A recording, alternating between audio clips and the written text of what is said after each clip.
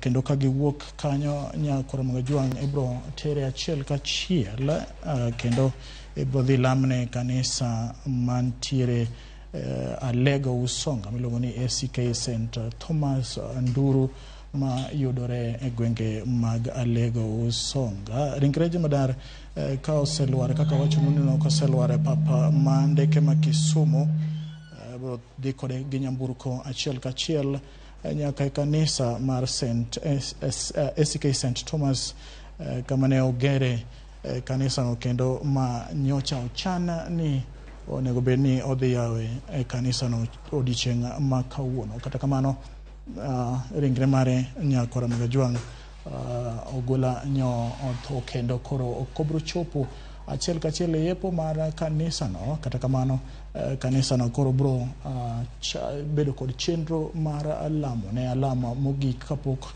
odhi oike e dalane mantiere mor mantiere Alego Usonga kama ibro ike. Mineno go pichni go na achiel kachiel Nyakore Magajuang pichni mantiere kama ibro tae chenro mar ikmare kosegole kanisa mano sikul bende mantiere e county ma Siaya miluongo ni Senator Obama Primary School kama idhi bage nyasi mar ikmare kapok otere dalane mantiere Amora Alego Usonga kama idhi ikie Jemadar Francis Ogola. Ibiro paro ni osenindo Jemadar Francis Ogola odonjo e historia mar Kenya e yore ma opogore en jaluo mokwongo bedo e lemo mar Jemadar ma jolweny duto ma Kenya kama oting'o jolweny mag army, jolweny mag Air Force kaachiel gi jolweny mag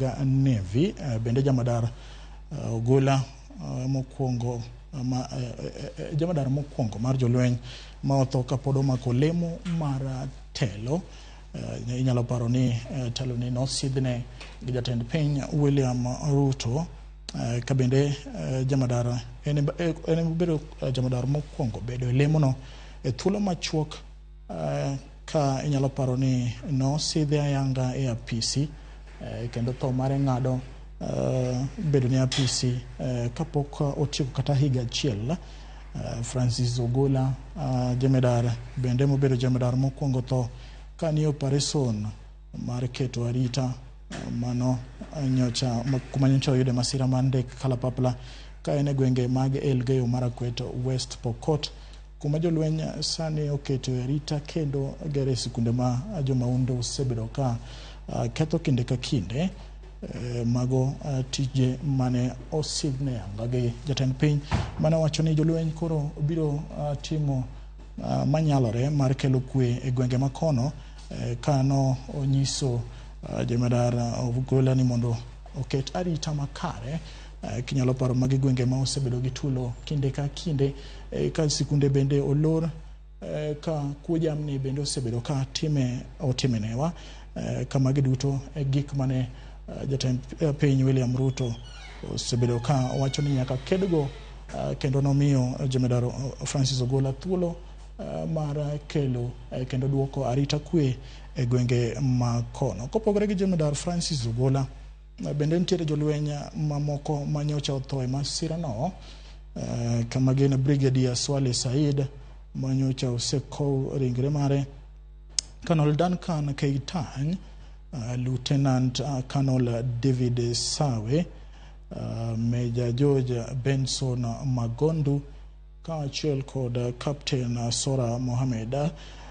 Moko bende gin Captain Hilary Elitali, Senior Sergeant John Kinywa Mureithi, Sergeant Cliffons Omondi, Wood Kaugagi mabende en Wood Alego, Sergeant Rose Nyawira.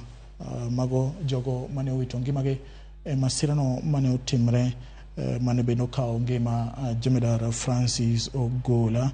Odiochieng' manyoro Jemadar Ogola nyo bagne nyasi makende mar jolweny ka imiye luor mogik. Nyasi no mano tim Ulinzi Complex.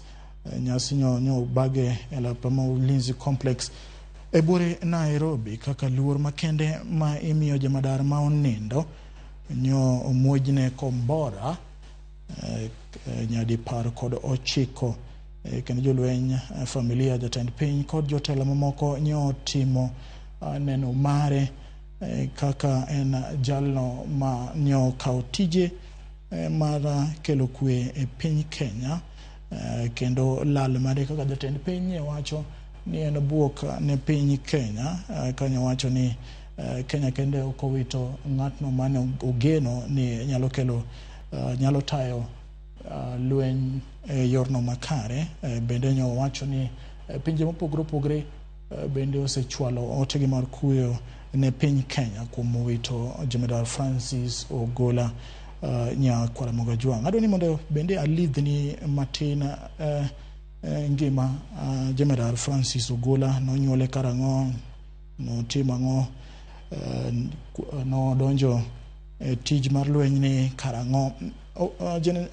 Francis Ogola nonyuol tarik 12 dwe mar 2 higa mar 1962 gwenge mag Siaya kama ne onyuole nya Kwaramoga Juang kendo nyalo paro bende ni kinde ni kinde mag tije mare mar lweny ni nodonjo e lweny e higa mar 1984 tarik 24 dwe mar 4 kama nodonjo e weche mag lweny kendo kochopo higa mar 1985 dwe mar 5 tarik 6 nosidhe kaka second lieutenant nya Kwaramoga Juang kendo no timo tiegruok mare kaka jalweny ma riembo ndege kata mantiere kor lwasi kendo bende nobedo jalno mane chiwo puonj kata instructor kinde mane donjo e Kenya Air Force. Bende no otiegre e weche mag intelligence kaachiel kod counter terrorism kaachiel gi timo nonro mag weche mag accident. General Francis Ogola bende nya Kwaramoga Juang noyudo tiegruok mopogore kane oyudo tiegruok mare mokwongo mar weche mag lweny kata Ecole Military e sikul mantiere e piny mar France boma ma Paris. National Defence College of Kenya bende no oyudo tiegruok mare kendo ne en gi diploma weche mag international studies kaachiel kod military science kowuok e mbalariany mar Egerton University. Bende ne oyudo degree mar political science, armed conflicts kaachiel gi weche mag kelo kwe kama notimo maber ahinya moyudo first class kasto odhi nyime gi sombe motimo masters in arts and international studies mbalariany mane chuny boma ma Nairobi Makata University of Nairobi.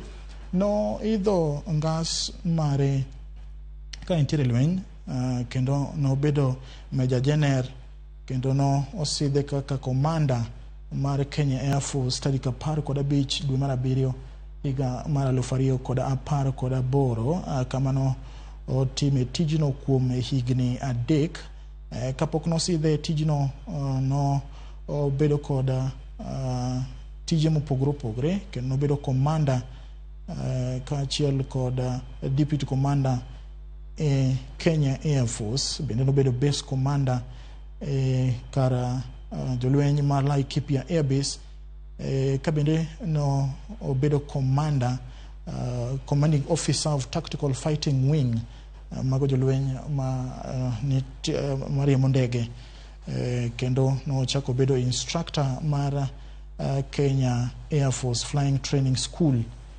kaachiel kod bedo operations ma officer Kenya Air Force Headquarters.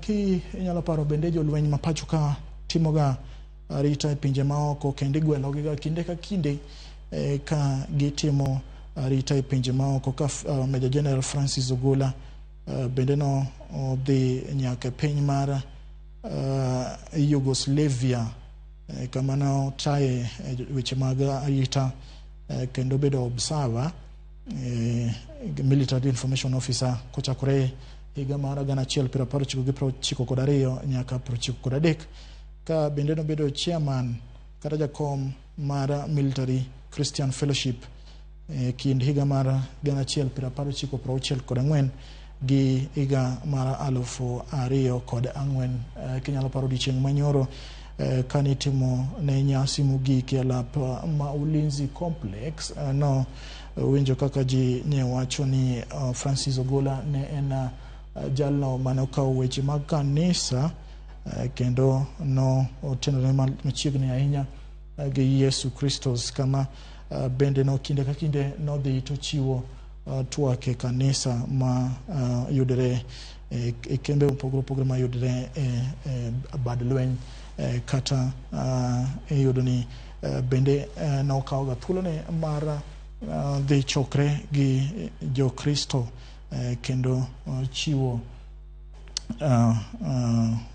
kendo wuoyo gi jo Kristo gigo ma onego beni timo kata ka jolweny bende kama gibedo ka gi tayo lweny mopogore bende no wacho kendo no ojiwo gi mondo mi gikaw weche mag Nyasaye mondo bed gino ma otelo. Nyakora mogo jwang' kaka inyalo neno no wantiere achiel ka achiel ng'iya kama chenro mar gweth mogik ma ibro timne Jemedar Francis Ogola ibro timne ka girito ringre mare kowuok lap ndeke ma Kisumu kama inyisa ni ringre mare nose chopie kendo ka wuok kanyo nyakor mogo jwang' sapar bro wuok kowuok lap ndeke ma Kisumu kendo ringre Jemedar ibro tera achiel ka achiel nyaka kanisa mar ACK St Thomas. Adwa tera achiel ka achiel wawinjane ni to ang'o madhi nyime e kanisa mar St Thomas Nduru kama ibro lemne ringre Jemedar Francis Ogola.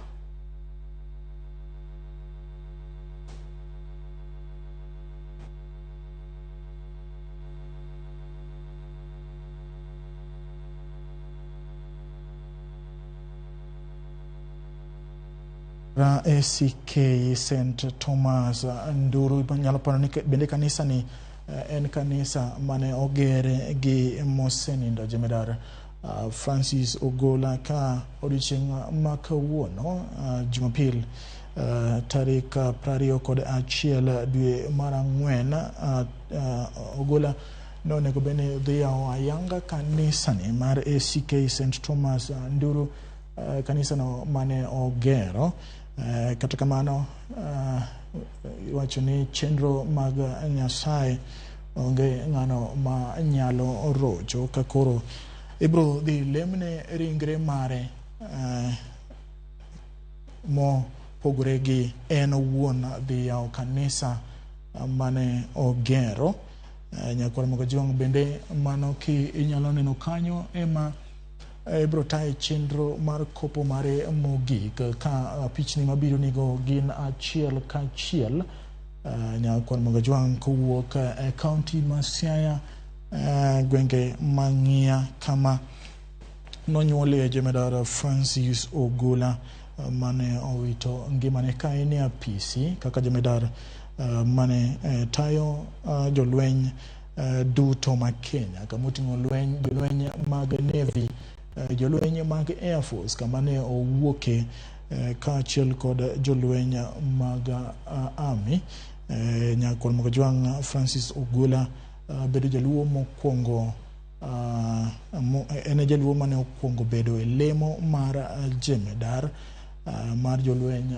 duto ma Kenya bende obedo Jemedar mokwongo mar jolweny tho kapod omako lemo mar telo bende obedo Jemedar mokwongo bedo e lemo e thuolo machuok bang' jatend piny Kenya Sidhi Ayanga kaka jatend jolweny pok notieko kata higa achiel nodong' kod ndalo matin mondo chop higa achiel. Kata kamano ne owito ngimane gi jolweny mamoko 9 masira mar ndeke manyo otimre e gwenge mag Elgeyo Marakwet gi tong' mar Elgeyo Marakwet gi West Pokot, kuma jolweny osebedo katime kata keto e arita motegno nikech lweny ma osebedo ka timre kinde ka kinde mikelo gi jomaundu ma osebedo ka rocho chenro mag somo ka achiel kod arita kwe ka achiel kod bende kwalo jamni mag ji giwegi. Ka jatend piny Kenya William Ruto no chiwo singo mar tieko lwenje ma kinde ka kinde matimrega kinde ma gwenge mag Elgeyo Marakwet. Nyakwaru mag Ojwang bende wabro dhi achiel ka achiel. Anyisi ni wan kod jofwambo magwa mantiere e kaunti ma Siaya makonyowa bro konyowa kendo miyowa gigo matimre gwenge mag Siaya kama itime kopo mogik mar jamadara Francis Ogola. Wan kacha kod Walter Nyambaga mantiere kanisa mar ACK kama ibrolem ne ringre jamadara. Bende wantiere kod Owenga ma bende nitiere e gwenge makono. Bende wan kod Nimrod Tabu na jafwambo marwa company mar Royal Media Services. Unjene ni to chenro mare dinare. We've seen the military from, the Kenyan Navy, the Air Force, and also the Kenya Army performing their usual rehearsals here. And I can tell you that it's been a gray day today. Gray in the sense that we had some early showers in the morning. And then also it's gray in the sense that this is a very solemn, somber mood for the people of Alego, Usonga, and entire Siaya, and even the whole country. Seeing as this will be the final journey for the CDF, for the villagers here, this is burying one of their own. Somebody they held in high esteem, somebody they knew right from a very young age, who helped them in many, many occasions, in many, many activities that he conducted here once in a while. Yesterday we gave you a brief that the CDF Francis Ogola, before that ill-fated helicopter crash on Thursday in Elgeyo Marakwet, that he was expected to have come here. First of all, he was supposed to visit Kisumu, was supposed to have a meeting with the governor of Kisumu, Professor Anyang' Nyong'o, and then head to Siaya. And there were a couple of activities that were lined up for him, to attend, and even he had participated in organizing. One was, of course, the birthday of his father, who turned 100 years yesterday. He was key in ensuring that the celebration was going to happen. He was also expected today to attend the consecration of the St. Thomas ACK Church, where my colleague Safin Ouma is. But that hasn't happened, and so for the people of this wonderful county of Siaya, this is a very, very sad moment. What we do understand from the program is that everything will be done here. The military rights will be accorded to the CDF completely, and once that is over at this venue where we are at Senator Obama Kogelo Primary School, obviously everything else moves on to his home, where the burial will take place, and we understand very few people will be there. I'm here with my colleague Eric Owenga, na tumeweza kushuhudia mengi. Yvonne, kama utanipa pengine dakika 3 hivi, upande wangu wa kushoto pengine nionyeshe tu ishara ya kwamba shughuli zinaendelea.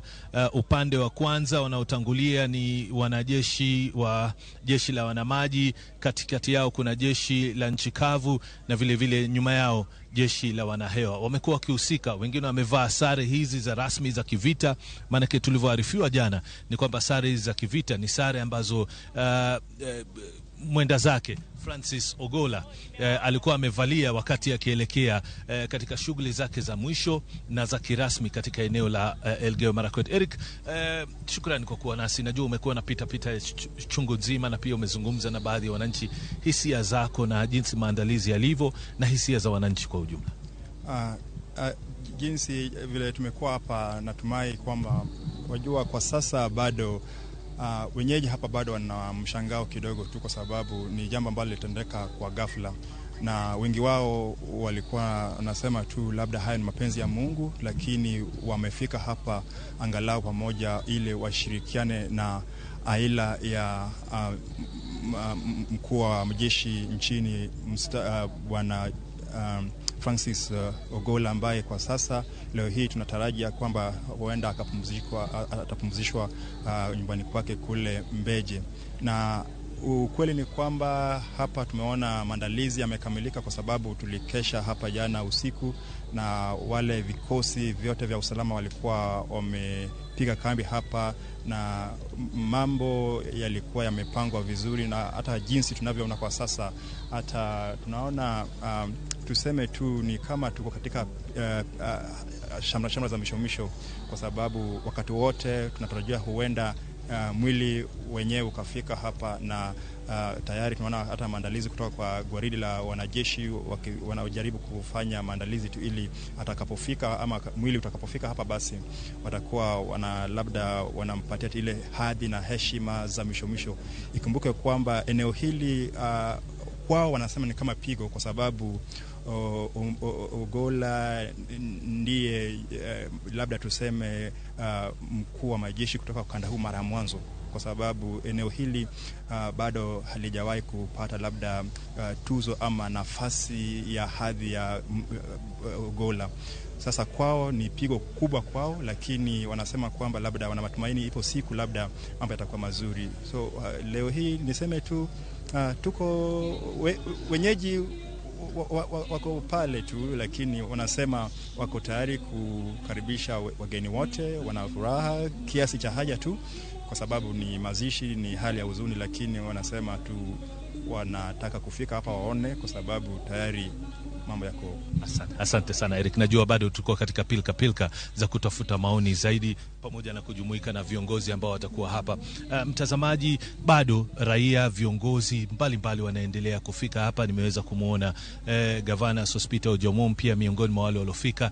Raymond Ombola ambaye ni katibu pia katika Wizara ya Mambo ya Usalama wa Ndani pia yuko katika sehemu hii. Alikuwa miongoni mwa viongozi wa kwanza kuweza kuwasili katika sehemu hii. Ikiwa tutaweza kupata muda baadaye tunaweza kuwasiliana naye, lakini kama unavyoona umekuwa ni ushirikiano mkubwa kati ya wanajeshi na vile vile walinda usalama ambao ni polisi wa kawaida katika kuhakikisha kwamba kuna ufanisi katika kuandaa shughuli kama hii. Wananchi wanaruhusiwa kuingia, wanafanyiwa ukaguzi wa haraka, alafu kuna sehemu ya nyuma ya shule hii ambapo wanaweza kupita. Lakini jukwaa kama unavyoona mambo yanaendelea kuwa shwari kabisa, na kwa sasa hivi tumeona maandalizi ambayo yako katika hadhi yake, ambayo viongozi wa kijeshi wanatarajia na waliokusudia kumwandalia mwenda zake Generali Francis Omondi Ogola, mtoto ambaye wao walimlea hapa na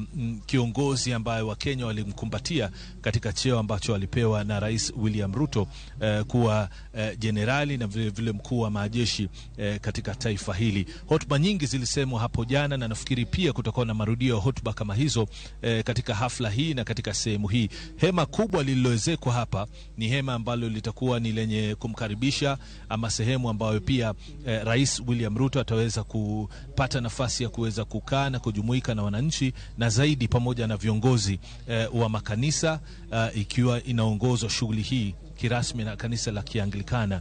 Tunafahamishwa kwamba askofu mkuu Joseph Ole Sapit yuko karibu na kukamilisha shughuli ya kufungua rasmi kanisa ambalo generali alikuwa ameweza kulisaidia kulijenga ili kuweza kufika hapa kwa sababu ya kuendesha shughuli hii. Hapa tulipo katika sehemu hii hatuko peke yetu, tuko na mwenzetu Esther Wamboi, lakini tutakuwa tunajumuika naye wakati wowote atakapokuwa tayari kutoka sehemu nyingine. Naona kuna viongozi ambao bado wanazidi kuwasili, na nataka tupeleleze tu manake naona kuna bendera rasmi kwenye gari hili ambalo linawasili kwa sasa hivi, ili tuweze kufahamisha viongozi ambao wamefika. Nafikiri kama sikukosea ni bendera ya mkuu ama kamishna wa magereza kama sikukosea. Mbele yetu tuliona sehemu ambapo kuna lile gari la kukokotwa kwa magurudumu limetengezwa kwa mbao ambalo linatumika katika kubeba jeneza la mwenda zake. Wanajeshi tayari walikuwa wameliandaa wakilipangusa, na pia wakifanya mazoezi ya mwisho tu pindi mwili utakapofika waweze kuwa na nafasi nzuri ya kukaribisha kwa kuburuta kile kifaa chenye magurudumu. Upande wa kushoto pia kuna wananchi, na ndani ya hema kuna wananchi. Niseme hivi kwa kuwa ni siku ya Jumapili, hatujaweza kushuhudia paka sasa hivi idadi kubwa sana ya wananchi kujitokeza hapa. Nafikiri kwa kauli moja kwamba pengine wengine wamejumuika makanisani, lakini kwa sehemu hii uwanja wenyewe tayari umetosha kwa idadi ambayo wananchi wamefika hapa. Kwa hivyo tunaona ni idadi ambayo idadi inaweza kuthibitiwa, idadi ambayo nafikiri viongozi wa usalama wameridhika nayo, kwa sababu si idadi ambayo inaleta msongamano mkubwa sana wa wananchi. Ndiko bado na mwenzangu Eric, najua umezungumza na wananchi wawili watatu tu. Tueleze kwa wale ambao pengine walikuwa majirani zake, wanahisi vipi kwa sasa hivi wakiwa wanasubiri tu kupokea mwili wa mwenda zake Francis Omondi Ogolla ambaye alikuwa jenerali na vile vile mkuu wa majeshi hapa nchini Kenya. Kule kwake alikozaliwa hasa na kule ambako walilelewa, wengi pale wanasema kwamba Francis Ogolla alikuwa jamaa wa watu, kwa sababu ni mtu ambaye bila shaka hakuwa labda ni mtu ambaye alikuwa anatangamana na kila mmoja ambaye alikuja mbele yake. Na wanasema kwamba kunazo tu baadhi ya miradi ambazo pia bila shaka alikuwa anaendesha katika kule ambako alikuwa anatoka, hasa eneo la Ng'ia, na pia alikuwa anafadhili hata baadhi ya makundi ya kinamama na pia vilabu vya mchezo pia. Sasa ni mtu ambaye bila shaka ametambuliwa kama mpenda watu, na mtu ambaye pia alikuwa anashirikiana na wote kwa hali na mali.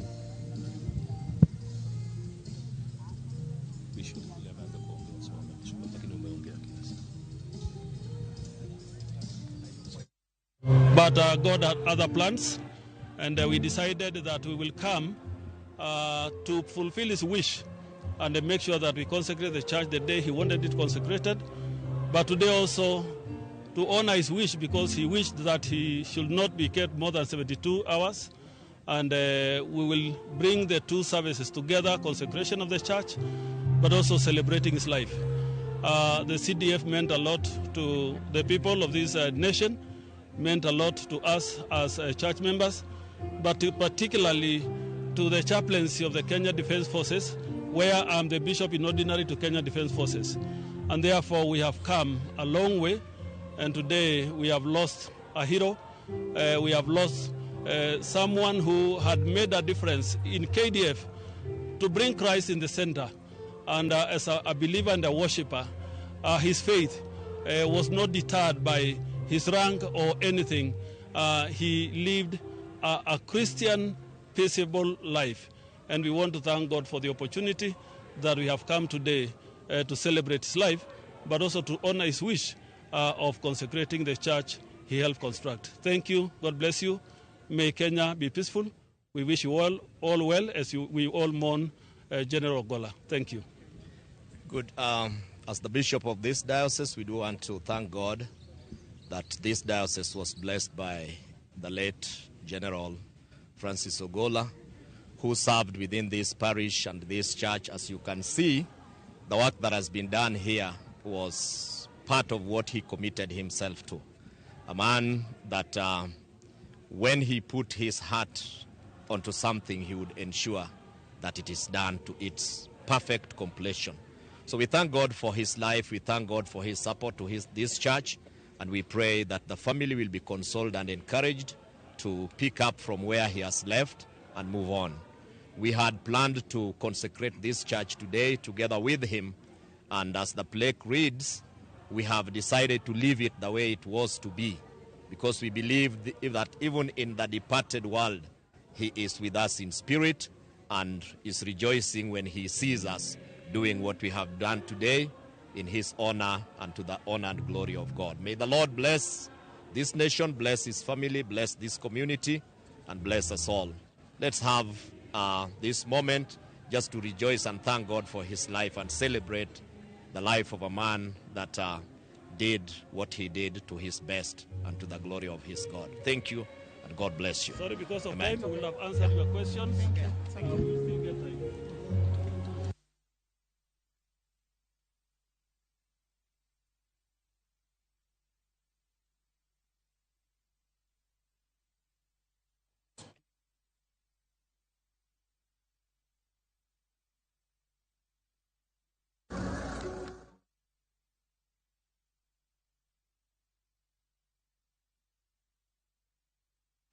Ya kwa mga juang mano achiel kachiel kowuok e kaunti ma Siaya gwenge mang'iya kama chenro mara yawo ayanga kanisa mara esike ndiru itaye nyakwa mga juang nyalo paro ni kanisa ni bende en kanisa mane ogere gi jemedara Francis Ogola ka odiochieng' ma kawuono nonego beni en odiochieng' mane oyawe kanisa ni ayanga kata kamano gino ma ok nyal geng' kaka Nyasaye no chano ibro dhi lamne ringre mare kanisa no kapok chenro mara ko ringre mare ochakore ayanga magi picha mokelo ni achiel kachiel kowuok e kaunti ma Siaya kama chenro mara kopo mogik mar jamadara Francis Ogola dhi nyime bende nyakora mga juang kaka nase wacho ni motelo ni wabro wuotho kodi achiel kachiel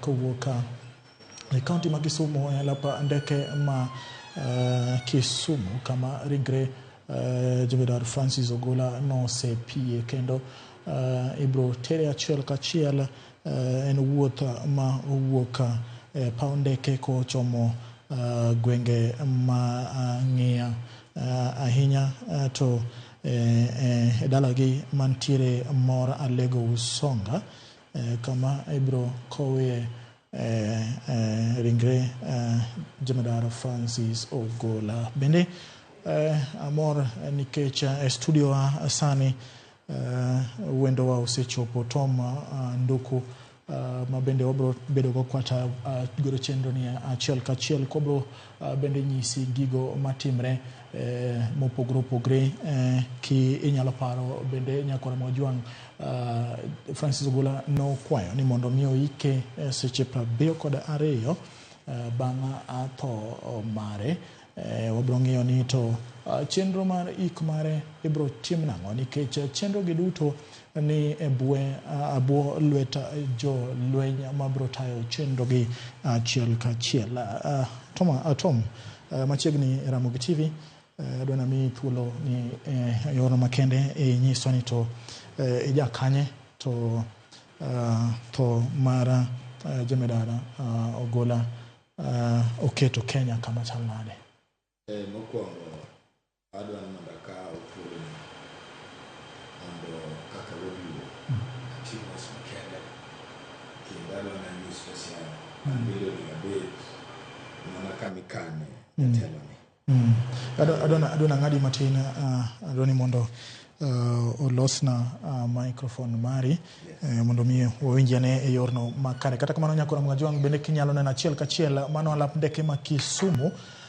kama ringre jemedara Francis Ogola ose mole kaka nasingo ni wabro tayi achiel kachiel kowuok e alap ndeke ma Kisumu kendo wabro dhi kodi mos ka wachopo kodi nyaka e gwenge mag Alego Usonga kama ibro time kopo mogik mar jamadara Francis Ogola ka itimone oriti mogik nyakora mga juang nyalo paro ni Ogola no wito ngimane e yor tich kane nitiere tich masira mara ndek kalapapla manotimre e tong' mar Elgeyo Marakwet nyakora mga juang kodhi chenro mage maga tiyo tich manomiye gi jatend piny William Ruto bende nyakora mga juang kaka nasingo ni e yorno mokwongo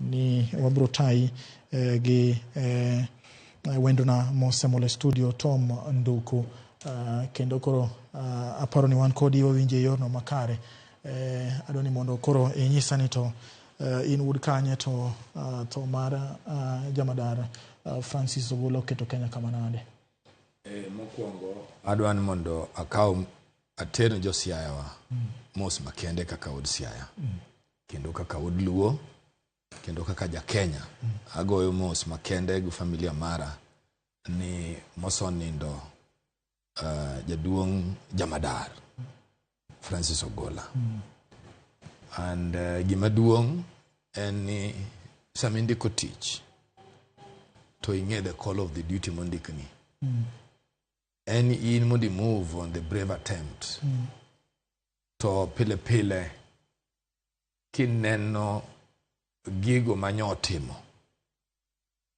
to wawinjo ni nyokaw skill maber manyedhi jiwo gik manene General Tonje timo ngeche ni our servicemen nyedhi bedo jomotegno kendo gidhi bedo joma nigi chia marito pinygi kaluwore go ber manyegi dhi neno itende.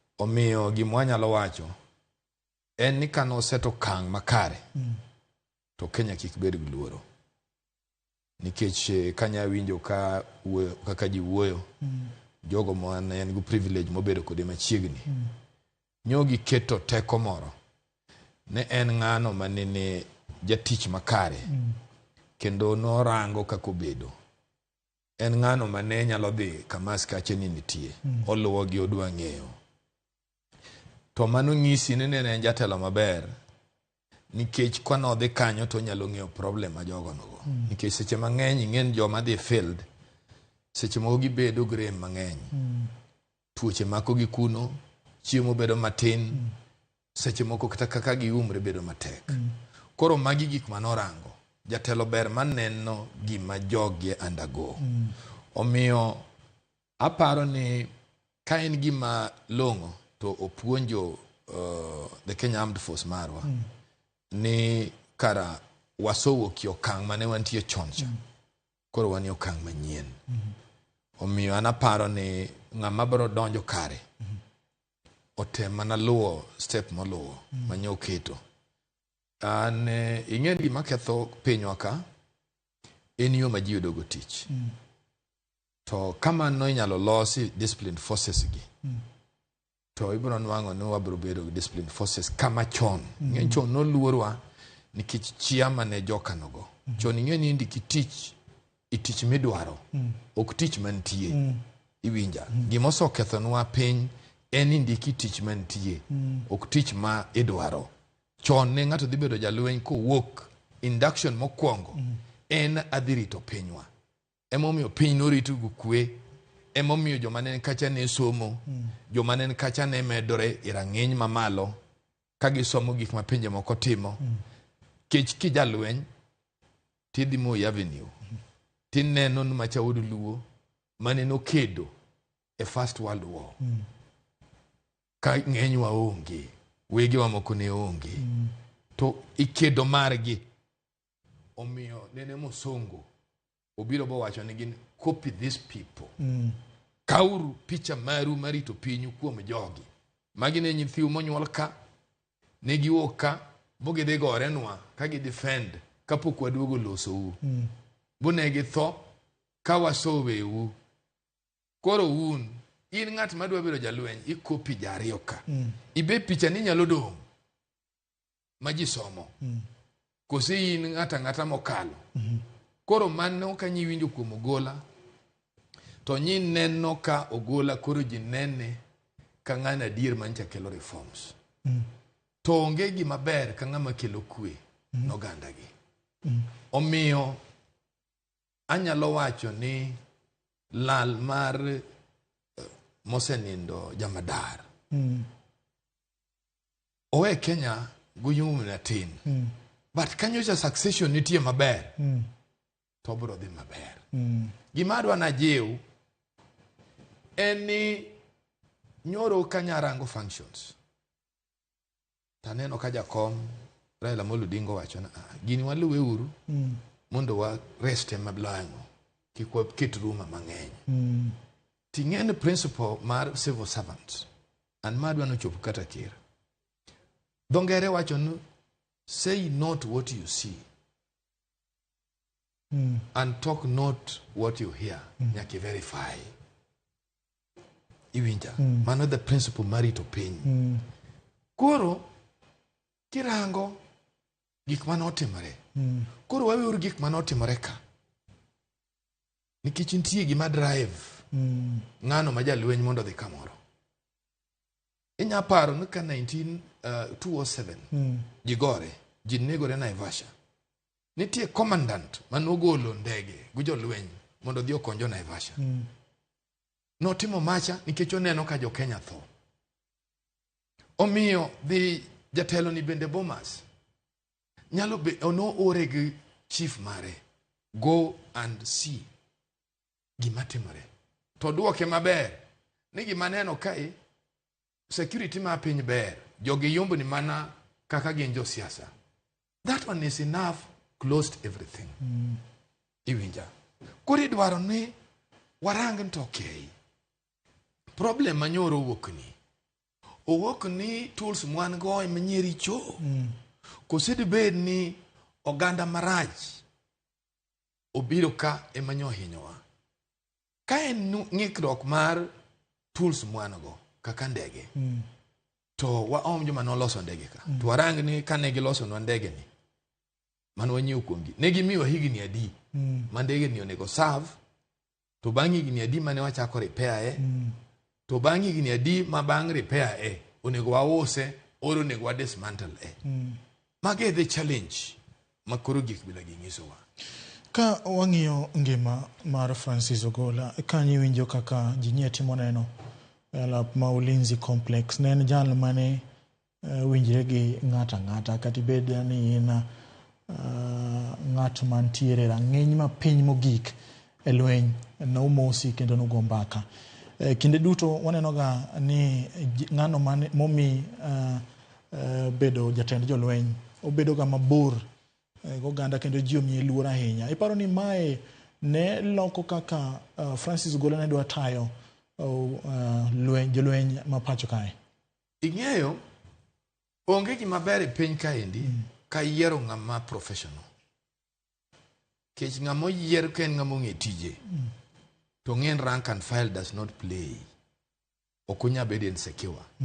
Nikech orango kama oaye gi kama ogikie to bedo confidence no jogi bone ga ywa in between jo maromo gogi ng'ata chiel chieng' no kaw kara mane ber professional mane mo mi dwaro piny ma imiyo professionals thuolo mondo uchiwa ideas professionals kata wacho wach moro mokomori giwuoyo from a position of authority ma in ki ng'ama beto yo lan okibed ni bende pingogi that is the art of professionalism.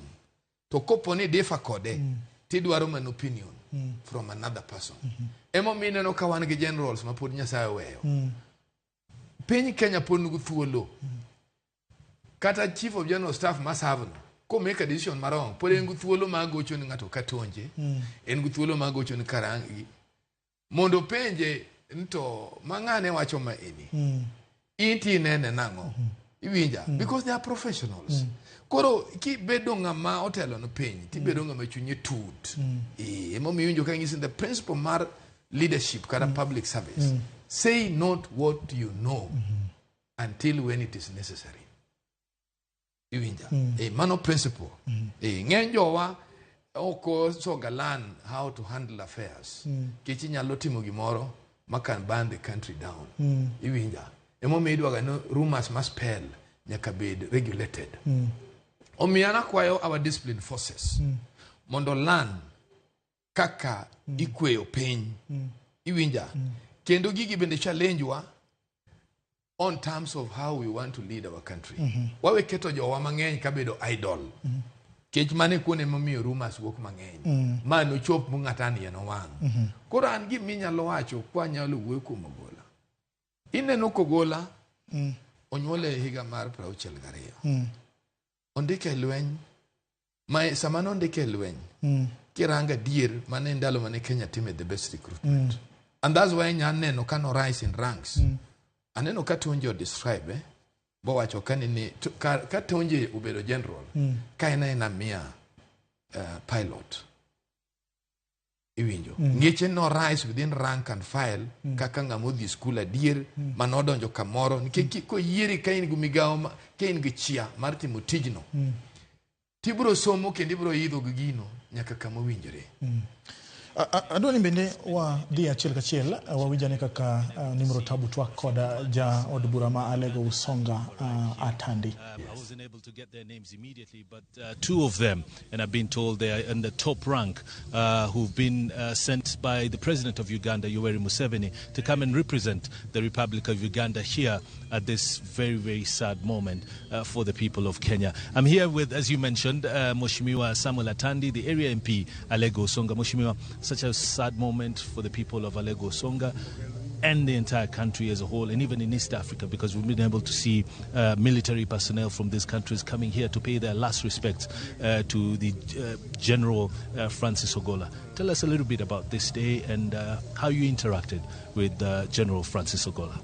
Thank you very much, Nimrod. As you have rightly put it, it's a sad day for the people of Kenya, but more particularly a sad day for the people of Alego Usonga.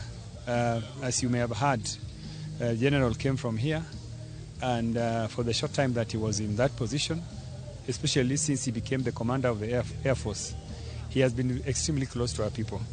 And he's been close to the community, he's been working closely with the community, assisting in development programs, and even helping our youths to get positions in the army and in the defense forces. And so he's a person who touched many lives. So it's really a sad day for all of us. And our people are mourning, and they are simply asking for answers so that they could be told what really happened. Mheshimiwa, lastly, sad indeed, because this is a day that you probably would have accompanied him to St. Thomas ACK Church for a wonderful event, consecration of a beautiful church, and also to celebrate with his family. Yesterday was his dad's birthday. But today we're here looking at these events that would have been, but they won't be.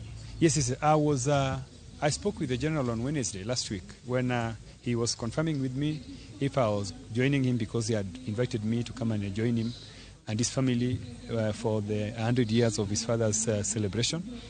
And so after that we were supposed to do the church and today and everything else. And so the community was expectant, and it is a sad day that these plans that he had have been turned into his own funeral. So it is really very sad, and all we are saying, as I've said, is ask our people to mourn him, to celebrate his life, however short it was. And also something which we needs to go on record is that General Ogola is the first Luo ever to occupy the office of the Chief of Defense Forces. So it is something that we really celebrate him for the milestone that he was able to accomplish for our community, and we are really celebrating him as we send him off. Mheshimiwa Atandi, thank you so much. I'll let you proceed to the dais. Thank you so much. Mheshimiwa Samuel Atandi, Alego Usonga, Member of Parliament, the constituency where the events are happening today, the sad events, receiving the body of the late General Francis Ogola, who hailed from Alego Usonga, a village called Ngi, sub-county of Bondo, and the county of Siaya. A lot of dignitaries still in, a lot of members of public, and as I said, we have quite a number of personnel who have come, from far and beyond. I have seen a couple of commanders from the Republic of Uganda who've arrived here, and I'll be able to share the names once I confirm who they are. But they've been sent by the head of state from Uganda, Yoweri Museveni, to come and represent the country of Uganda in this solemn occasion. Of course, a lot of people here have been crying that they interacted very closely with General Ogola. And as Mheshimiwa Atandi has just spoken, he was supposed to be here this whole weekend just to share a wonderful moment, a wonderful celebrations with the family and of course the people of Alego Usonga. Kwa hivyo wacha tuendelee na mazungumzo pia kwa Kiswahili, manake niko na mwenzangu hapa na tunaendelea kuwapokea wageni wengi. Namuona alikuwa gavana wa kaunti ya Migori, akiwa pia ni mwenye kuwasili katika sehemu hii ili kuweza kuhudhuria ibada hii. Namuona Bwana Obado.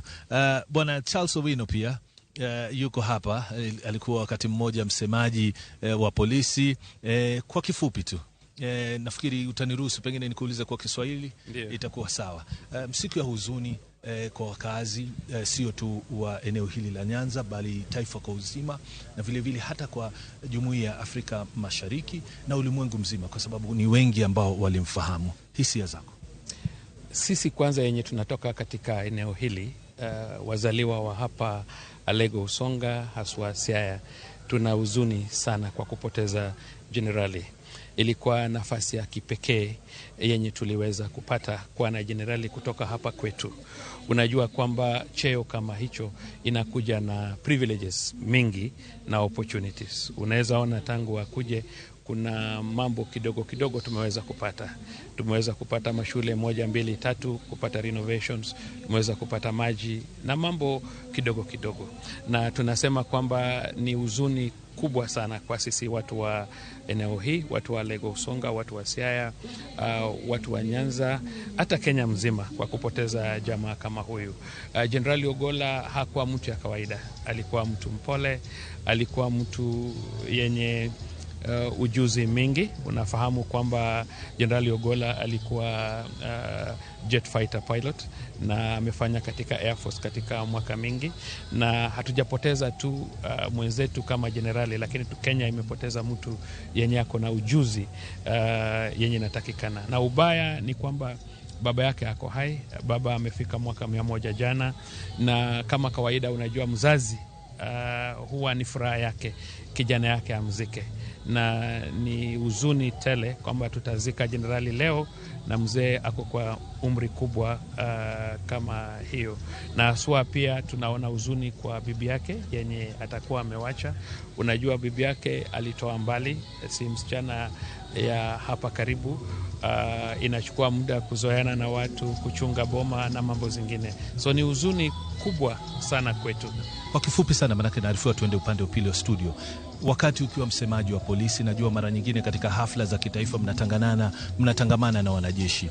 Yeye wakati huo kabla hajachaguliwa kuwa jenerali au kuwa mkuu wa majeshi, je, uliwahi kutangamana naye na alikuwa mtu wa aina gani wakati wa hafla za kitaifa? Mimi nilikuwa na nafasi ya kuketi kwa darasa moja tukisoma katika chuo kikuu ya Nairobi.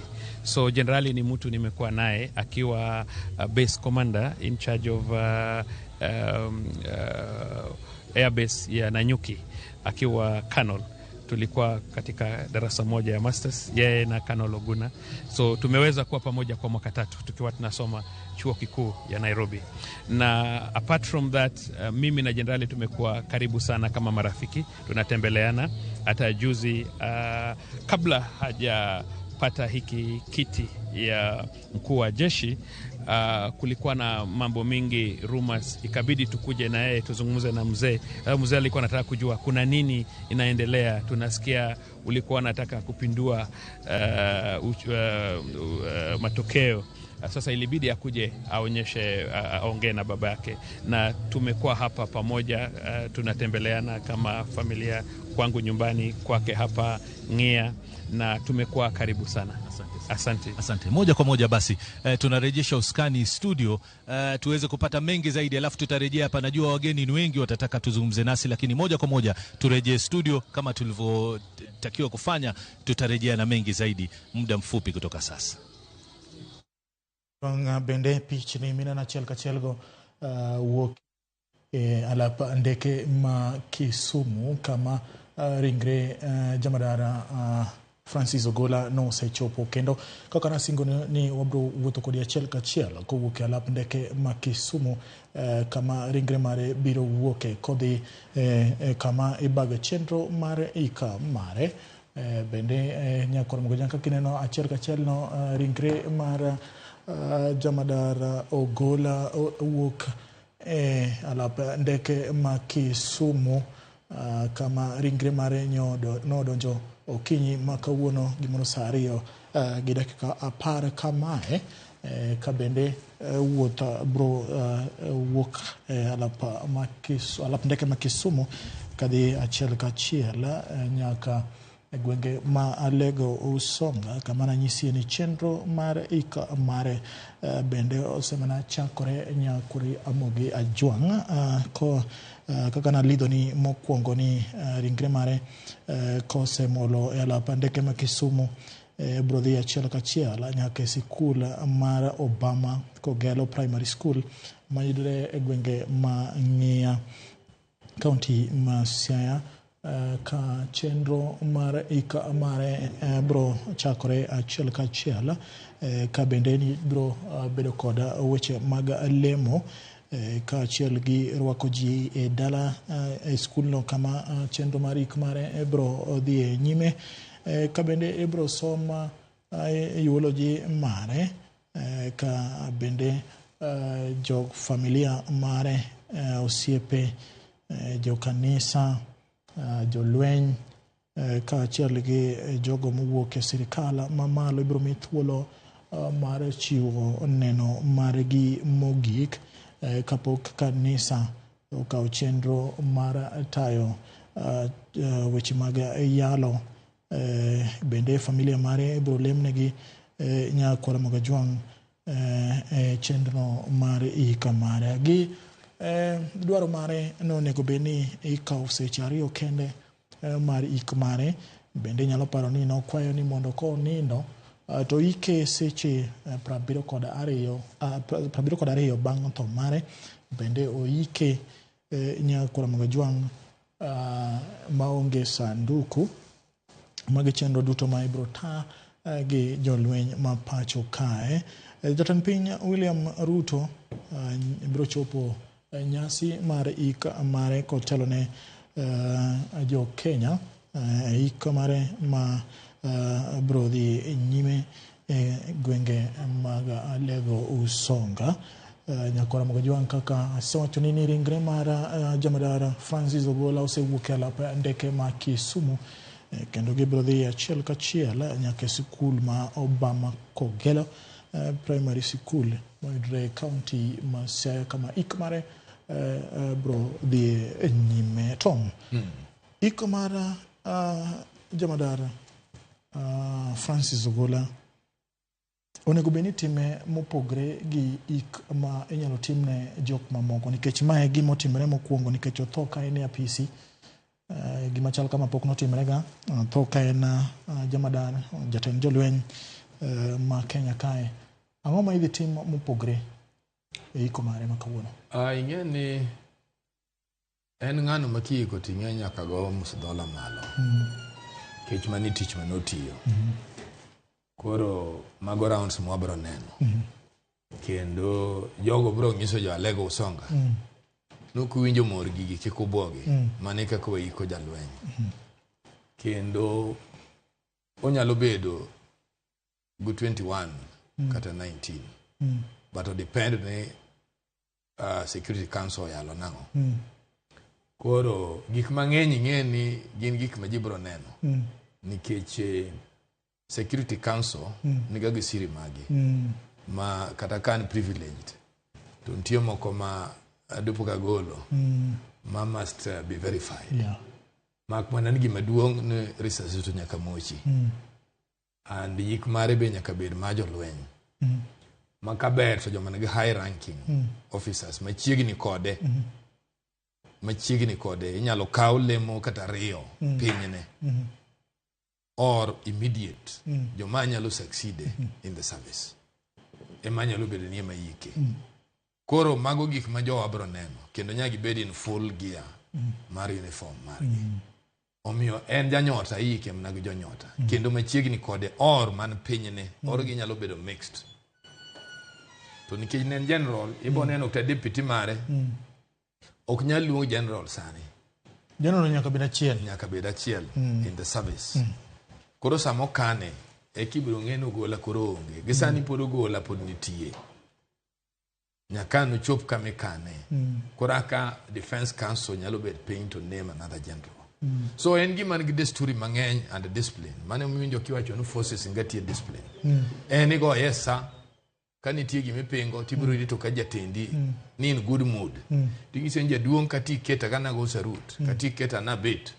lakini ando katimo gini kata ini woni nena to kare misconstrue gik motimore nagi emo ming'eni ajawacho ngaji ni ng'ano moso bedo jalweny kata ng'ano moso ng'ego bunde onego waket society maber makata kama kosa moro nwange ti treat mos nikech en ng'ano manyalo lokore jamafundu ma ok inyal control ng'en kata na Osama bin Laden jo America meno trene emo mine ko ne duogo thago jo America kisomo ga jomoso bedo jo marama fundi piny mangima first world countries go no train giga Erogomano Tom nyakore mo jonka kineno achiel kachiel mano ringre jamadara Francis Ogola owuok e lap ndeke ma Kisumu kendo koro sapara mare owuok county ma Kisumu ka jopiny bende ochung' e genga paya ka goyo ne oriti jo Kisumu oyuoro kar rombgi mar miye oriti mogik kaka jaluo mane mokwongo bedo jatend jolweny duto mapacho ka mano jamadara Francis Ogola kendo wuok achiel kachiel mana apaya mowuok Kisumu ka koro chomo gwenge ma Busia nyakoro Mogajwang ka iwuok e gwenge ma Kisumu ang'eyo ni ng'e kae ka koro bende apaya nyaka luok maler nikech chike nitiere mag jolweny kaka nanyisi mokwongo nyakoro Mogajwang ka intiere kama ringre mar jamadara Francis Ogola bro kale kikibede gi machiegni gi ndara nikech ibro kelo lweny kanyo to ok bro bedo ma eyorno makare nikech magi gin chenro ma iluwo nyaka gi pinje ma oko kendo koro nyakwa chiw ranyisi maber. Bende adwa teri e gwenge mang'ia kendo abro weyi gi pichni gi kaka ineno gi ni nyakora Mogajwang ka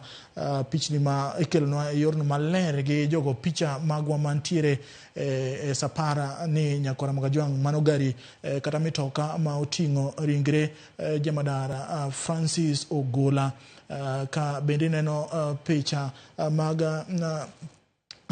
pikipiki ka manengo gi keto kata nini margi ni e yorno mamalo gi milni kendo gi go wiu e batha mitoka moting'o ringre bende kinyalo neno kacha nyakora Mogajwang gin jolweny ma oting'o bunde kendo rwakre kaka tijgi dwaro ka gikelo arita ne ringre jamadara Francis Ogola en wuoth nyakora Mogajwang mokrabura en wuoth ma kigoyo maber to bro kawo piny mar saa achiel ka giwuok e alap ndeke ma Kisumu.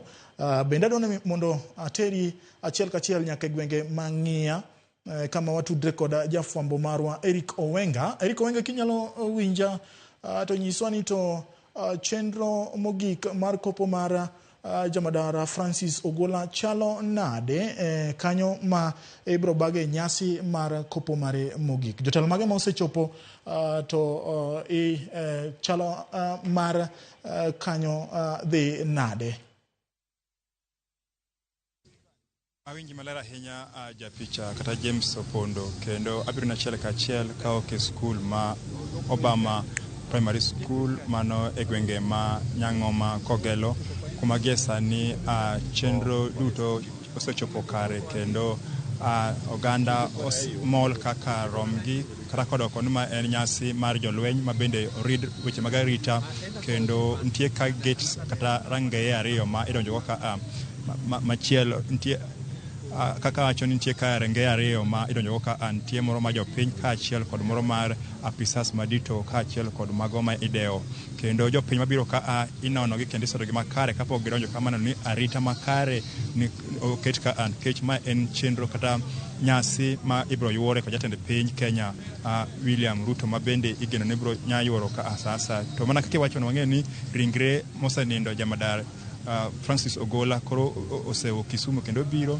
to iko kon karo kapok acho mang'eny japicha an kod mokum jotelo ka ma osedonjo ka ne wan ka kod jaod bura ma Lego Songa Samuel Atandi wan ka kod jagoro mongire e bad miga mar arita Raymond Omolo to wan kod gwenge bende ma jotelo mamoko mag kor gwenge machiegni ka migosi Ken Obuya kata Kennedy Obuya ngiswan to chalo nadi kaka achiel kuom wuod luo ma kawuono iko wang'eyo maber ni en achiel kuom kata en jatelo mar jolweny moki oganda nagi mokwongo to kawuono wako inyacha ng'o kaluwore kod lit mokwako piny Kenya ai kaachiel kod oganda nagi.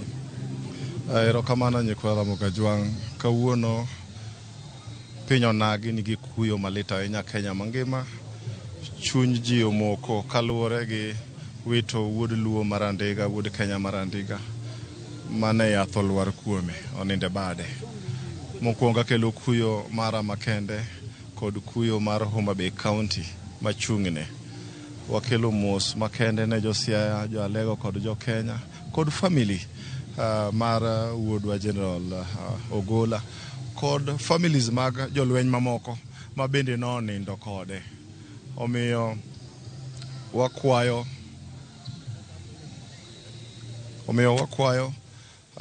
joluo ni gima kama otimore, masira osetimore. General Ogola ne en ng'at mohero kwe. Wakwayo ni wakowe kod kwe kod muolo kod bolruok. Lit to ok chwer remo. Omiyo waywaga to bende jomong'e Nyasaye wacho ni kik waywagi ka jogo maonge geno. Agoyo mos makende kendo kaka neno chenro dhi mbele, aneno ka jodito mag sirikal osebedo kane ka nyoro kotelne gi CS Eliud Owalo kod PS Raymond Omolo. Gikelo kwe makende.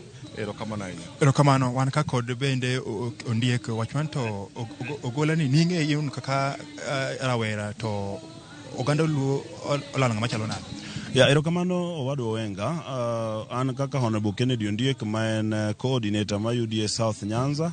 Watimo mos ahinya kaka oganda kendo wasebedo kwa wuoyo kendo wakwayo jowa ni mondo mi wabed gi thuolo maber mar ko jatendwa mane en jatend jolweny, to kendo watimo mos ahinya ni Ker William Ruto kaachiel gi oganda ma luo to gi jowa duto ma osebedo ka machiegni gi sirikal mondo wakwauru jowa mondo wabed gi horruok e thuoloni. Kendo chieno idhi go bunde kaendi 19 gun salute midhi miye, to kendo bang' mano wabro bedo gi ik ma kawaida mar oganda luo. Wadwa kwajo waduto kaka ji medo donjo, wabeduru gi horruok, wabeduru gi kwe kendo wabedo gi chuny mar bedo kanyakla mar oganda, nikech wuoyi ni ne wuoyi maduong' kendo ng'ama ne waluor ahinya. Maendi chieo mane pok wayudo nyaka ne Kenya yudo uhuru, to kendo maendi ema nyiso ni nyaka koro walema ahinya ne thurwa ka. Erokamano nyakwa Ramogi, waduoko e studio kech wang'eni weche pod ng'eny kendo pod wago kambi ka wabro kelo gi kaka gitimre kamoro amora ma gitimre e seche ma gitimre. Ng'eni ma en ik makende mar mosenindo jamadar Francis Omondi Ogola ma idwa tim alam makende ka kendo tents tayari osepong' kendo oganda osemolo kaka romgi. Wageno ni jolweny bro bedo kod nyasi mar dosruok kata mamiye luor mogik kaka jalno ma yando telo negi. Koro pod wan ka nyakwa Ramogi kendo wabro ng'iyo ni weche gi kaka gitimre yo makare.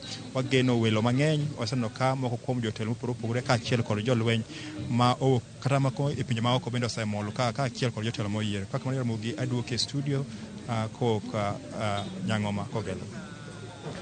Erokamano Eric Owenga ka entiere gwenge mang'ia kendo pichni mineno achiel kachiel go nyakwa Ramogi Ajwang' mago pichni mag sapar mar mosenindo jamadar Ogola kasani gi kalo Kisian, mano Kisian Junction kama yo machielo chomo Bondo to machielo chomo Busia, ka bende en wuoth mogik mar mosenindo jamadar Ogola ma ibro tim odiochieng' ma kawuono, ka igeno ni jatend piny William Ruto igeno ni bro molo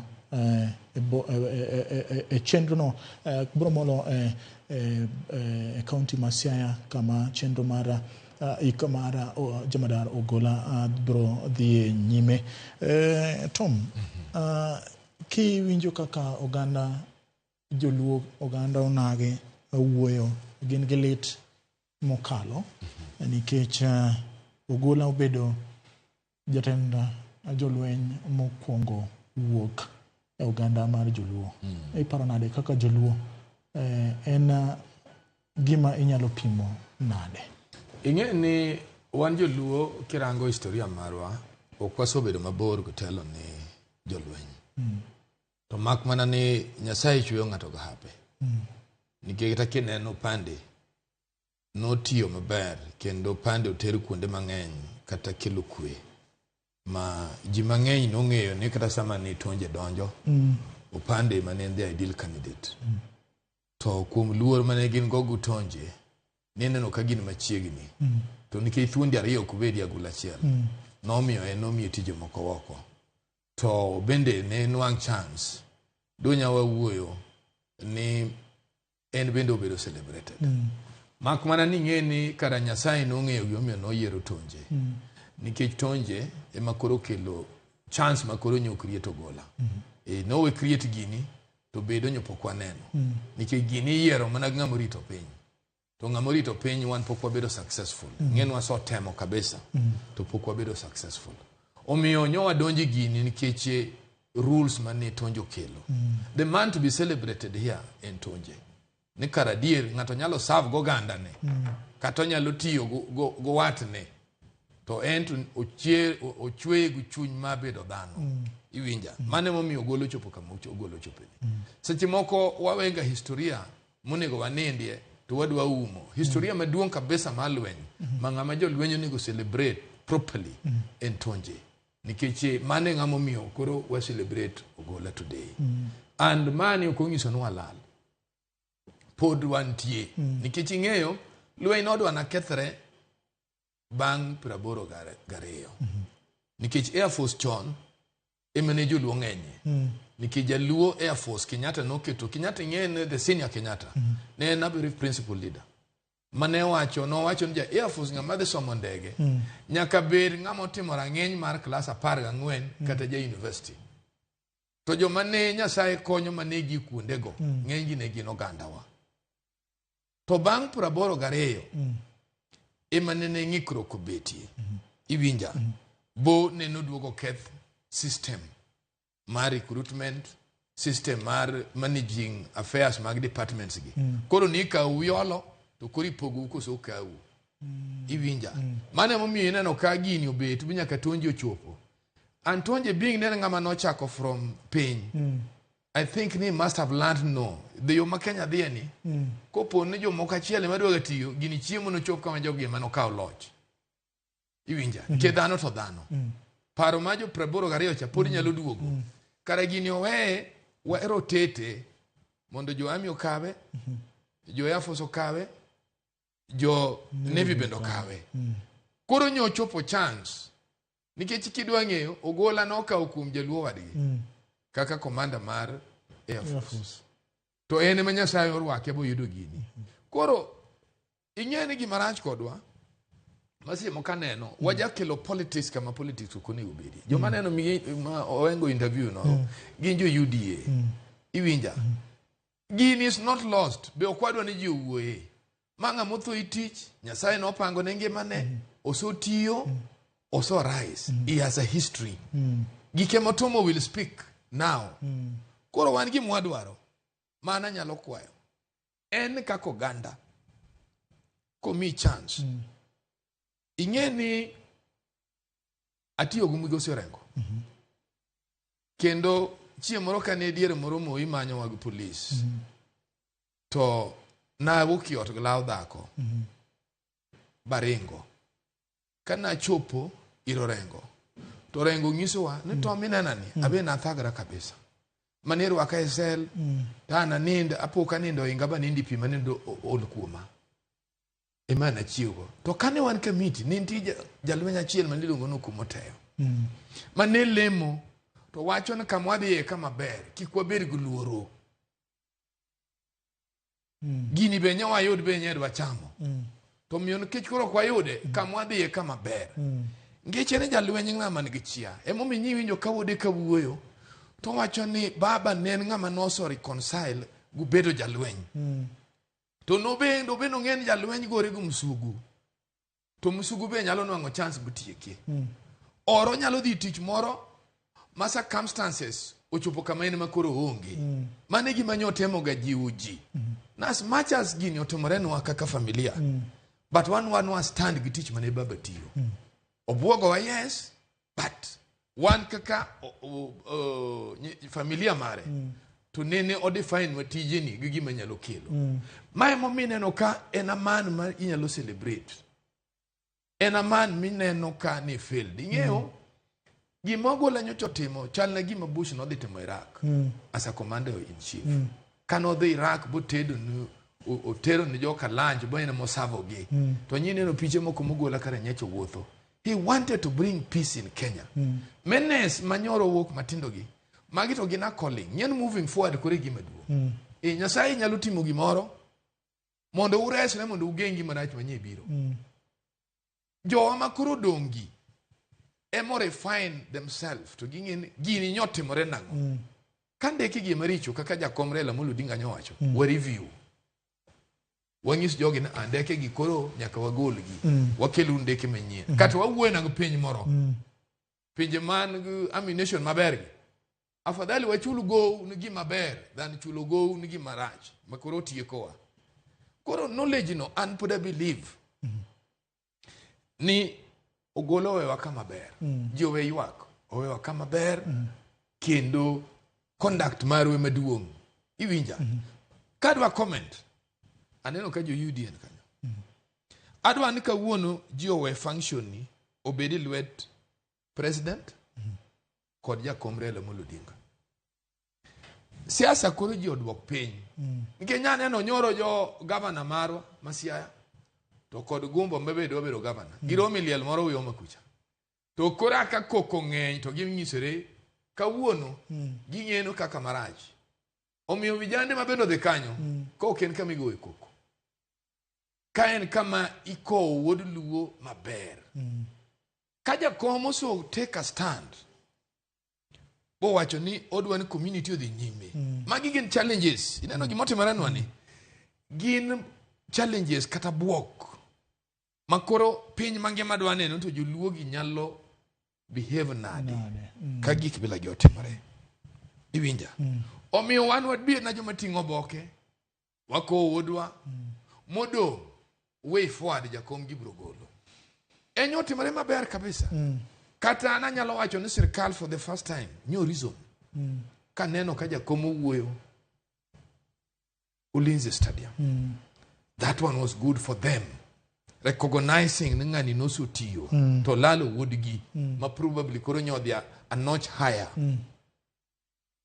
Koro me chance cha ontiyo kama kweyo maduong. I believe nuka wuono bende kendo nyene no ko ng'ad nyaka governor ma Nairobi nyoko wuoyo gini nyite mokai to behavior ma jowa nego ka bende aparo ni onego ng'ad gi woko mondo tim liel gu jomo winjre.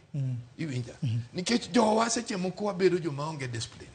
Iwinja. Modong sirkal bro loso. Modong Jakom bro bedo piny gi bro neno gimitimo. Omiyo ananyalo wacho ni Ogola is not a loss. Ogolo tieko mana wodhe. Spirit ne pod bro neno. Iwinja.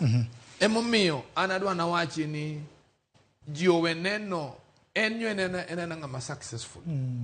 But joluo to so be the position ni mang'eny makata no mokone could have served even better. To en mare nyen how mane Nyasaye onyuole go nyako bedi. But waso bedo go moko. To moso bedo ka bende wa greater people. Omiyo wan gi mwanyalo wacho ni wan Nyasaye no chweyo wa joma beyo.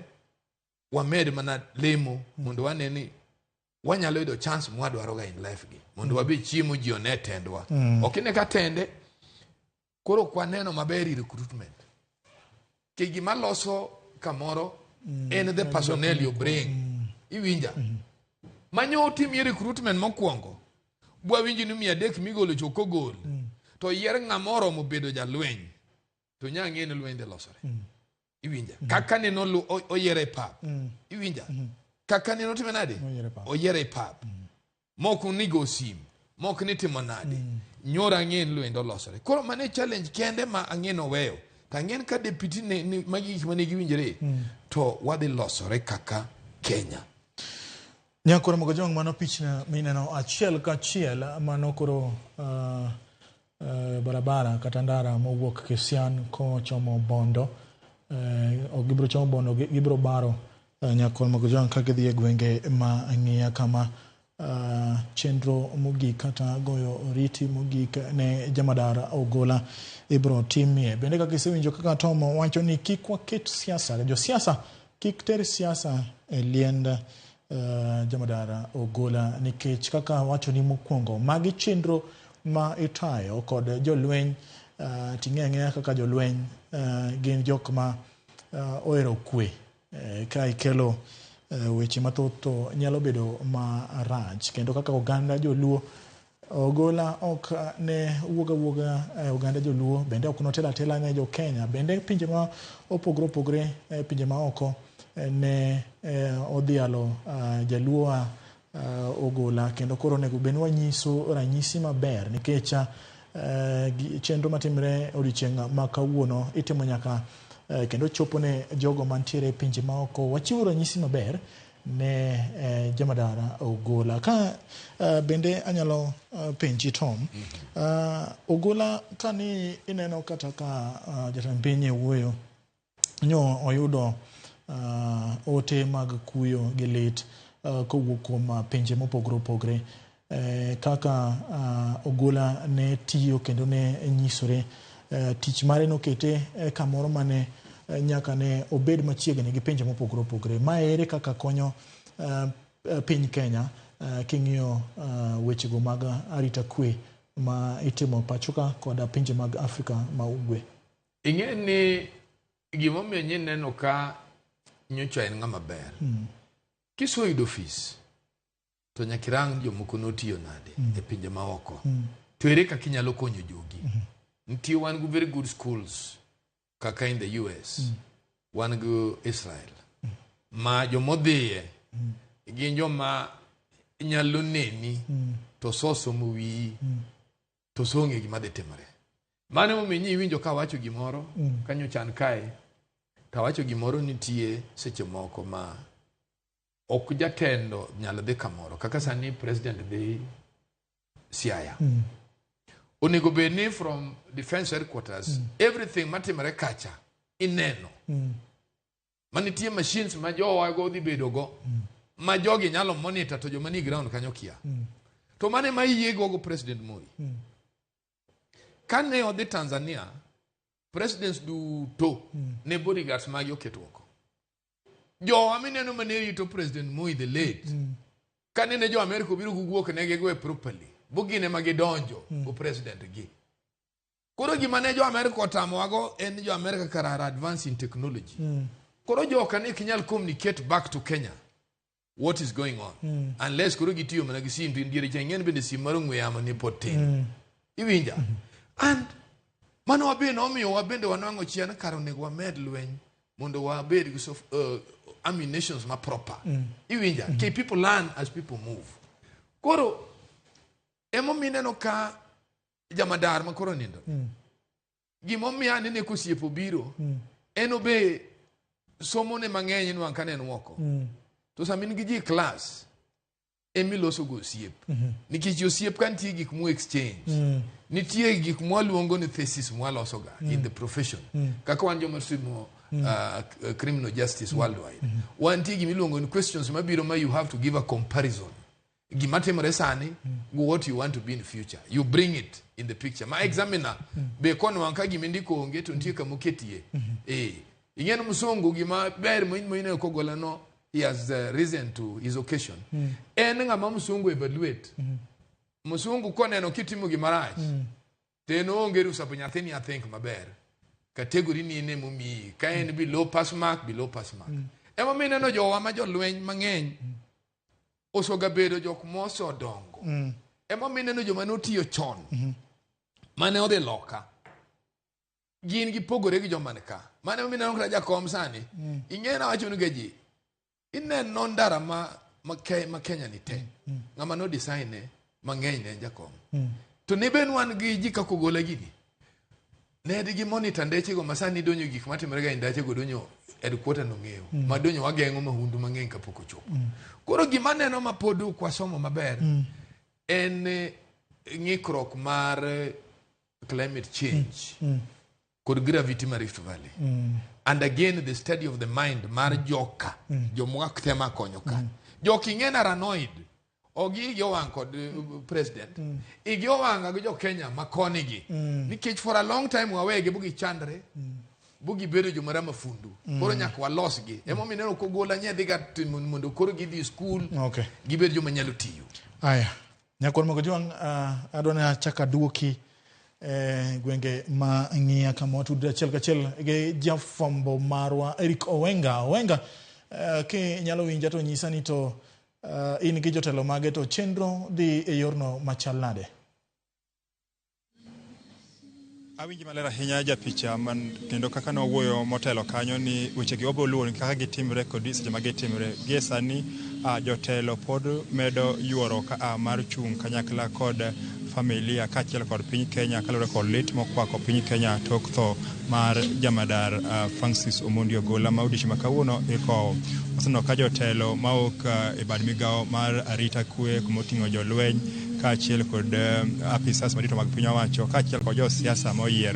To kapok awuoyo mang'eny an ka kod senator ma kaunti ma Kisumu mano okil Tom Ojienda machiegni wang'eyo maber ni piny Luo owito jatelo mayande wagena ahinya kalure ni en mokwongo bedo CDF mokwongo ahinya mowuok e oganda ma onagi. Inyalo chang'owa kalure kod tho mar jatelo ni kaachiel kod lal moyudo kaka oganda.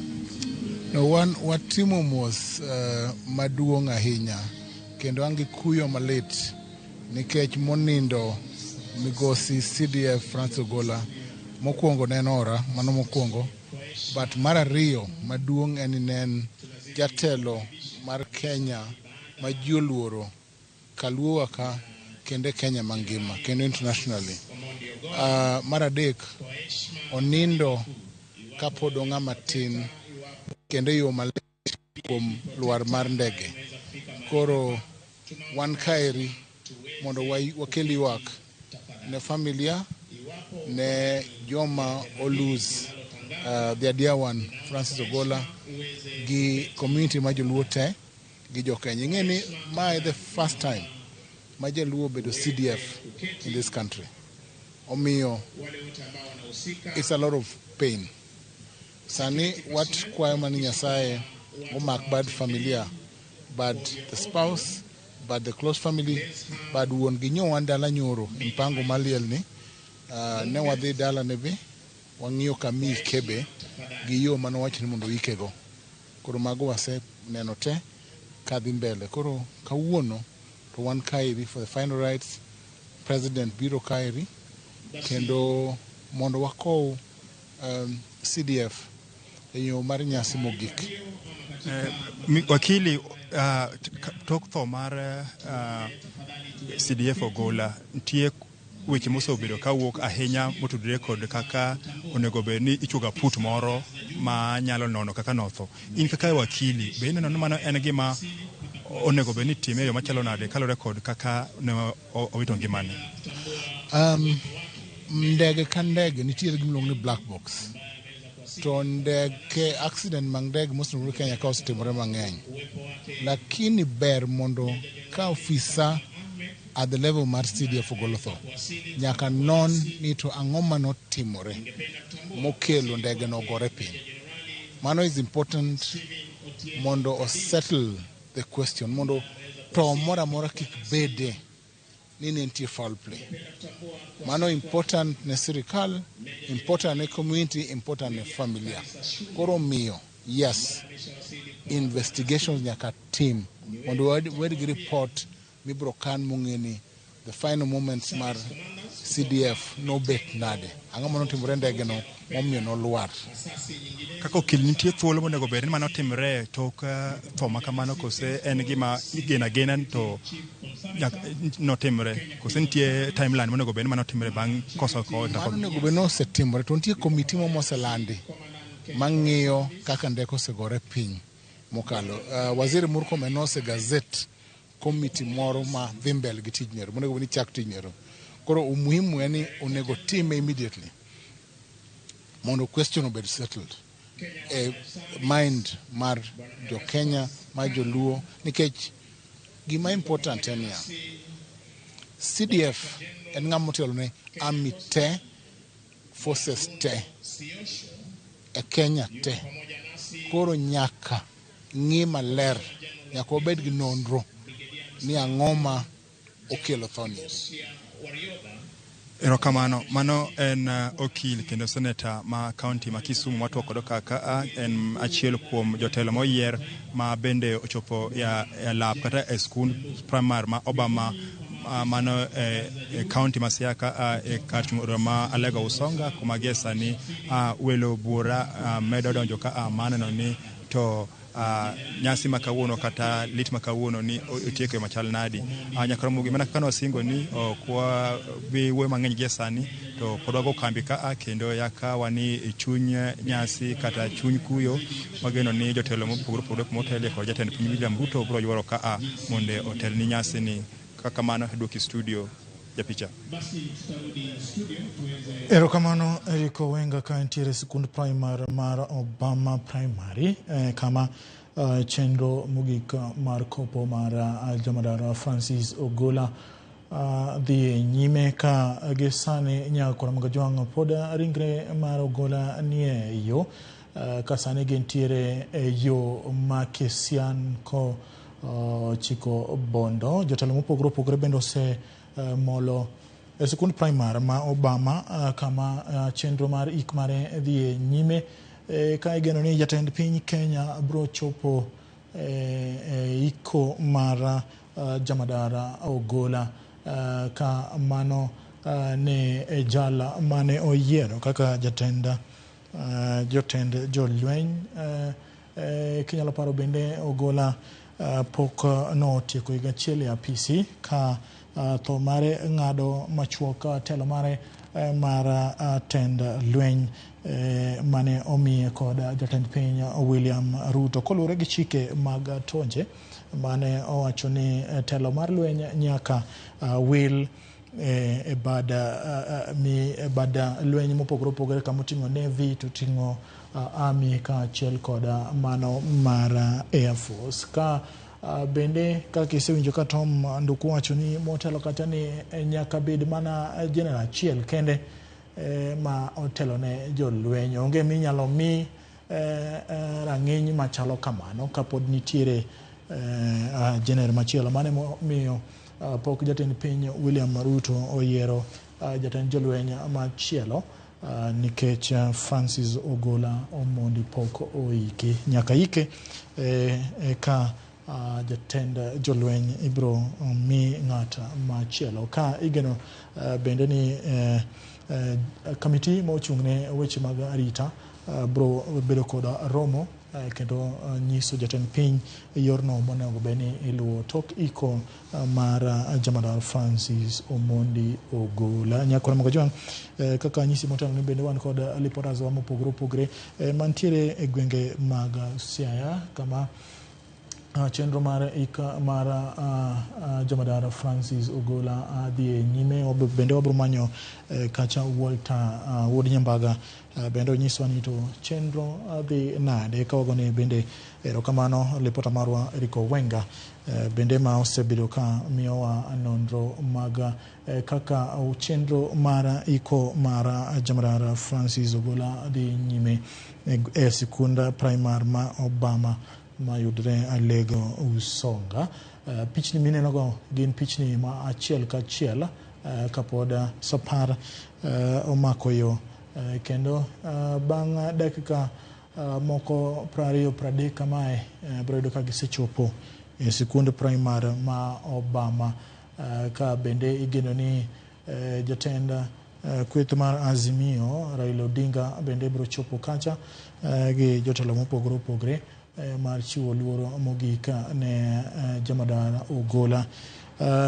Iparo nade Tom luwa kito kod timbe waneno ga kinde ka kinde ka migosi Raila Odinga odhi e ik mag jogo ma nigi telo mopogore kaka ne oganda Luo. Aneno ga kinde ka kinde odhi ga kacha orwakre kaka ji ne rwakre ndalo mokalo. Waneno kacha kochiwo sigweya bende ntiere kinde moko bende jok moko ne biro nyaka gi dhok iparo nade ma onego bed ni timre koso kaka chenro ma kawuono ni otelie gi jolweny ok bro chiw thuolo machal kama. Ing'e ni kata nyoro nyabuok nikech nyaneno ka gavana dhi kuno to rwako kaka jaluo ne yuago ng'ama duong' konindo to dhok to nyoka neno ting'e ni ng'ama duong' bilane Nyosia County onego bed notero rwedhi madongo kabisa mamoko nye yang'o kaka ranyisi koro magi ng'en betie nikech Luo Council of Elders onego gi ting socks margi malo nenren par ji sani waonge jodongo wan gi joma dwaro bedo joma nwang'o tich gibed jodongo nikech mae gi rol margi manyonego gi kawo sani okine kaka kanyo kinya neno gi gionge kogelo gionge kucha to gine monego gichiw chenro jolweny gi kaka opo ni gin gi desturi margi to wabe nyaka ging'en kaka Luo wabe wan gi desturi margi masani rwedhi kogelo kanyo donya mama dhok marach mane kani ko ng'ama duong' to jakom ti biro neno kech ang'e ne to biro rwako law kaka ne jaduong' Jaramogi ne yuago ng'ama duong' konindo nyaka inene go rengo kawuono nyaka inene go kondo mar tigi wiye mano gima biro neno mana ng'eyo ni nyaka rwaki kech sani en ng'ama kaluwore gi position ma en go to biro chune nyaka rwak mago namba 2 wijo we wil ni gik ma otimore kata makoro gola bedo go jamadar maduong' obiro nikech reforms ma jakom osogore ni bochopo kama chope momiyo nyekori nyalo ne jaluo kaka jaluo kiki wawen mani en gima otimore nikech ogola nyocha en ng'ama lich moloyo otimore bende nikech politics ma jakom osogoyo nikech ne wan gi jamadar opande ng'ama lich ma piny mingi moluoro ng'ama lich ma nengo osiepe nyaka Amerika to ento ne koyudo iwinja ngeche na at that time politics marwa ne bedo viudio moro mopogore to nyaka nye jakom cha gini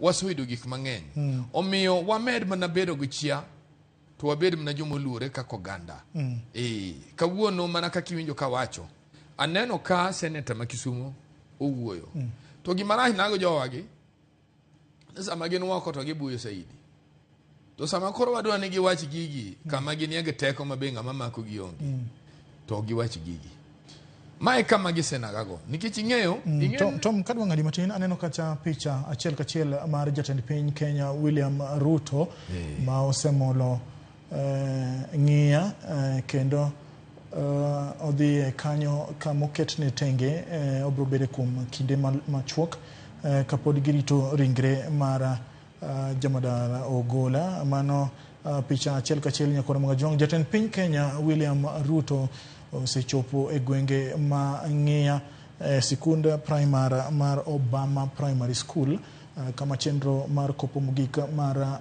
jamadar Ogola dhi nyime ka wageno ni chenro ni kaka jatend piny osechopo ni ibro ta e yorno ma uyanga kendo yorno mapiyo mondo odhi gi dwaro mar jamadar Ogola mane owacho ni ponono nindo oike mana chenro marik mare ochan mana e bwo seche 2 nyakoro mga jwang pichni minenogo gin pichni machiel kachiel ka achiel en barabara ma Kisian Bondo sapar mar mosenindo jamadar Ogola ka picha machielo en kama nyasi marik mare ebro dhie mano ng'iya kachaka bende kaka singoni Montelo ni wan kod liporas mopogore opogore mantiere county ma Siaya hinya to gweng' mang'eya bende wabro manye Walter Nyambaga onyiso ni to kama entiere jotelo mage mosechopo to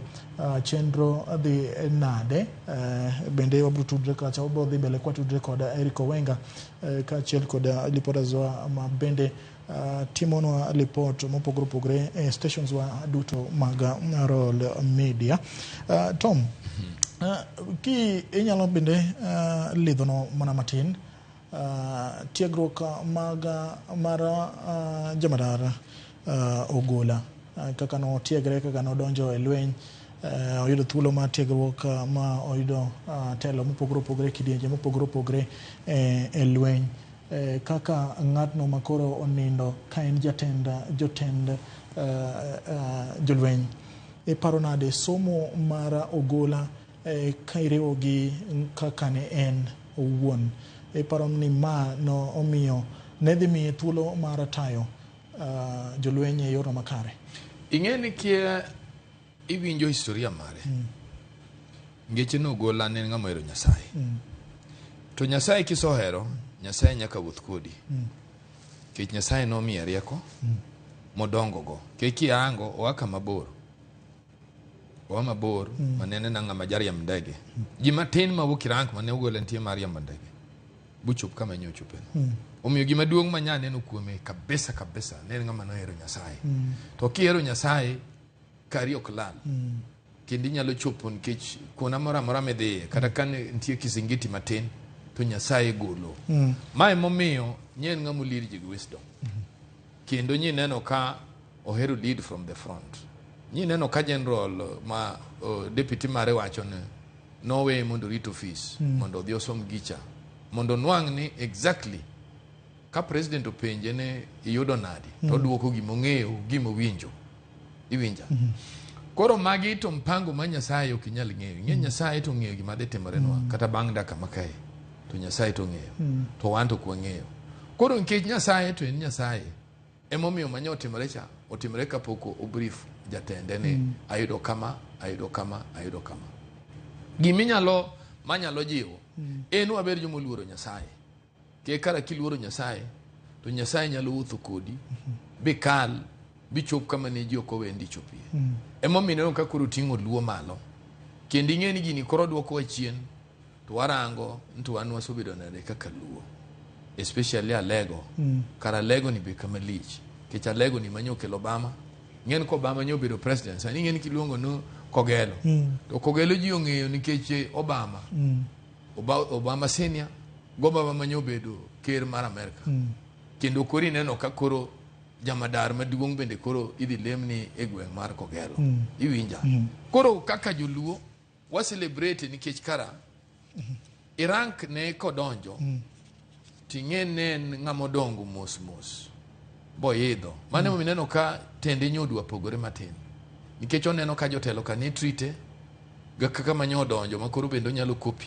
neno ka jotelo sobedo kanyo mang'eny tibro nwang'o no ng'enyne obende nitie kuonde manyo mede kaluwore gik makoro somo woko to ng'enyne tinwang' kanyo okopo gik tonje ka koro emo midwa ni samitelo to ichiwo an example ma chiemo will live with time iwinja ineno ka ng'ama nyotiyo makoro ne kong'eni gik mano paro no mino donj kanyo miluongo ni tonje nowe mana ka njariemb ndege to tonje no nene ka koro nyen general mo succeed office mane tonjo tiye ngeche ni tonje is a very happy man ni kara gik manaweyo nyalo tiyo kendo ing'e ni gini o call back ni jogi karo nego berga social club marige ka jotelo mosotiyo e lweny boyidhi rank kendo onego ibed welfare maduong' maka kawuono gin bende onego bed ni ginwang'o mana chance kata nyo kaka kawuono tena ceremony maduong' minyalo tim mana ng'ama otele by yesterday nyono bed ni gin go chance ma nyo gibiro address kata un jofwambo nyonego umanygi mondo gibende ginyiswe historia ma bwana ne ke gini ibro nwang'o no recommendation mageny momiyo Ogolla chopo kama chopeni no kuomgi ke gine mane gitelo at that time kori ng'eni historia no seche moko ibro nwang' ka ji onge kode ma very direct nikech nyok unwang'o chance mar interview jotelo manyeyo Ogolla tibuoye koro an gima nyalo wacho maneno kama challenge mwango Ogolla miyowa ne kara samintie tim maber nikech kinwang'o kara pol minjo no jatelo nyucho tiye no karapol no kaka wan jomusomo Siaya mane school ma o produce ji mang'eny modhi Maranda to dhi Yala to dhi Ng'ea to dhi Lwak iwinja mane school mo promote ji kara sani kidhi to en a school man go population ke janyalo paro ni bwana mane deputy makanyo en ng'ama ne wan go Maranda in the same year ilongo ni Dennis en deputy primary school to kenda puoyo atandi be kanyo bedo mjumbe te mane school mogero no gorofa ing'eno nyalo timo gimoro maber mok ung'eyo kalo penj ni karabene ga hape Ana nene jogo no kalo pento kunegi ngene ne gibere go gorofa. Ta thandi kanyo chung to koro gero ni gorofa. Ngeche ni karatimo gi maber nyalo neno. To kirango tinwango ni monindo Jamadar. Nyotiyo no skunde maga alego kabisa. Gitiyo no skunde maga alego kabisa. Makaka wodu luo inyalo neno ni okunyen mana jalweny kende. Nyen jalweny mano challenge ni keni opposition to konyo ganda kendo kony kama aluora ma intie. Mondo unen ni karadier ngato nyalo somo kanyo sani. Ngene sani tie nyathi ma kata ni primary ma wacho na adwa na ber kaka Jamadar. Ogola makoro nindo ni. Kalure gik makoro winjo mogolo timo. Emomiyo ogola kotho. Ogolo dhi ka yweyo nikech Nyasaye mi wandalo mwada ke pinka. Eno dhi mana ka yweyo. Ki nyalo paro bende nyoro ka nye jotelo mopogore wuoyo migosi Raila Odinga nyo wacho ni ponono ka weche mag masinde mitiyo gi jolweny emanye kelo masira ni to nego meneja jatend piny Kenya nego bede ng'iyo ni to ere kaka ginyalo medo rang'iny mag masinde ma itiyo godo ka jatend piny bende no chung' malo to wacho ni kaka achiel kuom gigo mane giluwo gi Jamadar Ogola ne en ng'iyo gige lweny ma jolweny tiyo go pacho kae. Iparo ni mae onego beni timo gisani nikech bende kinyalo paro kinde mokalo ndeke bura oselwar mag jolweny to magi duto choko gi kanyakla nyiso picha moro. Picha ni en picha mane? Ingeni kaka an anyalo nyisi na sotiyo mang'eny sana gi joma ni lofa. Nya paro katiyo Migosi Orengo. Ne wayalo cases mang'eny mag lieutenant colonels, major general, majors, captains. Mane mako go mibadhi iye kanyo. Ting'ene mibadhi owuok nikech kaka indiko tich. Nikech seche moko kani indiko tich to nigole 300,000 nigole 400,000 pesa ne nyaka duoki. Seche moko bende nondiki to kin ng'ama romo go kama ndiki. Nikech adwa nyisi ka ng'ama somo intelligence. Nitie rank makisogiki ka in ng'ama somo dier to kori dwa walk with your integrity. Kech koro gima in gono duong' moloyo case madwa maki matindo ni sijui ni ndikwala kiang'o ni irwa kijela ni siling 300,000 100,000 kata 400,000 pesa makata kok yudo to kom inyalo weni kidonjo kamoro duong' moloyo pesa cha. Gini calls back to how we kaka wandiko jolweny kaka wandiko jomatiyo nwa e pacho ka. Mae momiyo jakom nye wacho na kama koro ndege ni ochopo kama nige general ni to untu wami budget enang'o miyo podu repair mana ndeke ma ne waso bedo go to un jomo wa sponsor ma moko kuom watero Israel moko kuom watero Amerika to joka to ndege ringo wania to gisogolo mano gibiro wosi Afrika ka wano kwanyal sacrifice mondo wabedi gi ndeke kata beach kende mabeyo nikech kama nye gini owewa to kaen piny machon mane ji ng'isore chia ing'eni chon ne nitie mafundu moro ma piny moro nyalo kato go mondo ging'isu ni gitek kaen piny manyo the world pogo create discipline ma UN gir to yo manye neno general othoini nyeri nyano piny moro biro kan wateme jo Kenya gi te diemo adiema kaindi tenano koro piny mangima no so loso yo moro ma koro kinyal monja piny moro amora yo moko owinjore iwinja koro gini omiwa challenge momiyo neno ka jakom wuoyo na kama koro wagikini wa review gigi nyalo bedo nitie ndeke gi moko maringo mo akaw nikech waneno ka nengo gi yot to gin expensive kendo koro gichako chopo kama gihinyowa mae challenge ma koro nye jakom wuoyo to mae kama koro president orange in the sense ni jogende konang'o wandiko jok madwa bedo jolweny kose jomodhi dwaro tich to mondo tiek ma it calls us back mondo wabed gi cabinet makindiko ji tindiko ng'ato ng'amoromo ok ng'am wang'eyo in kwaso mi tich wami tich kaka jabunge we chako dhi ir meja kaka koro ondreno goela nyentie athandi winjo ko wacho moro ka ndiko ji gwen athandi koro chak teri ji mokoromo Ogola nendik owejo kiyiere kiwanja mondo ng'ano motemo adwa nyisi kane chiemo radhi dwaro tijni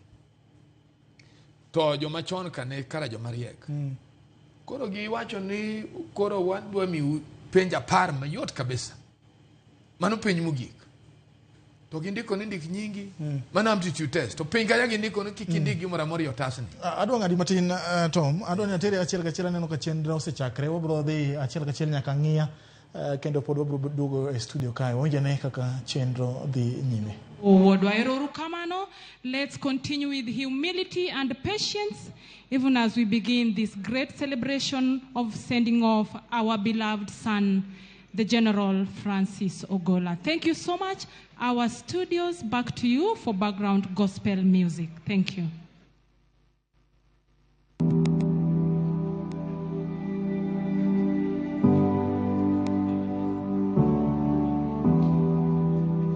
On the fateful day, Chief of the Defense Forces, General Francis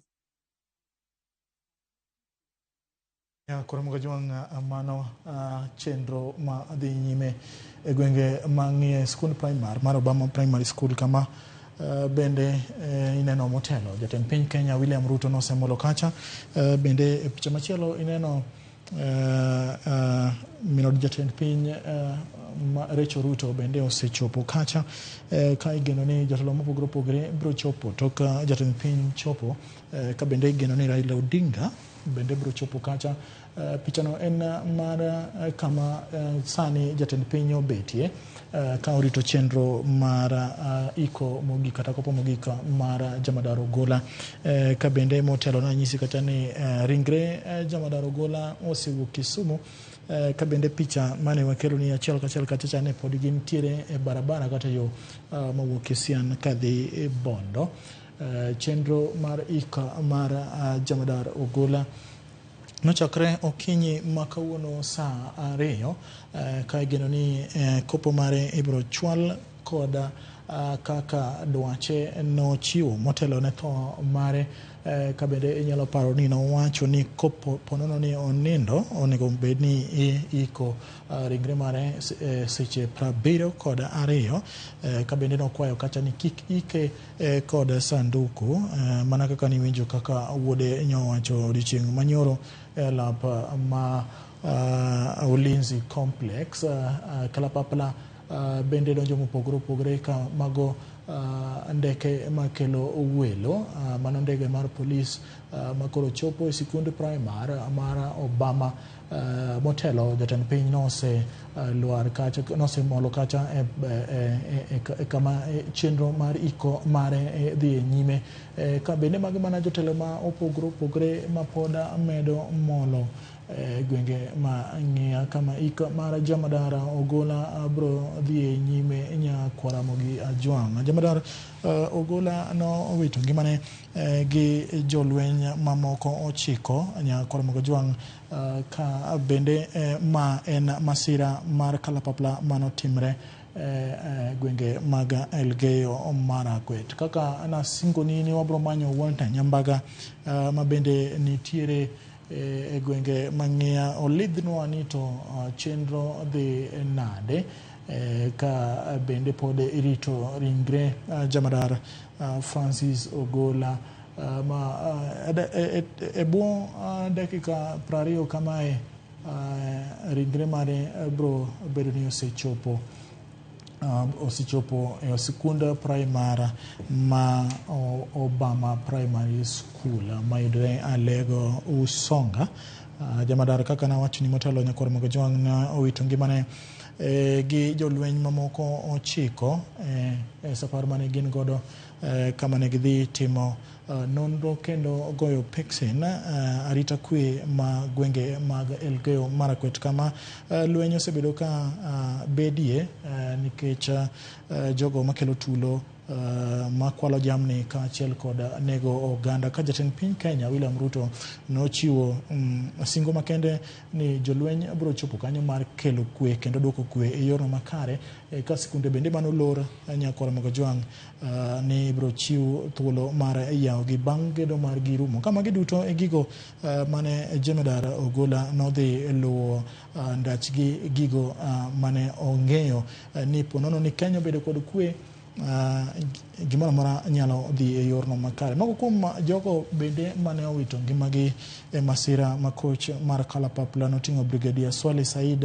mane oseiki, Colonel Duncan Keitany, Lieutenant Colonel David Bisawe, Major George Benson Magondu, Captain Sora Mohamed, Captain Hilary Letali, Senior Sergeant John Kinywa Mureithi, Sergeant Cliffon Somondi mabende en wuod Alego Kaugagi, kaachiel kod Sergeant Rose Nyawira.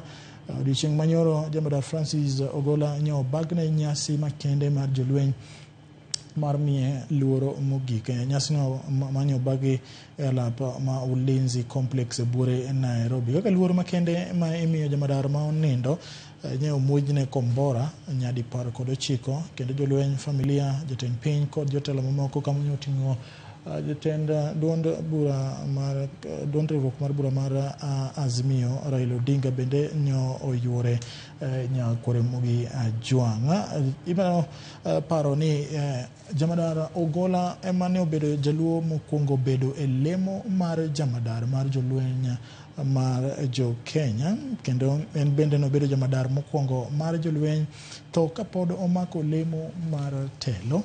Bende nobedo jamadar mokwongo bedo e lemo e thuolo machuok ka notho kapok otieko higa achiel e apisi. Chenro mar kopo mare kata ik mare mogik Nyakore Mogojwang' kaka nawacho ni motelo ni nochakre saa 2 e wang'e bang' ringre mare wuok kar kano ringre joma otho mar Mashujaa Funeral Home mayudore e Embakasi kano molo lap ndeke ma Kisumo saa 2 e wang'e ka sikunde primar ma Obama nonego bed ni ji osebedo piny ka jogweng' duto no osebedo piny ba ko chopo saa 3:30 kamae. Bende kaka inyalo neno ni koro okayo thuolo machuok kende mar mondo mi ringre mare ochopi skul mar Obama Primary School. Chenro mar ik mare biro chalo kamae ka ibiro lem motelo kapok orwak ji ayanga chenro mar ik mare. Ibiro som eulogy mare, ngimane kaka ne chalo. Bende ibiro mi familia mare thuolo mar wuoyo e wiye kaka ng'atno mane nigi familia mare. Osiepe bende biro chiwne thuolo mar wuoyo. Jo kanisa ahinya kinyalo paro ni Ogola ne omako weche mag kanisa matek ahinya Nyakore Mogojwang', kendo ne en gosiepe mathoth malich mokalo. Mathothgi ineno ka koro molo kata gi kalapapla mopogre opogre. Jolweny bende ibiro mi thuolo mar chiwo neno margi kaachiel kod sirikal ma otelnegi kod jatend piny Kenya William Ruto. Ibiro somo mogik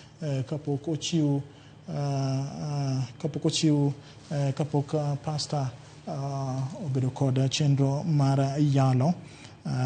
Ibiro lemne familia mare kapok ochiw vote of thanks ma ibiro chiw kacha bang' chenro mar iko mare chopo giko kapok onyume e bur. Nyakore Mogojwang' jotend kata jolweny biro chiwo ne luor makende ka ibiro chiw dakika achiel mar miye luor mogik, ka bende ibiro gone bunda 19 kata kiero tiluongo ni 19 gun salute kata Nyakore Mogojwang' kapok ringre mare oketielo. Kasto wer mar piny Kenya ibiro wer kacha ka bro bedo thuolo mare mogika ma ibro mi jamadara Francis Ogola. Pichni mina wachiel kachiel go nyakoro mogo jwang sani koro gintiere e yo makisian ka inyisani e tok mana buo dakika machuok nyakoro mogo jwang gibro chopo skunda primar ma Obama ka jatend piny Kenya William Ruto osechopo nyasi mar kopo mar Francis Ogola kaachiel kod minode Rachel Ruto mabende osechopo kacha. Jotelo ma chopo mopogore opogore nyakoro mogo jwang jaod bura ma Alengo Usonga kama Jamadar Ogola bende wuokie osechopo kacha. Iluongo ni Samuel Atandi ka jo siasa mopogore opogore bende osechopo, jood bura bende osechopo, governors mopogore opogore bende osechopo e ik mar Jamadar Ogola ka jogo bende mawuok e pinje mopogore opogore nyakoro mogo jwang bende osechopo kacha ka Ogola nineno kaka jalno mane ok omi luor kende e pacho kae bende nomiye luor e pinje maoko ka ma ne en ranyisi odiochieng' manyoro kama ne jatend piny Kenya William Ruto nochiwo pinje ma oseoro otegi mar kuyo gi lit kamoting'o piny mar Tanzania, kamoting'o piny mar Burundi, piny mar India, piny mar Turkey, piny mar Rwanda gi pinje mopogore opogore nyakoro mogo jwang'. Mano kopo mogik mar Jamadar Francis Ogola. Tom, odiochieng' ma kawuono ni bro bedo karapar ne jo Alego Usonga. En lit kata kamano pod bro bedo rapar ne jo Alego Usonga, jo Luo duto, jo Kenya. To ang'o ma ibro paro kodo Ogola e seche makoro itimo kopo mare mogik? Ing'eni kineno kakiromo ni mosenindo Jamadar ok inyalo wacho ni nitie lit ma ji neno. Ing'eni kara nitie gima thoni opoyowago en ni kara nitie gima nyalo timore ma en mor lilo kaluwore gi migawo manyo Ogola osoidhe. Sani ji ok ywagi, ji celebrate, ji neno chia mare momiyo koro joluo bende neno. Emomiyo ineno ka ji mang'eny kaendi gineno mor. Kara yik be nitie ma mor. Mane maliendni nyiso. Kar nindo mar bwana ni onyiso ji ni kara kitiyo matek piny nyalo celebrate sama kara family ni nyalo wego mor moloyo wege gi lit. Iwinja keki neno jo mobiro kaendi to I believe kata the family is happy. Aneno ka ji ywak ni jaduong' ma wuon gi emoni obeno yiko. Nyasaye opogore. Ng'ama ber en jonyuolne ma yikega. En ok oyik jonyuolne. Kechidwa ne kothe manoweyo mondo ene mokan. Mane gimineno motimore ni. Koro kwa joma beyo gini opuonjwa ni kara kitimo gima ber to kuywagi. Kitimo gima ber ibedo celebrated. Mane gima kori neno ga katimore ni Jamadar Mosen Nyasaye so luongo Ogola Francis. En koro wa celebrate. Kech ng'eny ni kori neno kwa wuoi ber manotimo. Rach chak koro bedo matin. Emo midwa ni kini konyuoli piny ka to tim maber mondo maber rach ma ji ong'e kuomi. Ing'eni kata minene ni sani kata ng'at ma nochonyore oko tin koro ok nyal wuoyo kamoro bu ji winje. Ji biro neno ng'ama rach. In ang'o migo koko to ng'ani to tiyo belane. In kara ni daki chopie kama ng'ani ochope. Ineno ka koro ber mare umo gik mang'eny. Omiyo en kama ochope ni koro bedo celebrated. Ineno ka jowa koro sowuok nene. Mani en rare occasion. An aneno na liel belani dalo Jaramogi. Jaramogi mano wako belani. Mwakwe giki province moro to police jatend police no kawa to terwa e province. Kwa chopo kato jatend police no kawa to terwa kamoro. Jaramogi ni maneno ka ni leader maru position ma president obiro yiko. Kendo kore raneno kum Ogola. Makoro ja president ma pindi yiko. Omiyo ma en a life ma o challenge wa. Kuom jogo man gi chance kaka nyithindo. Jo matindo gusani. Ng'eyo nukutiyo matek to unyalo miyo luo kendo chiemo rone gima koro waneno kuom Francis Ogola. Jo wa masav manye Nyasaye okete lwedo busir kalo me kamoro. Behave kaka general kaka Jamadar behave ni. Mondo ubende chiemo ro kopo ni Nyasaye oluongu kapod uni ofis un bende wadhi walu yo makore luwe Francis kikibe nini kakore nindo to in wawacho no okay wagomos lakini en kamano anya paro Jaramogi no dhi liel moro maka king'enjo siasa jowuoyo koro jo siasa wuoya to kada ku ne chung to acho no wuoyo ga ichwara ne kose ng'ama chielo this was a bad man bu Jaramogi being ni Jaramogi ng'ama era dier Jaramogi wacho to kara wuonda mae kare ng'ama wacha diera iwinja ne liel moga spol kabondo omiyo idwaro ni ji mabedo jo mabeyo ineno ichia margi Ogola sani okwayiki Ogola wa celebrate kindi neno komiyo jothuru wasani oneno jalweny man kondora kwar nyen magi gin gikia mano koro aka nyiso gin mano military police ora gibro ng'en kara jalweny ben ga police margi iwinja gibro neno kanyo military intelligence kora gibro ng'en gin ging'en na NSIS gikian jalweny be kendo military intelligence iwinja gibro neno koro ka kanyo gibro ng'eni ng'amorwa kola marachani majapi gibro ng'eyo ni ng'amorwa kola mabiro mabluno mano Air Force moro chande jalweny to gimo nyaka ging'e be maduong ni kapok ibedo ja Air Force pok ibedo jalweny mar lo mar Kenya Army pok ibedo jalweny mapi in ja Kenya Army mane momine no ka jogo koro parade bala in ga Kenya Army kapok idhi specialization in ja Kenya Army pok idhi kata bedo ja military in Kenya Army iwinja koro yemo miyo migi nying ni Kenya Defence Forces ni kapok jogi por nyalo biro bukalwenyi koro tuku koro ma ji gore pinka giduogo kendi pinka sama kuri dwaro ne en mapi koro ake migi section to joma ne wapuonjo mar experience pika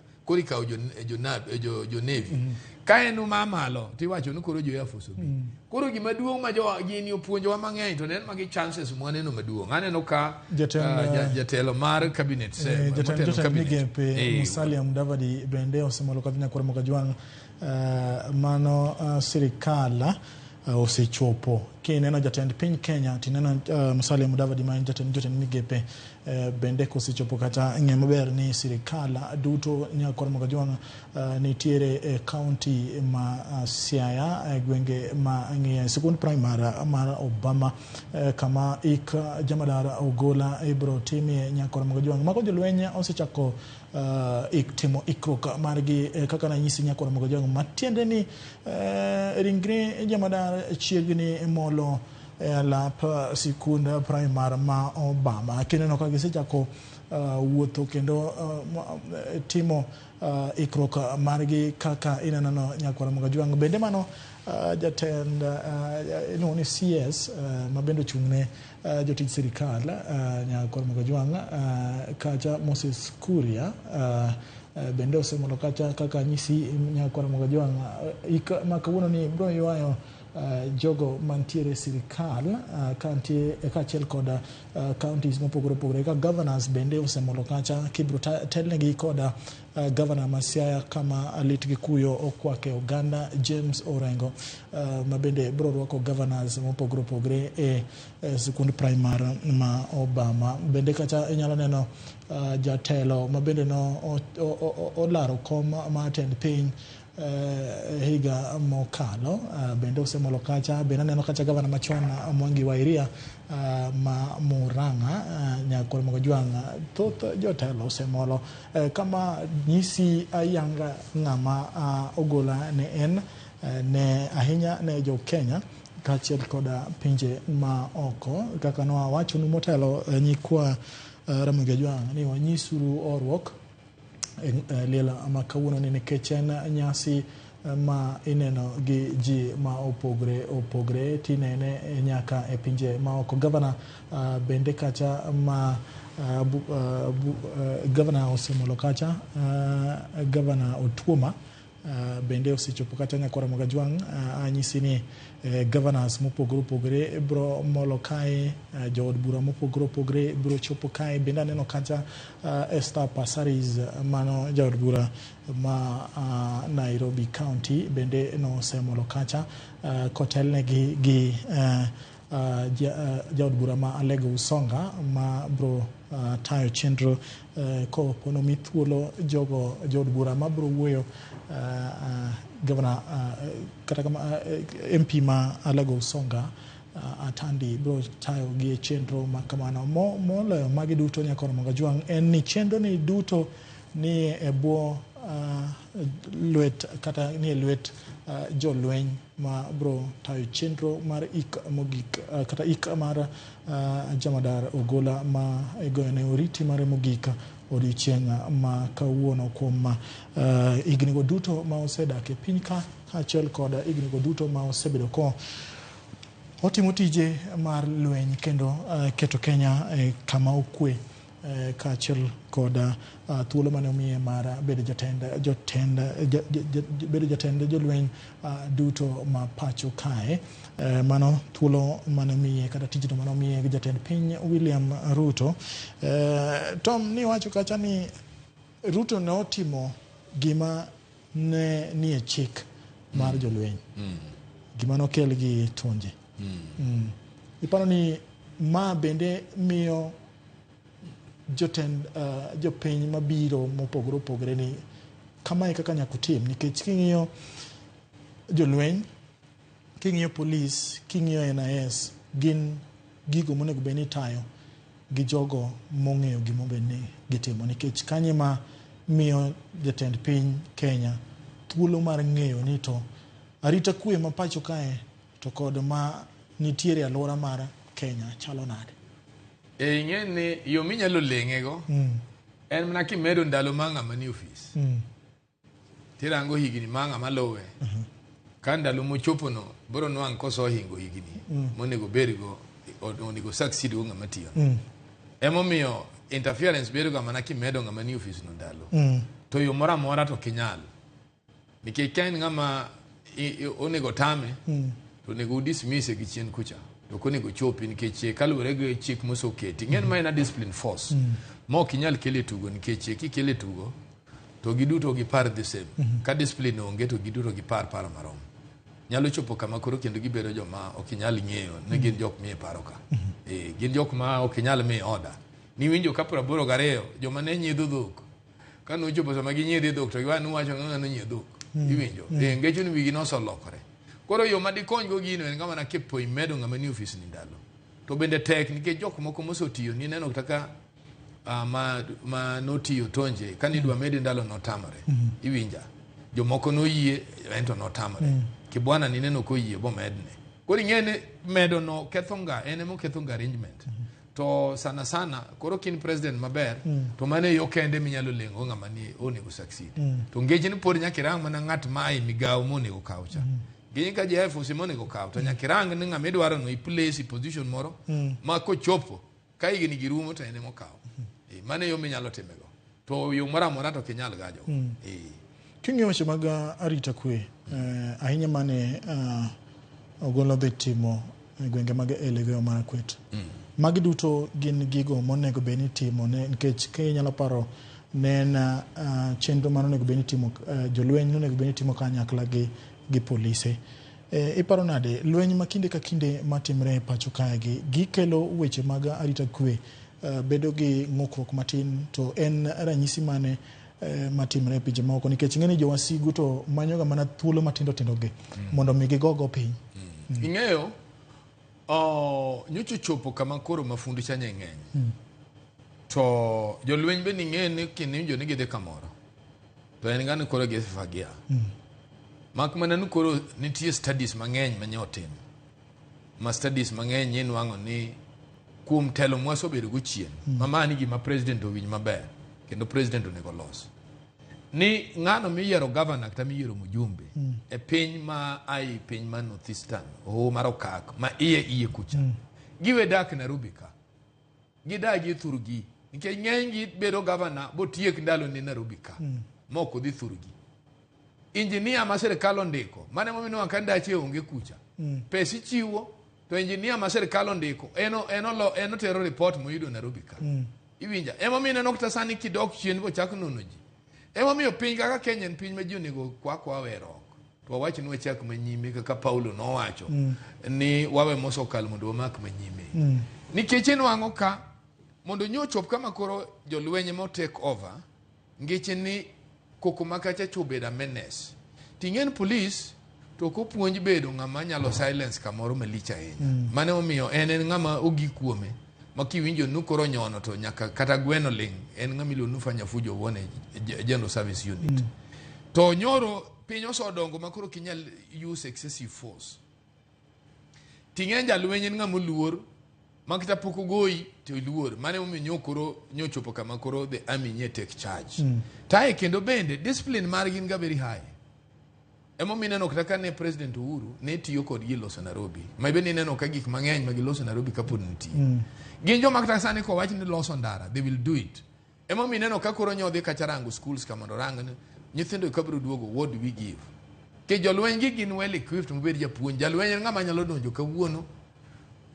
to ogero daraja bo kal bo dhi kocha bucha ko muk daraja bo ber kucha makuri ng'ama odwa goyo okinyal chopo kama intie to endo nyalo goyi iwinja koro mae momiyo kaluwore ga kaka independence no beti chien kucho kwaso tiyo gi jo ho maro kak ma iye kuchiyo maber giche ni kantie ndara mantie bosiani eno onge mogiko Ethiopia iwinja kucha den tie kuone moko malamu gi kiaga kitani gati emo miwinjo kichopo kucha ng'enu kuchande for now ma paro ne pesa nyalo bedo ni tiyo matin ma watiyo kagi chon pesa mane tiyo ore chen silim 50 kayedo to nen gibe gi jo Kenya gejinga ta lot mane gichamo en a lot ma Nairobi ken a lot mewito ke kochopo kucha en transport bende problem to mano ne timore kata North Eastern ma polisi manyaka koji koro ing'en ber ndara sani ne North Eastern ji nyalo dhi buduogi nikech kandara ber to nitie speed mirengo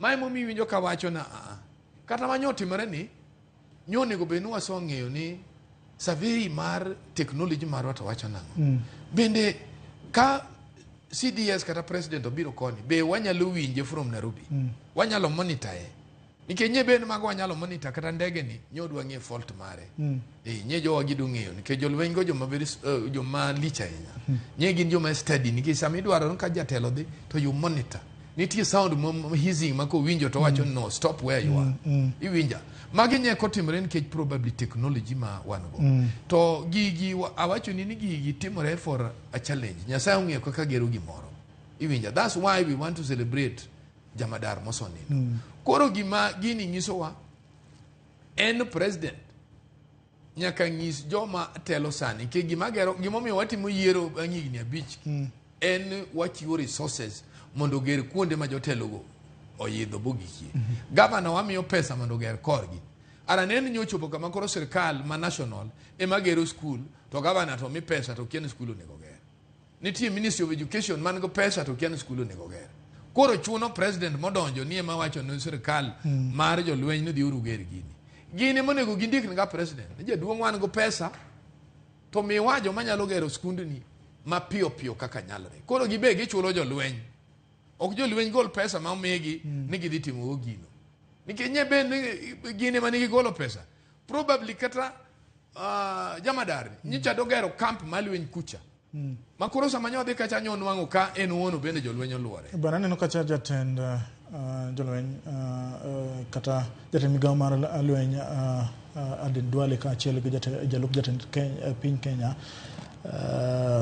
Rigathi Gachagua bende osemolo kacha Nyakoro Mogajwang bende motelo ineno kacha kasapar mar ringre Jamadar Ogola ochiegni chopo sekunda primar ma Obama ka sani gintiere ng'iya jo siaya ma neno Ramogi ng'eyo ni koro kuneno ndara kanyo to ng'e ni oboro maromo nade kogo erokamano bende ne jo pichawa ma kelonwa chenro gi achiel ka achiel kendo gi nyisowa pichni maler mag wuoth mogik mar Jamadar Ogola Nyakoro Mogajwang ka kopo mare mogik ibro tim e dalane ma ni mor Alego Usonga kama ibro ike ka ringre mane ibro chopo sekunda primar ma Obama ibro timne lamo machuok e kanisa mar ACK Thomas Nduru mayudore Lego Usonga asto ringre bro wuok kendo achiel kachiel kendo dhi nyaka sikul mar Obama. Bende neno kata Kimani Chungwa ma en jatend kweth ma thoth e od bura ma malo bende osemolo kacha nya Karamoga Jwang. Sirikal nitiere e gwenge ma Alego Usonga. Bang'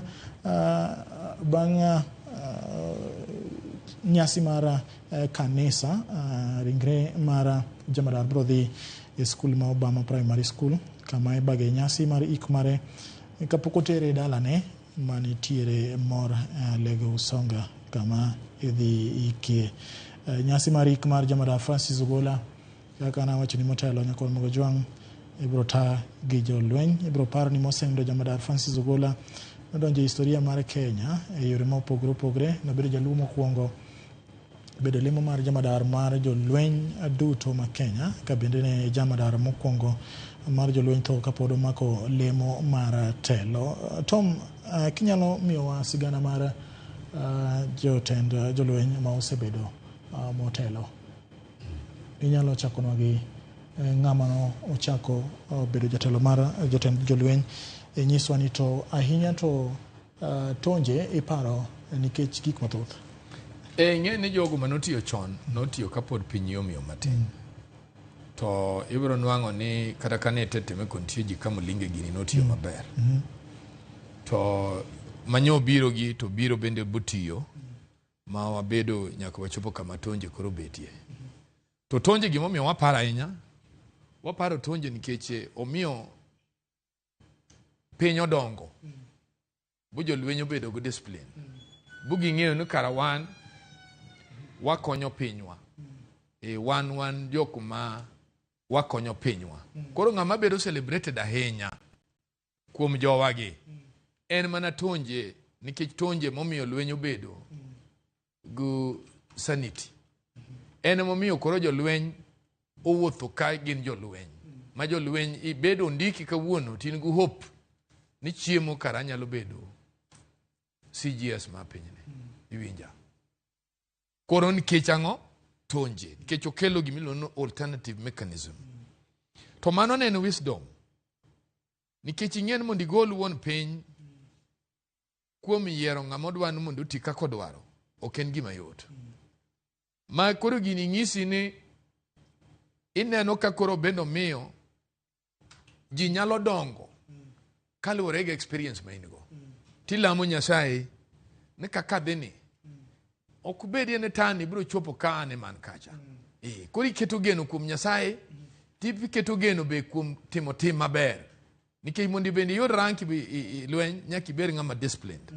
Koro gino biro miyo jok ma wabiro bedo go gin joma kata kwa mi tije. To mano ing'e ni president manyo oweyo Uhuru Kenyatta nyo prove nwa ni kara jolweny gi joma nigi ngima maber. Kinyi neno ko migi tich moro to gitiyo to perfection. Iwinja. Emo mi neno kata koro president wacho ndi Uhuru gena skunde gi. En sample manyo yudo kuom jatelo manyo ka kuom Uhuru Kenyatta. Iwinja. To mae paro mane Jaramogi ne gon. Ka paro ka Jaramogi address ji 1992 Jamhuri Park.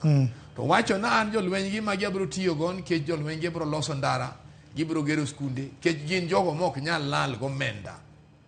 Gin jogo ma corruption tin kuom gi. Gin jogo minyalo monitor nikech gin gi jatend gi minyalo question. Koro emomiyo ni par tonje, tani par jotelo makoro ti tok tonje. Gin makoro gigero lweny. To koro Ogola ne ti wacho nwa ne en to koro nyo lich nikech oluwo nyaka joge kama odhi e oyudo assignment. Ngeche ni nyoro konyo tieko ka to nyo dwa ni kata kwa wok Somali. To wok Somali kan tie significance. Mwaloso ma jowa moko chiemo nyalo bedo trainers Somali to kendo joka chulo wa pesa makelo ka. Mane kama paro nyorange. Kechi wacho ni ki withdraw ing'en kitiyo mateki piny moro. To koni giwa ya piny no. Onegiwe kantie kaka jogo bende bro chulo kony mu konyo gigo. To mane kama nyo chike ngeche nyo dhiwe jopuonj kucha ma jolweny, nyo dhiwe daktachi kucha ma jolweny, magin gi report back to this country tinwang ka gin expatriates. Koro ok nyo dhi keto lweny main nanga majuri to nongo bunde nyo en kantie experience main go to you can still inyaluti kodi mondo pinyo yud income mane kanya understand it awinjo vision mare which was very good mama no nyisi ni idongrok ma piny kama wasogiki koro wadwaro jatelo kako gola joma nigi exposure joma can develop joma nyalo move ing'engta kirango obila ibro nwango ni ngamilo ni Kimayo bende notemo loso police emo mineno ka rank and file ma police osobero maber en manana kucha pod president ngagulwedo iwinja gin pogi bedo pogi keto succession despite ni bendo rewgi ma jo prison ni sani AP be ni kodgi o jesu nitie jo CID ni kae police ni kae ma uniform ma jananga ko nwan ka pod jok ma woga eni jo NSIS emoso bede malo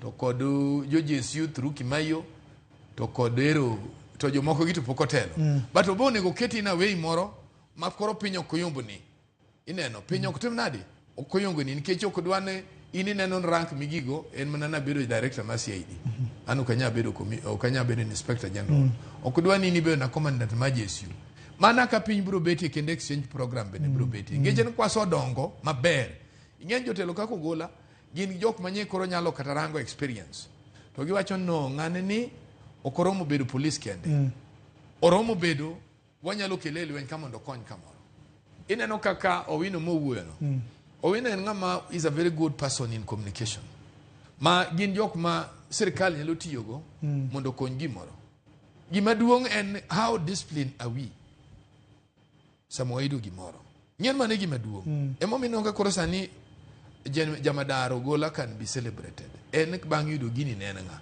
ing'en sani aka jing'ega no Ogola kara ne konyo nyaka ordinary people be momio okninyal nene okinyal poge dier raia nikech ing'en ng'ama ong'iyo gi ji en ng'ama kodonjo ti ibro na ng'eye nikech joluore to okinyal ng'eye samo donjo iwinja ting'en jo mang'eny tibro ng'eye samo donjo nikech joma tuomi joma timi nadi timi to en to kara en ng'ama raia ing'eyo nikech raia oluore to jo mang'eny tibro neno kaka ikangi neno piche mo tibro nwa ka joma tuomi ineno kata governor tuo makodonjo ng'ato pongi toke kanyo marach iwinja man ng'eni ng'isi send very wrong signals ndango miyo jogi dendgi ng'enya to jo Busia mang'eny to dendgi omich iwinjo mago ng'iso very wrong signals koro ibro nwango ni functions bilagi emibro nwange ni kara ng'ani ni ng'ama lich so kuom Ogola wasomo gik mang'eny kendo kaka wan joluo koro wan challenged emo miwinjo ka ng'isi ni ng'ama ber en odong' kaka ranyisi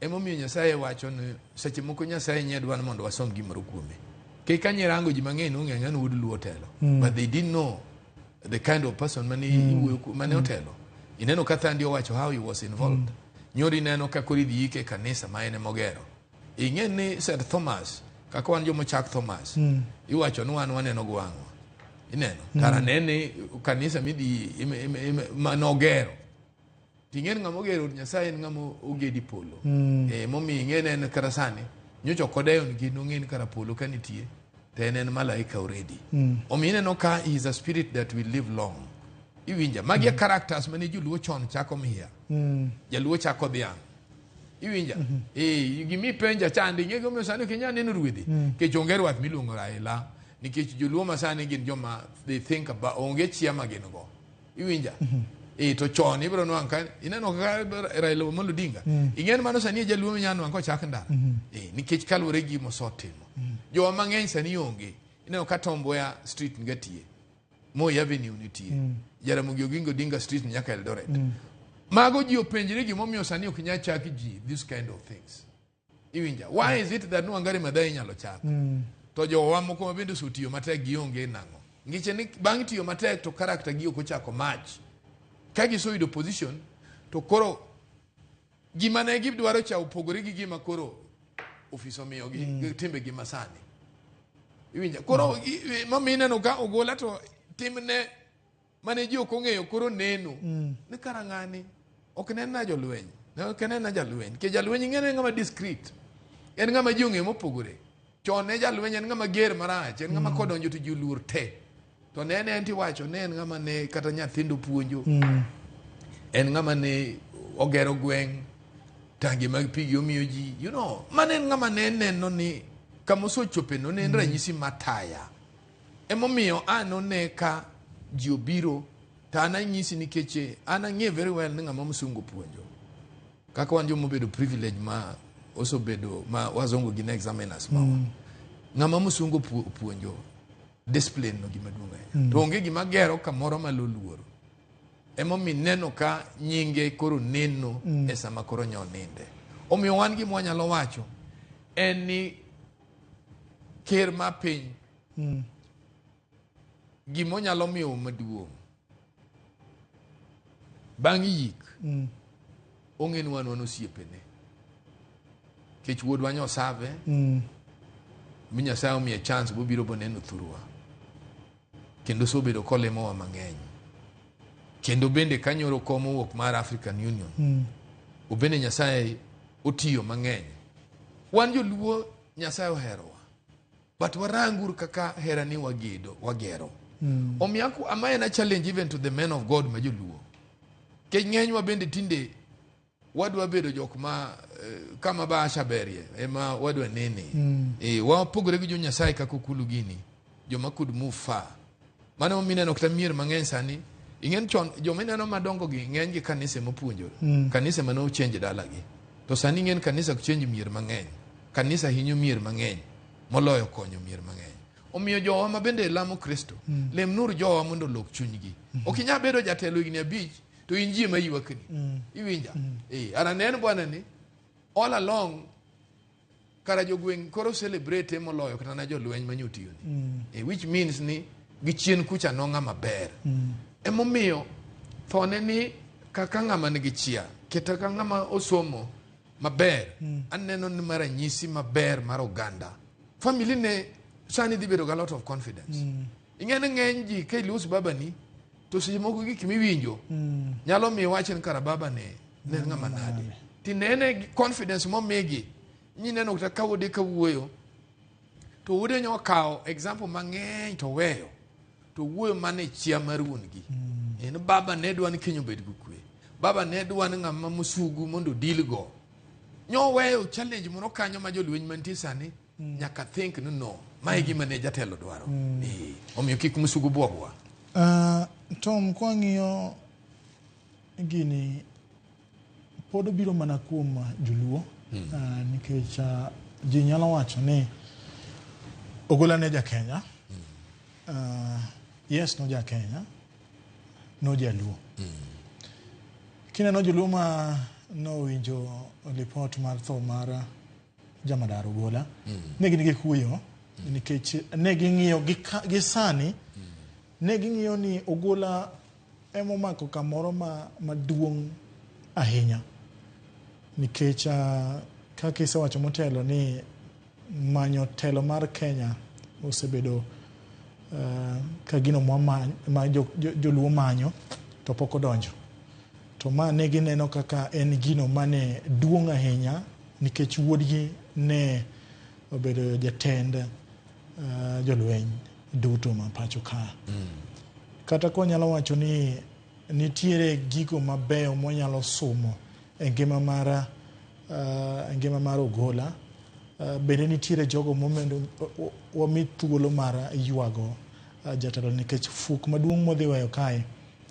dhi bedo maduong' kata king'iyo gi chenro misewacho motelo kata ni telo mar lweny ni obro lokre nitie jok manobiro motelo joluo mane bende nigi thuolo mar bedo kaka jotend jolweny to nokoyudo thuolo no Ogola noyudo thuolo no tiyo kuom buo higa achiel ne joluowa ma pod nigi kuyo gi lit jok moko bro mor nikech gi celebrate nikech ng'ato kosebedo kamae nitiere kidienje ariyo nitie jok moko mamor nikech gi celebrate to nitie bende jok moko matiyo gi kuyo margi mar nyiso pek magino kata lal magibedo godo ere kaka inyalo konyo kidienje ariyo gi jok ma celebrate nikech gigo motimo to gi jok ma paro ni ng'ato oweyo fuok oweyowa kamarach oweyowa ni to wan koro wan gi Raila pod nitiere but koro king'iyo e rang'iny mar malo kata ng'ama ne nigi moro e lwete e joluo ne en Ogola ere kaka inyalo kelo pach ji ariyo gi kanyakla mondo mi omuony wachni kendo miyo bede ngima genie ng'atwa koro senindo. Ing'eno oganda to nyalo dongo kata ku jotelo to unyalo bet gimoro. Wan go oganda kaka jobaloya ma all along onge sirikal ma gisobedo woko. Andena en piny maduong' to ting'o dhoudi mang'eny. Koro ogiwach dhok achiel kaka wan. Gichini nyano ka jomoko winjire, jomoko ok winjire dholuo idhok. To ng'ene gin onge sirikal ma gisobedo woko. Kata kirango ndalo Moi gine won Musalia Mudavadi ne nitie. Iwinja Burudi na Bwera gini. They were there. Kendo kanye gibiro ma wabende wani opposition kagi ikodwa kabisa. Ineno kawa Malwa Masinde Muliro giro betie. Ero kero kanye chopo Sani Mudavadi gwe Tangula are there. Gima duonge pain and discipline. Gimoso chandowa masani chandowa kabisa. En jowa wadwa bedo overambitious for nothing. Kendo wakia manage succession process. Okinekta sani jakom kalure gi duty manyasaye ko konyo dhi yudo. Nyiso ni koro nyako we active politics. To kungiso jakom podo kinyal duogo bo ran bubed president. Okungiso no jakom ok nyal duogo bo organize wa. Wachakwa go nwang jatelo moro iwa kayo makare. Tena okakoro jowa moko ngato sijui nenden Kisumo, ngato sijui nenden Kune, ngato dhi penjo baloya neno be koro dwaro telo. It is never like that. Mano waneno anyisi koro kama somo intelligence. Signal mwaoro nike gimunge no president ma paint in competition. Oganda kaneno wakajo mapayuka and they will get organized. To kagi get organized kapo kwa get organized to bro chuno nyakwan mwadonje igi. Kar mondo gini magidonje watu wan mwabro donje igi. To sa mwadonje igi ngeche ni wafogo gik mang'eny. Kagi donje iwa to ngeche ni wadictate gik mang'eny. Koro gimanya lokwayo eni okwang'eyo ni Mosonindo Francis. Ento nyori organize jo wanadi kama nyintieno. Sani ng'en pod wanene nikech poko ene pod e general. Sache moko bang' wuokne ubro neno ka kendo kare noso organize waka ko ganda yo makare iye kama igdalo matin manyentieni. Nikech kidwa ng'eyo tirango ni nyoro amang' joko nyoro nindogo nyinti oda lego mabende nye senior sergeant. Iwinja manyona kanyo. Ngeche ni kikwa yuaga obende kaka odluo nitie kanyucho bedo. To en gima koro ok nyal wuok. Omian mane confidence manyalo miyo jowa. Aneno kata bende Stephen Kalonzo Musyoka jatend duond bura mar Wiper bende osemolo lap sikund primar ma Obama kama chenro mar mar Jamadar Ogola dhi nyime. Jotelo mosedonjo kotelnegi kod jatend piny William Ruto ting'o koda ka jalup ne Rigathi Gachagua oting'o jatend migepe Musalia Mudavadi. Governors bende aneno kosemolo pogre aneno Governor James Orengo ma en governor ma county ma Siaya.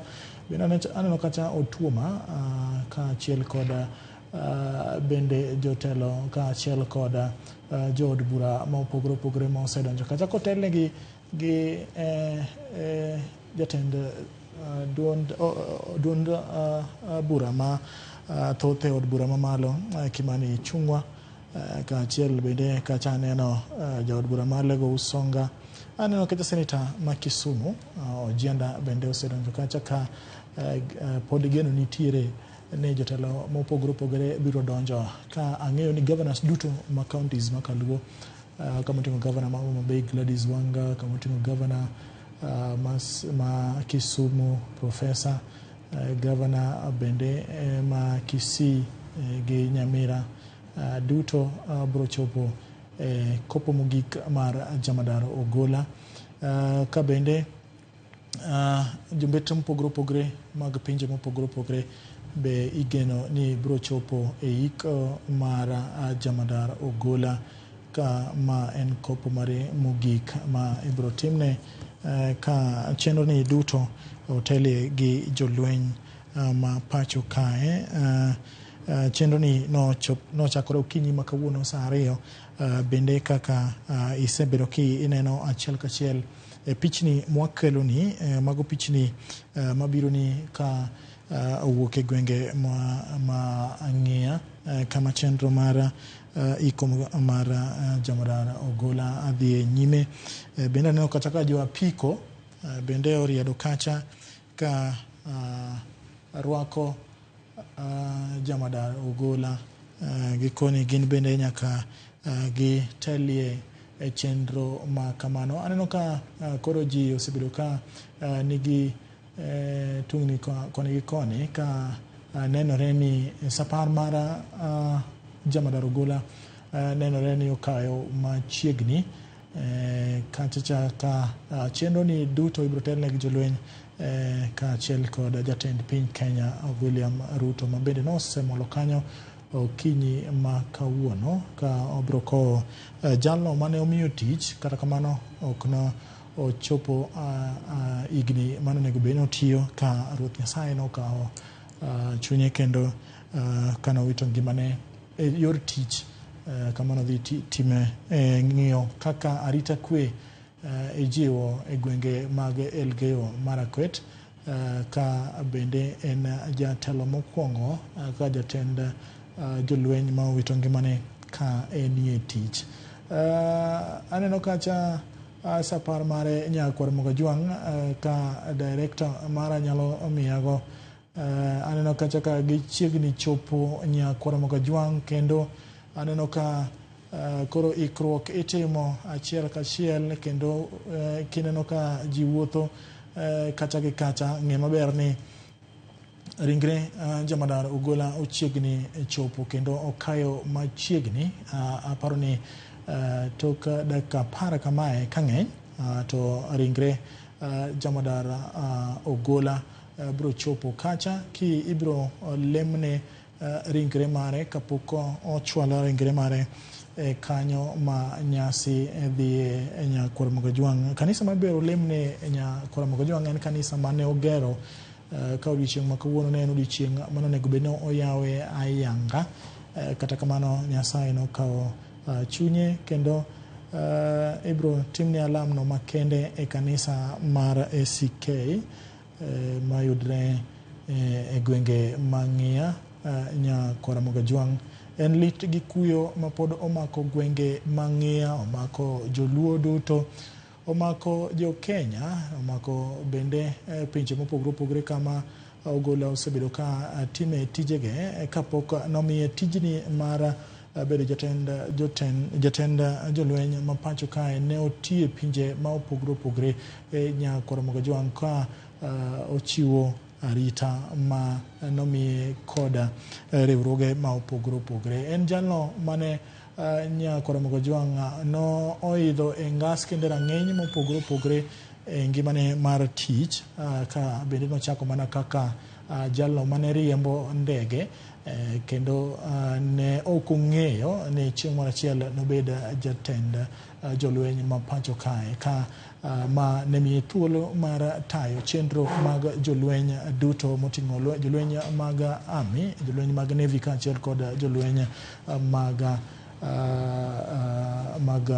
Air Force. Bende aneno kacha Nyakwar Mogajwang ringre mare koro okayo machiegni ka jotelo mopogore opogore osechopo. Bende aneno kacha jatend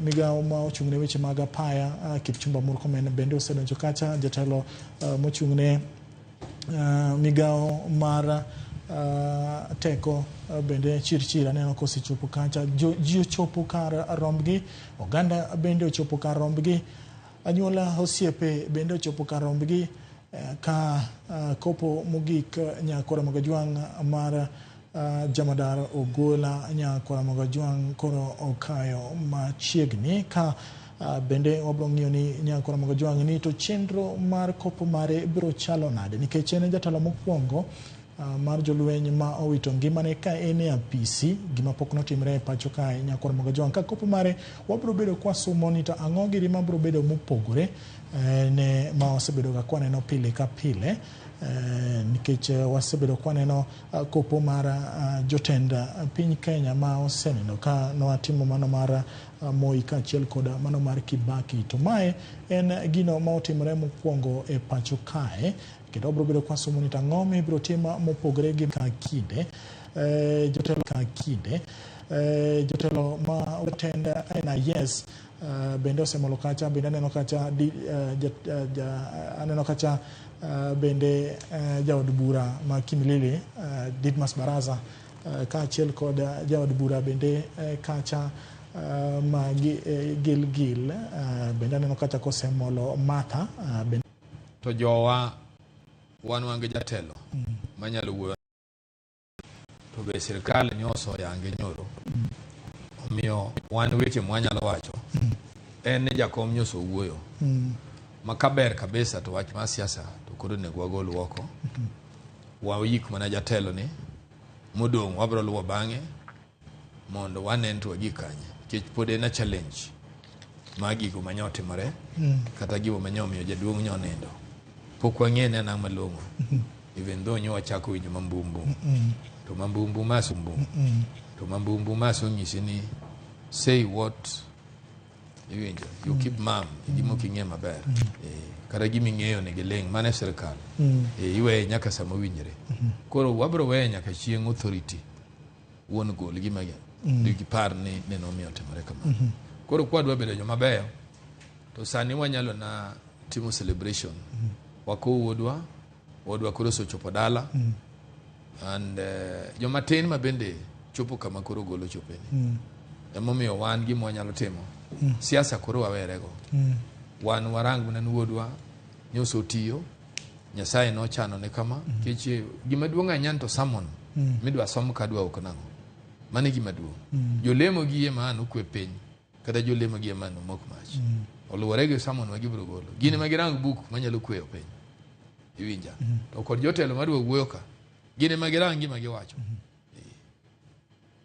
mago gik maging'e tek mak manania mayik makende mako ponin gi information tena privilege information to nyako bed censored nyaka lose anno kachaka wuoth koro sebedo kendo koro ringre mara Jamadar Ogola osechopo kacha aneno kacha Tandi bende aneno kacha jatend migawo mar weche mag tudruok e lony manyasani Owalo bende osechopo kacha aneno jood bura mopogore opogore bende aneno kacha ka jatend piny nyalo wuok sa asaya kama entiere no mondo mi odhi orwak Jamadar Ogola e kanyo ma ibro time chenro mar ik amare Nyakore Mogajwang gino ma geno ni kubro bede en weche mag siasa ma ibro ba kone kod kocha ka kinde duto ikwayo ni mondo mi kwe obedie seche ma lit gi kuyo obedo kamae gik ma onego beni jotelo wacho mawuok e dhogi onego beni gin gigo makwe piny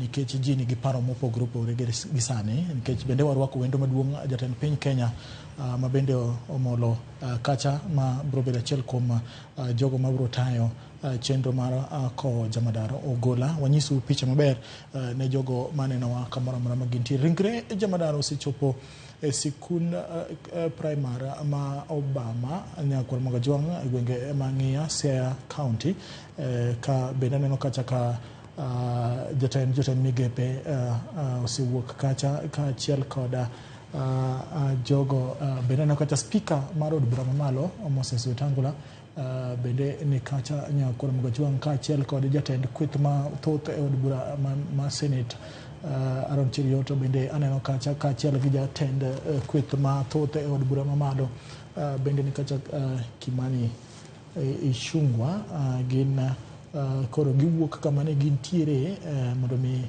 gidhi kanyo ma chenro mara mara Jamadar Ogola ibro timie Nyakore Mogajwang Moses Wetangula Mudavadi neno kacha Kimani Ichung'wah bende neno kacha Aaron Cheriot duto Nyakore Mogajwang omolo kacha kendo bro the chenro mar kopo mar Jamadar Ogola daka machuok Nyakore Mogajwang bende wabro neno jalop jatend piny Rigathi Gachagua ka wuok kacha mondo mi ebo donjie kanyo ma chenro ma kama ebro dhi nyime giduto gise chopo kacha Nyakore Mogajwang mar ng'iyo kaka chenro mar kopo mogik mar Jamadar Ogola brodhi nyime nya kwara Mugajwa pichni mabiro ni achiel kachiel kowuok ng'ia county ma Siaya. Bende wabro neno kacha jalo mapok waneno Tom en Raila Odinga. Waneno ga kinde ka kinde ochopo ga ka jatend piny osechopo, ochopo ga to onyiso kitwakruok mar joluo e kinde ma eko ng'atno ma odhial e kind oganda mar joluo. Paro nade Raila nyalo chopo ka jatend piny osechopo? Well, apoka tudra kod jowa manie bute to gimang'eyo ni ochiegni wuok. Ing'ene kanyo be chiegni gi dala. Nikech jakom no poda to yo mineno maluwo Obama no chiegni kode kabisa. Koro anang'e ni anytime sani bro neno ka jakom donjo. Samora mara vidaka manyiri machuok gi bro neno ka jakom donjo. Nyakwara Mugajwang Jamadar Ogola no wito ngimane ka entiere e yore mag tich kendo bang' wito ngimane familia mare no bedo piny ka achiel kod tend Kenya kamoting'o jatend piny Kenya William Ruto kendo chiwo dwaro mare mar ni mondo mi oike e seche 72 bang' tho mare. Kendo ka ringre mare osechopo kacha adwa ni mondo ateri achiel kachiel ne pangruok kaka timre gwenge mang'ia ka koro ringre mar Jamadar Ogola osechopo kanyo ma ibro telie kopo mare mogik Nyakwara Mugajwang. Adwa ni mondo alidhni gino matimre achiel kachiel Nyakwara Mugajwang.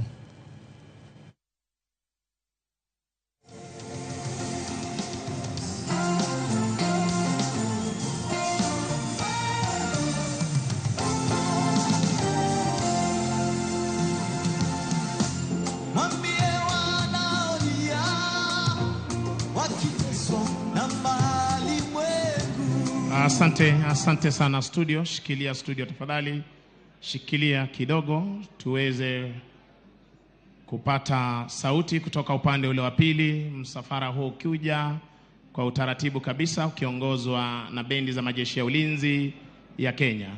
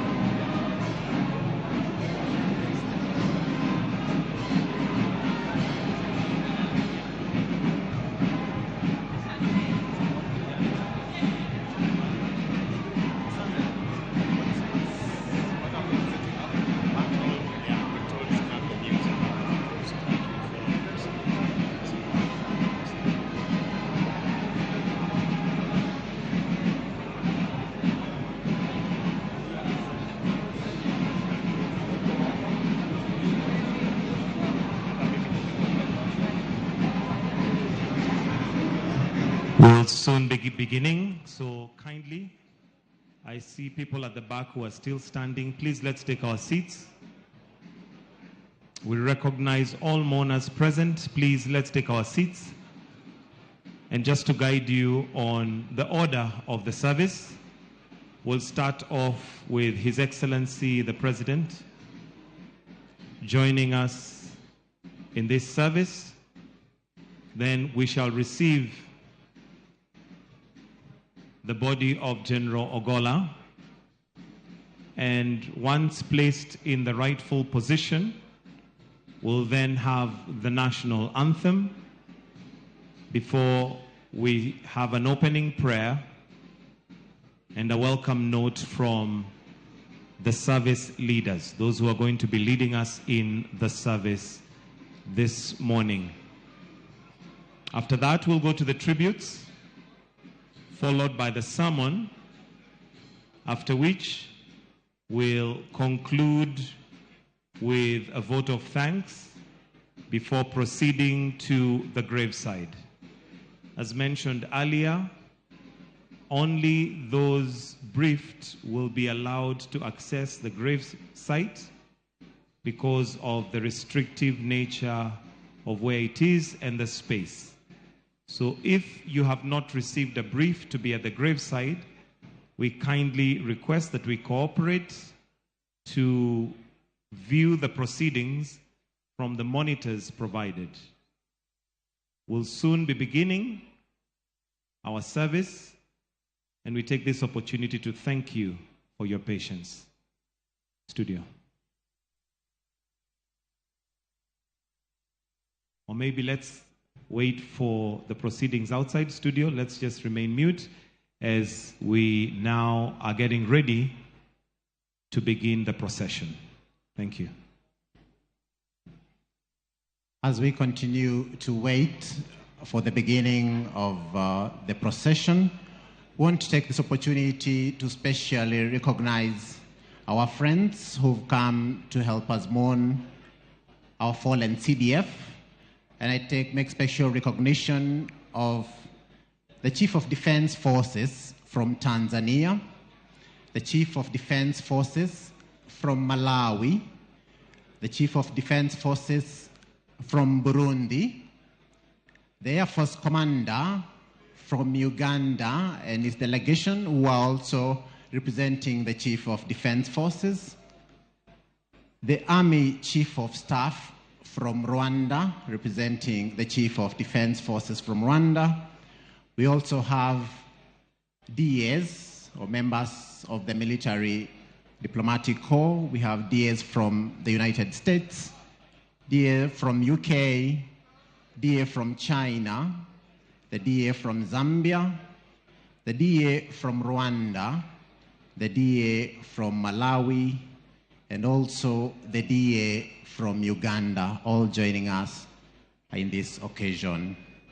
We are beginning the celebrations today. Silence, please.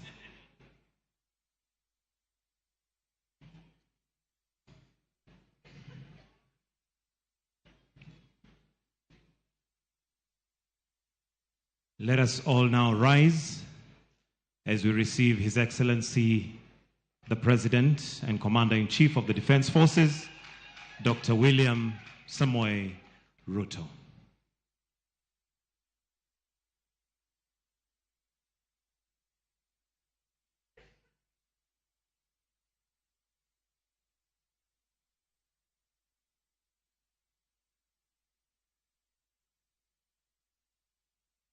We may take our seats briefly.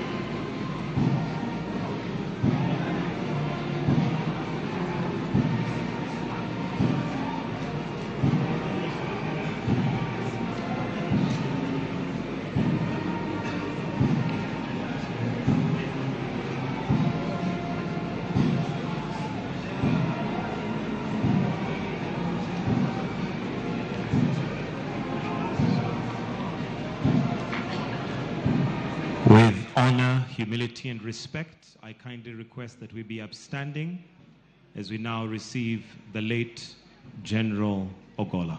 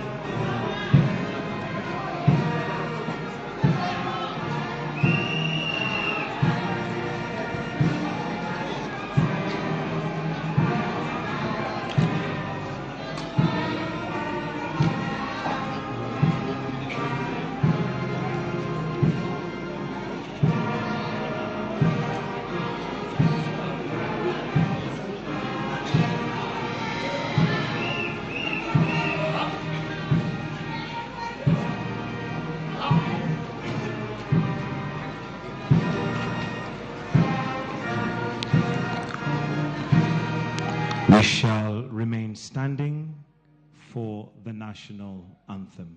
The national anthem.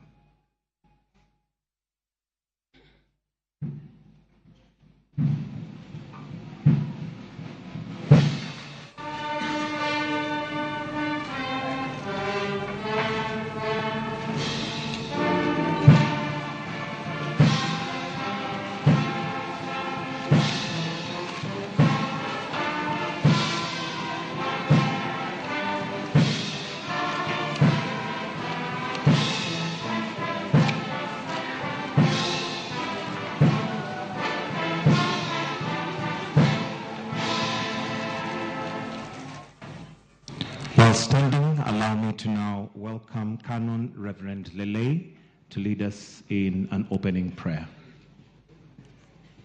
Let us pray. Almighty God, our Heavenly Father,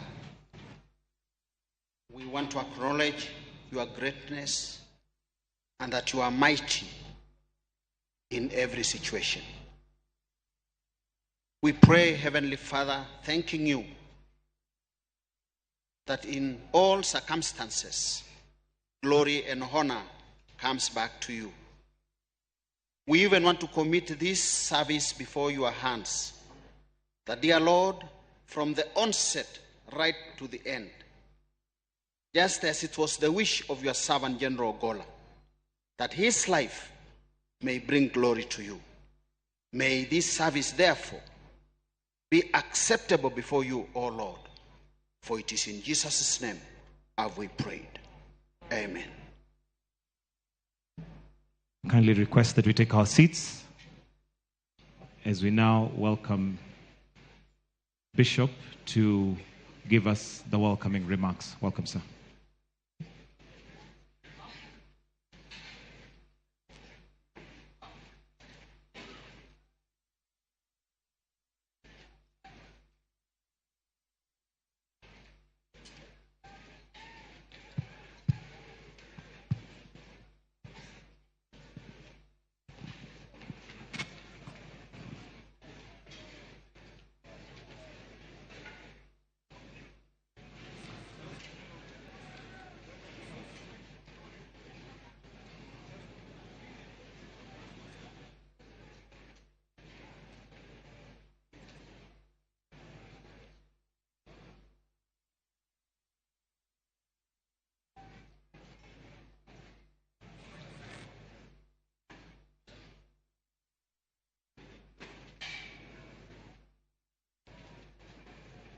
Good. I greet you all in Jesus' name. Praise the Lord. Amen. May the Lord be with you. Brothers and sisters in the Lord, we are gathered here today and at this moment to lay to rest our departed brother in Christ, General Francis Omondi Ogola, whom the Lord has called to rest with him. We as believers believe that Jesus Christ rose from the dead, and those who believe in him, when they rest, they will also rise, and Christ will give them new life. So as we come, we want to welcome you all to this Anglican Diocese of Maseno West, where the departed general was one of us in one of our churches, St. Thomas ACK Nduru. Welcome, even as you join us to lay to rest this departed brother in Christ, a man whom the Lord used in various ways to touch the lives of very many of us in this church. And how I pray that as we go through this service, the Lord will be with you. Find hope, find courage, find strength in the Lord. To the family of our departed brother, we do convey our condolences as a diocese to you and assure you of our prayers always and support where need be. So the Lord bless us as we go through this service. In the name of God the Father, Son, and the Holy Spirit. Amen. Back to the MC, even as we proceed with this service. Thank you. Thank you very much. Your Excellency, the President, Your Excellency, the First Lady, Your Excellency, the Deputy President, the Prime Cabinet Secretary, the Speaker of the National Assembly, Mama Eileen and family, the VCDF, service commanders, our visiting delegates, allow me to observe all protocols. Your Excellency, sir, at this point, we would like to have the reading of the eulogy, and I will call Mrs. Dr. Muthoni Rabuku to read for us the eulogy before we proceed to the tributes. So, Mrs. Dr. Muthoni Rabuku, kindly, if you may approach and read for us the eulogy. Welcome.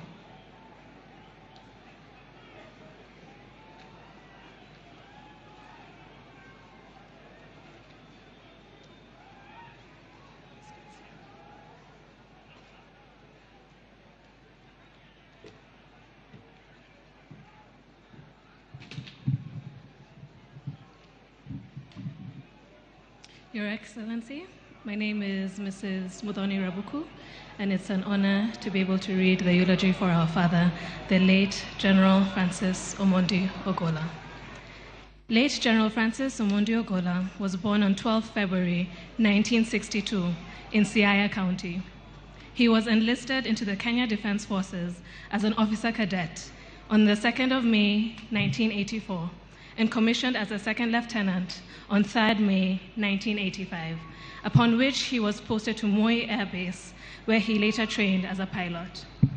During his career in the Kenya Defense Forces, General Ogola held several command, staff, and instructional appointments. In command, he was a commanding officer, Laikipia Air Base, Tactical Flight Wing in 2007, and also base commander, Laikipia Air Base from 2008 to 2012. Upon promotion to brigadier on 10th April 2012, he was appointed the Deputy Air Force Commander and later on promoted to Major General on the 13th July 2018 and appointed Commander at Kenya Air Force. On 23rd July 2021, he was also promoted to the rank of Lieutenant General and appointed the Vice Chief of the Defense Forces, a position he held till 28th April 2023, when he was promoted to the rank of General and appointed Chief of the Defense Forces. Due to his dedication to service, the late General Francis Omondi Ogola was awarded several medals, among them Moran of the Golden Heart MGH, Elder of the Burning Spear, Head of State Commendation, among others. General Francis Omondi Ogola leaves behind a widow, Mrs. Eileen Kadhambi Ogola, and two children, Lorna Achieng Omondi and Joel Rabuku Omondi Ogola. He also leaves behind one daughter-in-law, Muthoni Jengamora, and a grandson by the name of Tajib Bagara. Thank you.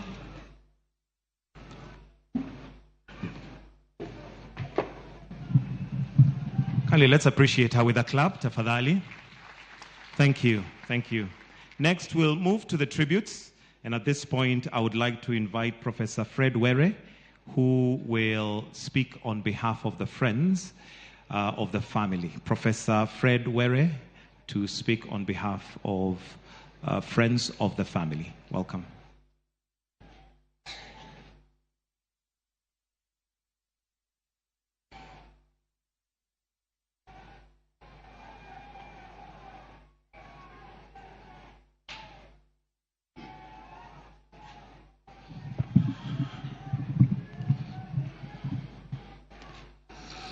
Let me take my breath first. Excellency, President of the Republic of Kenya, Excellency, the First Lady of the Republic of Kenya, allow me to say all other protocols observed. So I salute the primary family, Eileen, Joy, Lorna, and the little one. Michael, both a friend and part family, but bigger friend even than family. I first met the General about 45 years ago, when he was a 17-year-old young man battling to go to high school, what we called high school then. I had met him because I was dating his cousin, who is sitting next to me there. So I sort of joined the family from then. I could speak for too long, but I'll just make one short remark about Francis. Francis was dedicated to everything that he did and measured everything that he did as well. Francis and I regularly sat to have a glass of wine or two. He would take one glass when I take 6, because he had control of things better than myself. He would not try to stop me, but he would very controlled. Francis, to his death, never came late for a social meeting, let alone the serious ones that His Excellency would require him. Can I assure you that even the little matters of just going to say hello, he kept his time. So in addition to being the in-law, he was a great friend. I'll just give you one short story of a few words. Some years ago, I was the dean of the School of Medicine, University of Nairobi. Then a gentleman, very well dressed, came and sat outside. I didn't know because I'm inundated with the people's issues. So my secretary came and said, "There's a very well-dressed fellow here who says he'll wait his time." I said, "Does he have a student with him?" He said, "No, he's alone." I said, "Okay." Knowing how long it took me with my students primarily, I said, "Let me come and pull out this well-dressed gentleman." It was my brother-in-law. And he had come to plead for one thing, that he is in the Air Force. He's not having enough doctors trained into specialists, pediatricians like me, surgeons. What can I do? I told my brother-in-law, we call it muhwas in my language, the other side, or ora in Kijaluo, that you bring them. The purpose of this national university is to train. And if I love to train for the armed forces, that's the best thing I would do. Permit me to leave it there, because there's a list of people who have a thing or two to say. But I and many others, we have lost a friend indeed, and we accept that that's a destination for all of us. Thank you.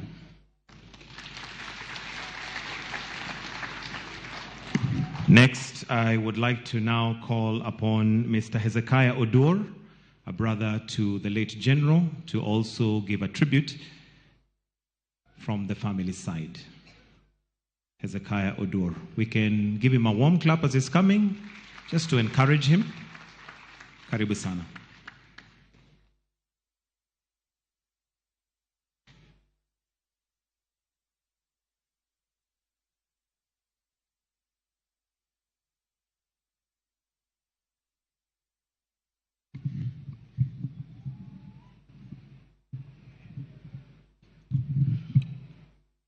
To His Excellency the President of the Republic of Kenya, all protocols observed, ladies and gentlemen.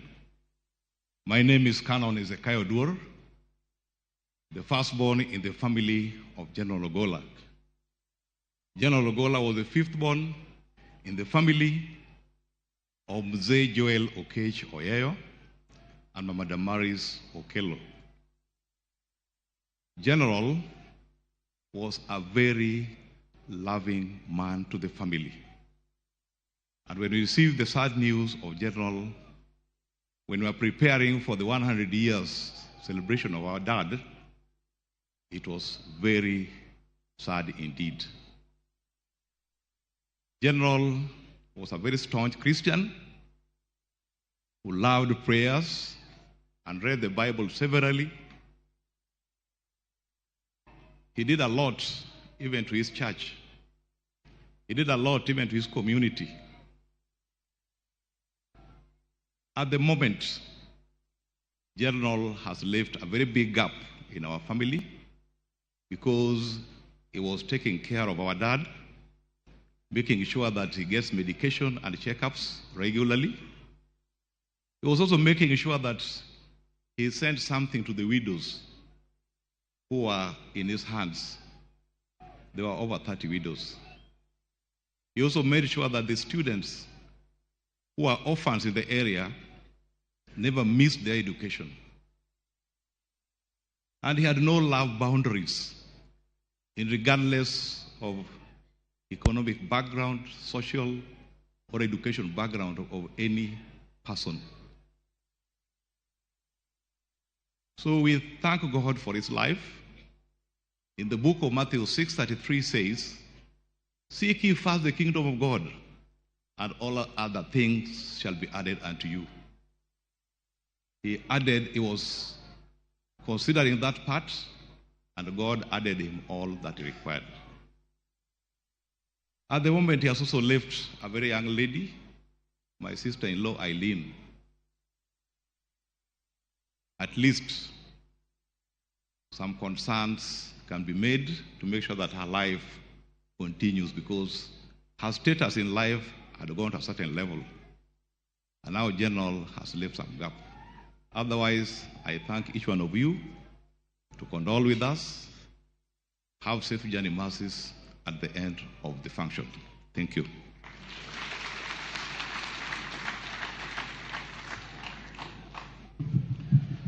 Thank you, sir. Next, I would like to call upon Mrs. Peris Onyango, who is a sister to the General, to also come and speak briefly. And as she is coming also to recognize the presence of some leaders we have Honorable Kalonzo Musyoka in the House. We also have Honorable Martha Karua in the House. Thank you for joining us. Why don't we put our hands together for Mrs. Peris Onyango as she comes to also speak.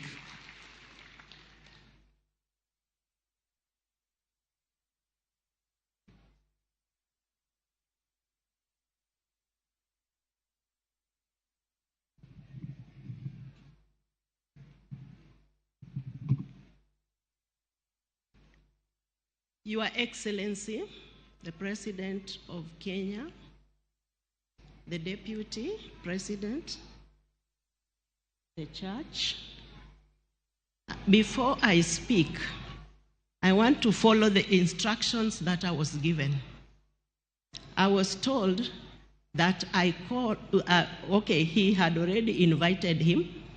My work was to facilitate his coming here today. He's called Mr. Sewe, who sings Siso Lawyer Gidala. Can you come up here?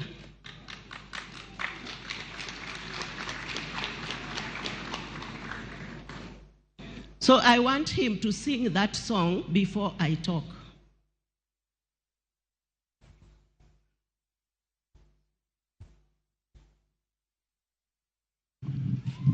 His Excellency, Deputy, the Church, praise the Lord.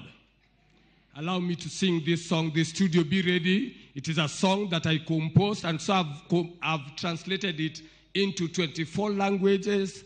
In Kikuyu, it is Otatwariga, and in Kimasai, Ataimeloni. In Kinandi, it is Amakinigiane Ororiotapsayuni. Family, kindly be upstanding.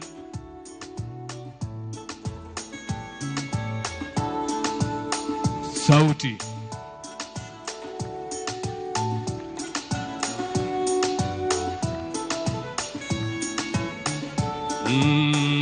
Sister Lawyer Gidala Dalama Sayun Timbe Mag Pini Osina Katalwen Kengang Katari Chobutona Magawe Yoni Yesu El Salama Siso Dalama Sayun Timbe Mag Osina Katalwen Kengang Katari Chobutona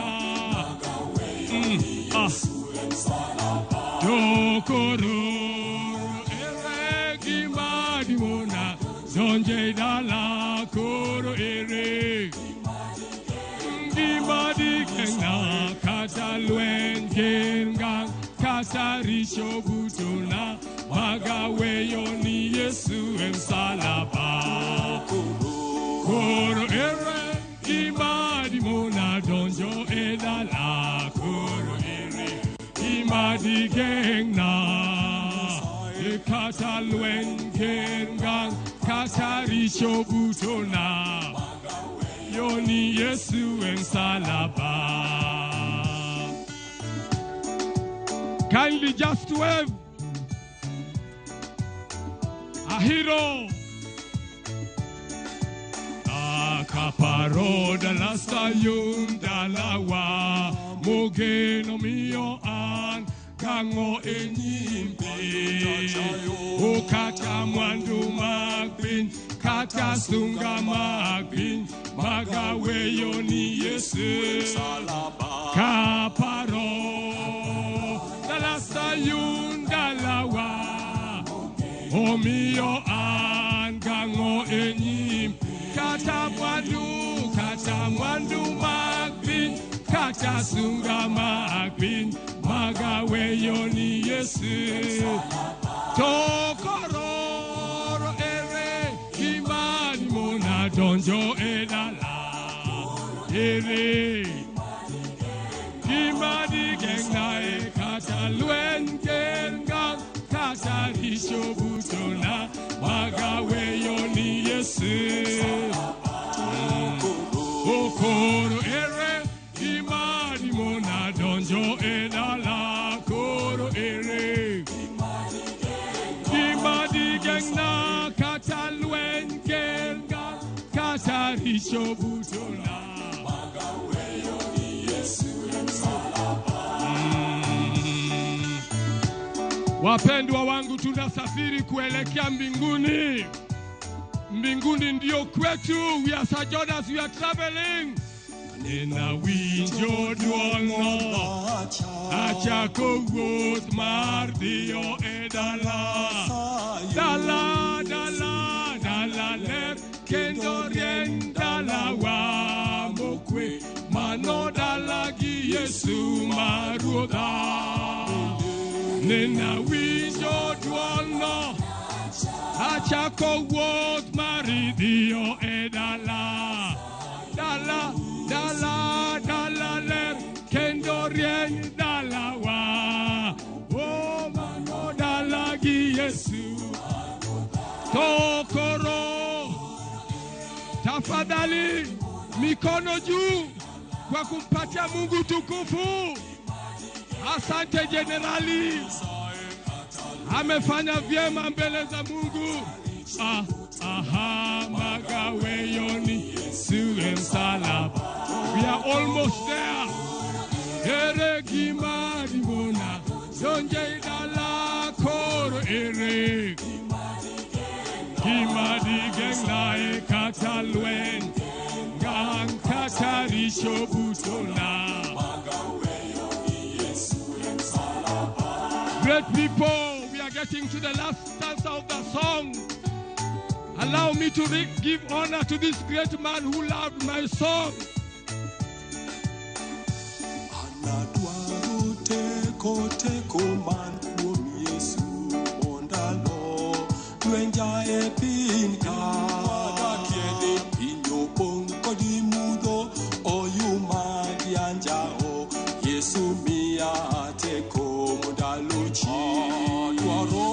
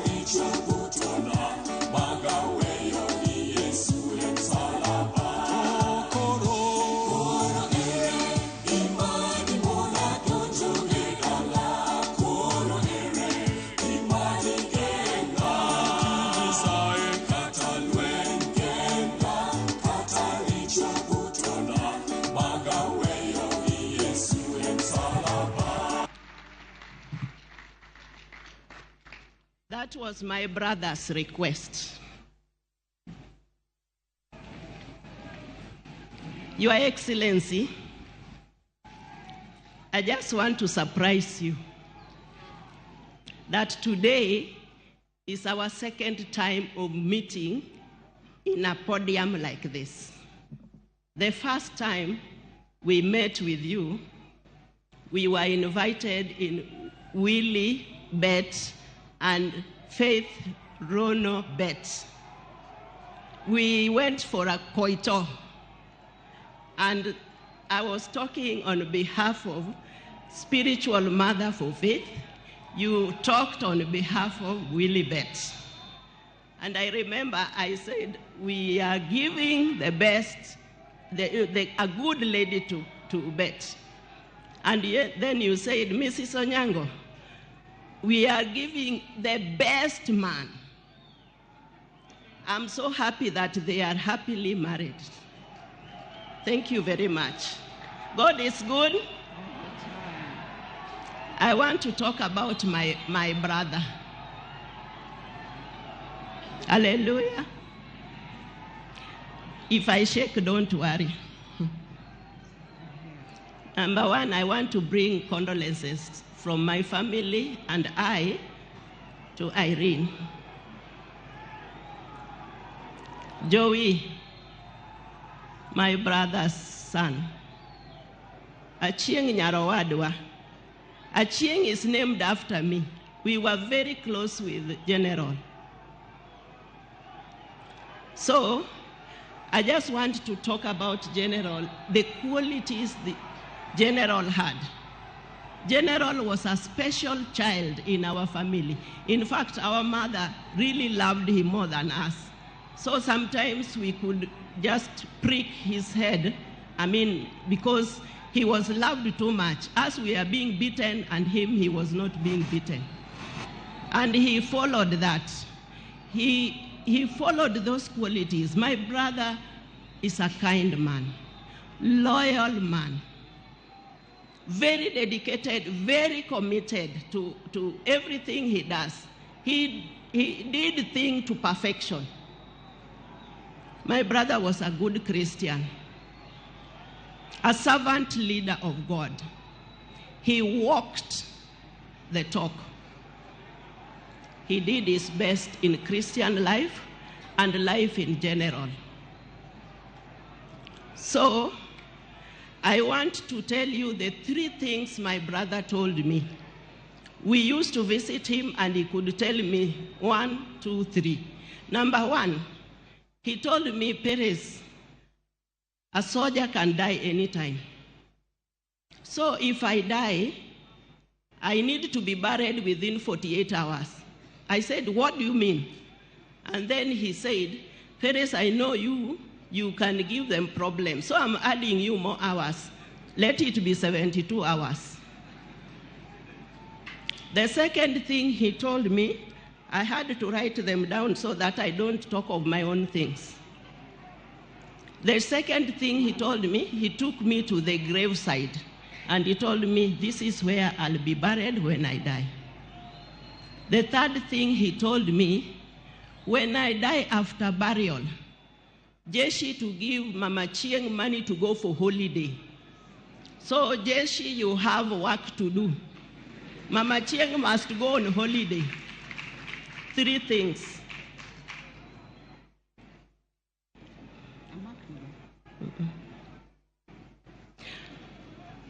My brother walked with God every single day.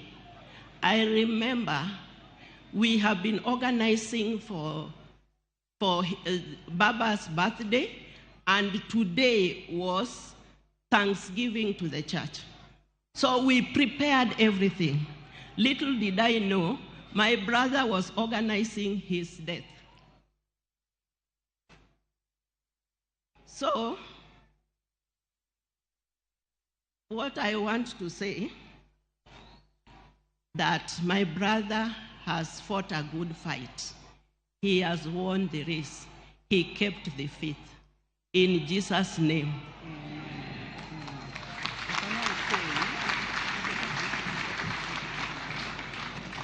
Thank you. Thank you very much. One more round of applause for her, please. At this point, to speak on behalf of the immediate family of the late General Ogola, allow me to invite Lorna Achieng Ogola, who will speak on behalf of the immediate family. And as she's coming, let me also recognize Dr. Doto Mashaka Biteko, Deputy Prime Minister, Tanzania, representing Her Excellency, the President Samia Suluhu. Welcome, ma'am. Thank you, friends. I would like to start by inviting one of my dad's friends, Charlene Ruto, Her Excellency. They had a very strong bond over many things, and she asked me to share this spot with her.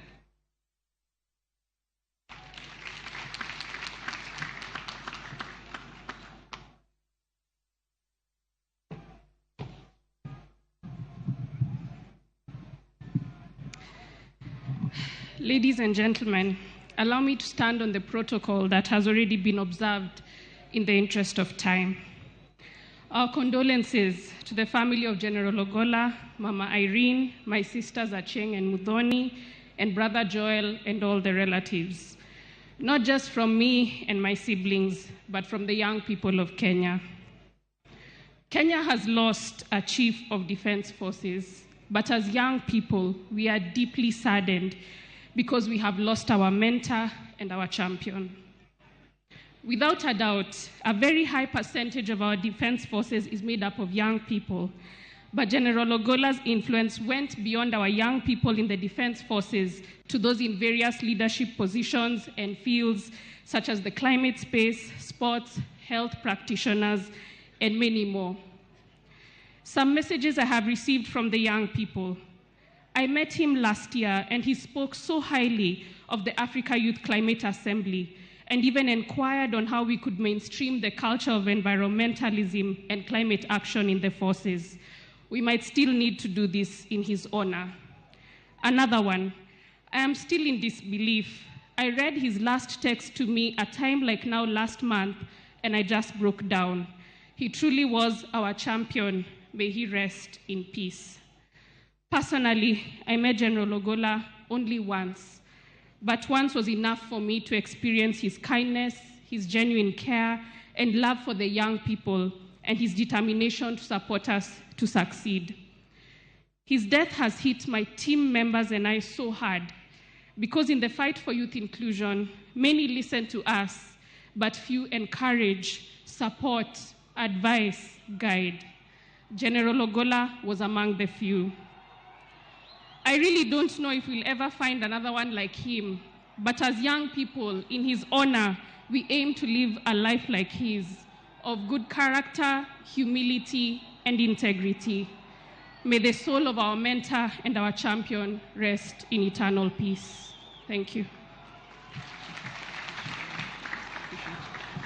Thank you so much, Charlene.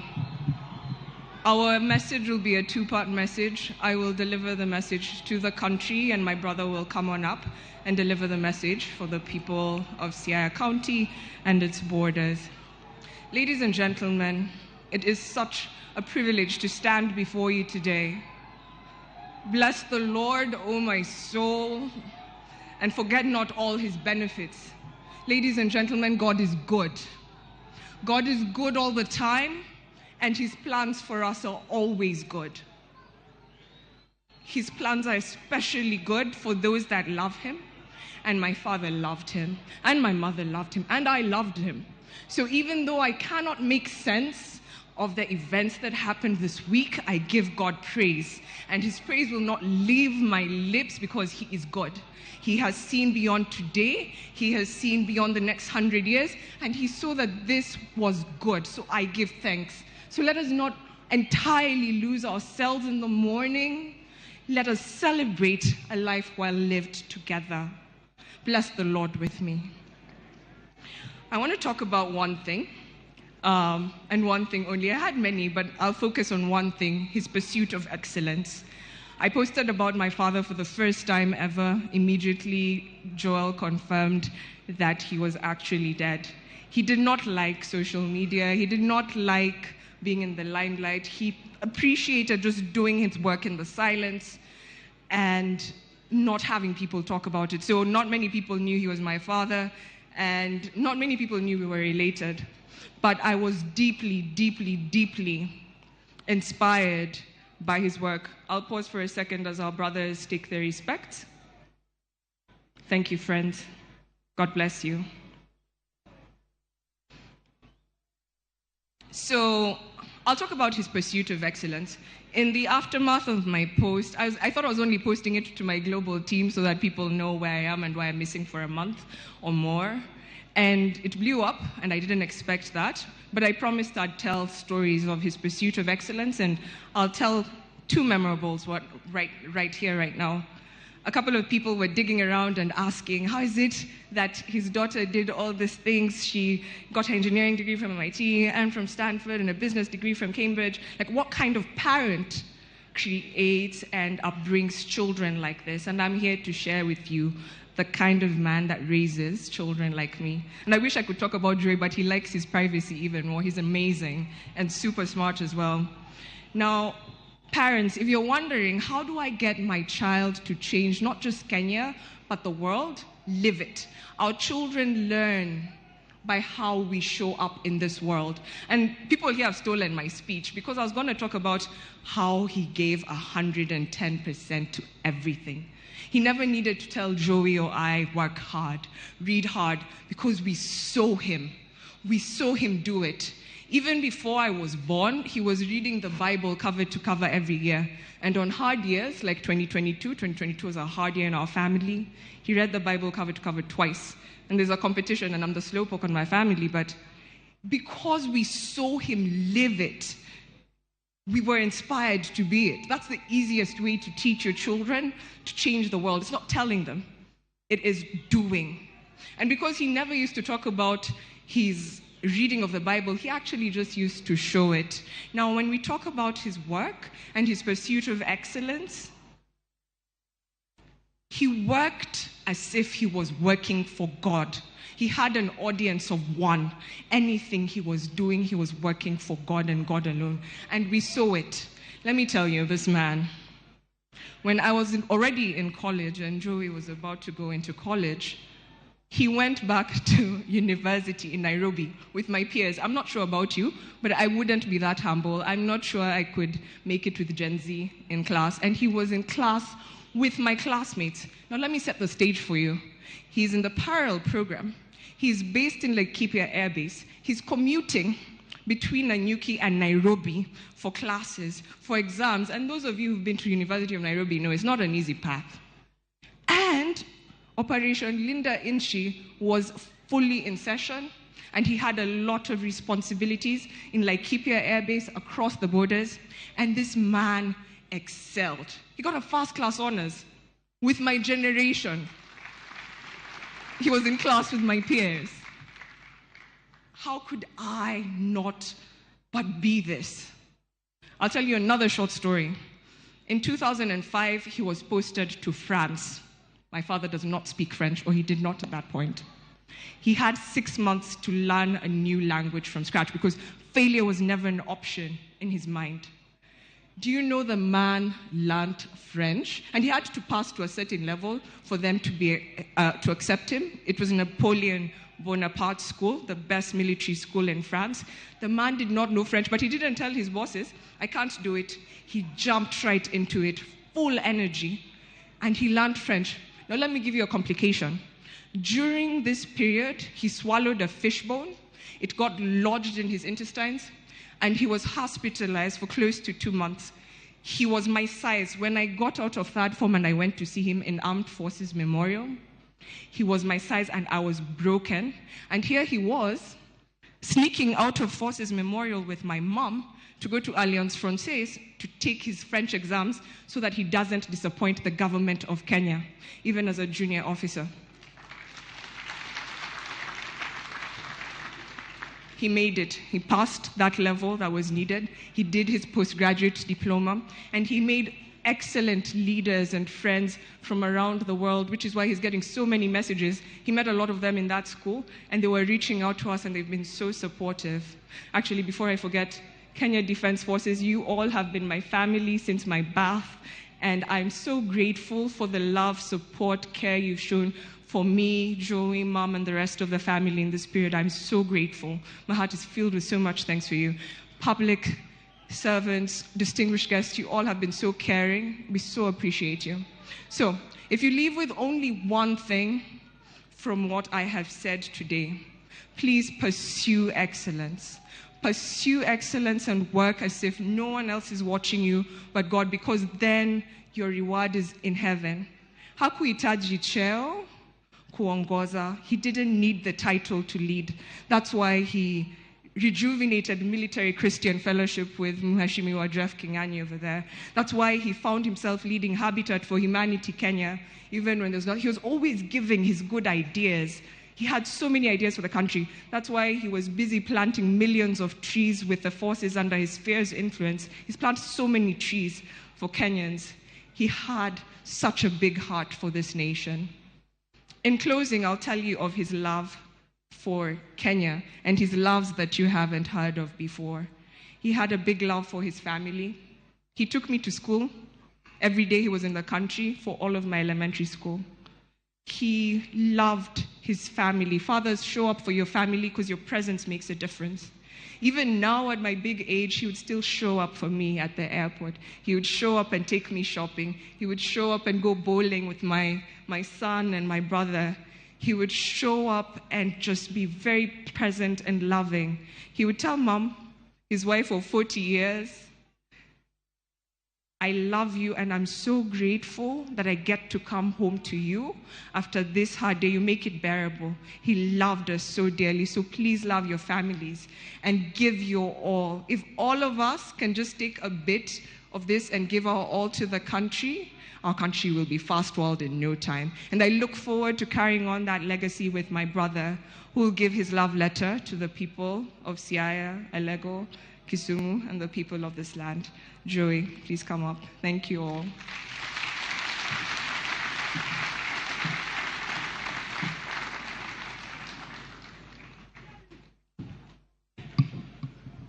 Excellency President, Excellency First Lady, Excellency Deputy President, I have been caught unawares the last 3 days. I've been ambushed at the last minute to say something.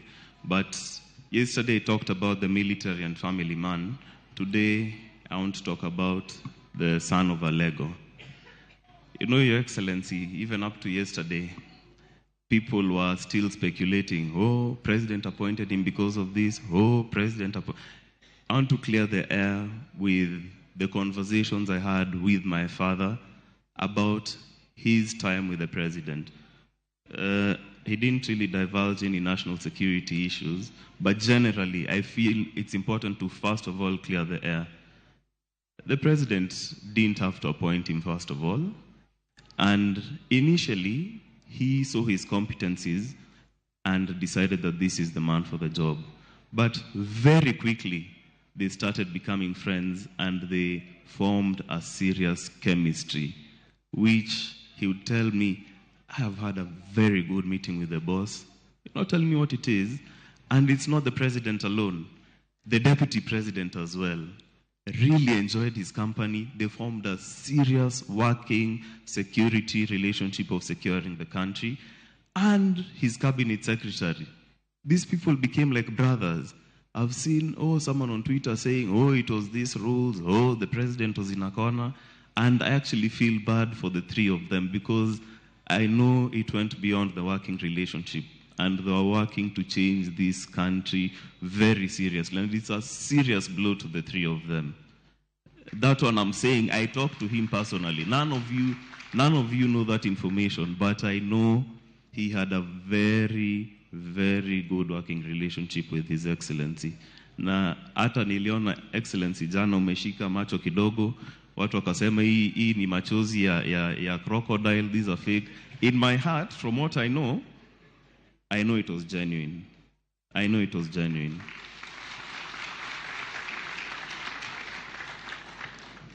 Now, when it comes to this area, the President mentioned, actually Deputy President mentioned yesterday, they came for a working tour and decided to come to our home lunch, and we relaxed for the whole evening. He spent 4 or 5 hours with us, and there were many discussions.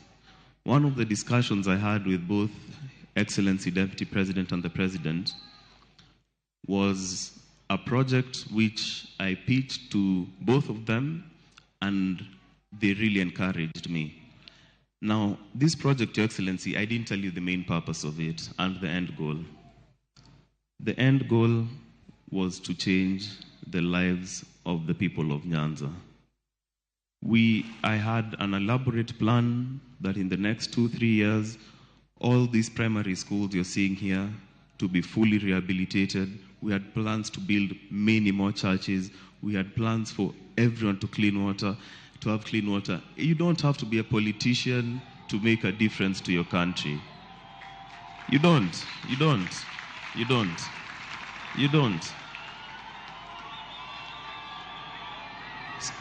Sometimes the politicians make so much noise, but the results, we can't see them. And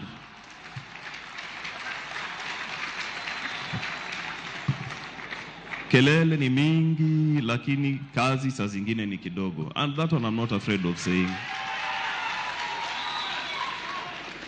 Your Excellency, this mandate was given to me by God himself more than 14 years ago. I took my dad and I made him take me to all the graves of all the great Luo leaders around. We went to Jaramogi's home, we went to Acheng Oneko's home, we went to Robert Ouko's home. I was privileged to meet the wife. And Your Excellency, God put something in my heart to change the lives of the people in this region. I'm making a public announcement today. And it is nothing political. I'm not interested in politics because I have a plan. Both Excellencies are aware of it. All I am asking for is their continued support. And nitawaita mfungue mashule na makanisa hii area mpaka mseme hiyo imetosha. Hata sasa toka hii area ukuje saidi yetu. That one, Your Excellency, I commit to you before God, the public and the President. I will change this area. In fact, my first school that I wanted to start working on is Pap Nyadiel, just down the road. But my father, having been brought here, this will be my first place. And Your Excellency, so knowing your working relationship with him, let me just put this to rest. As a family and as a community, we thank you for putting your trust in General.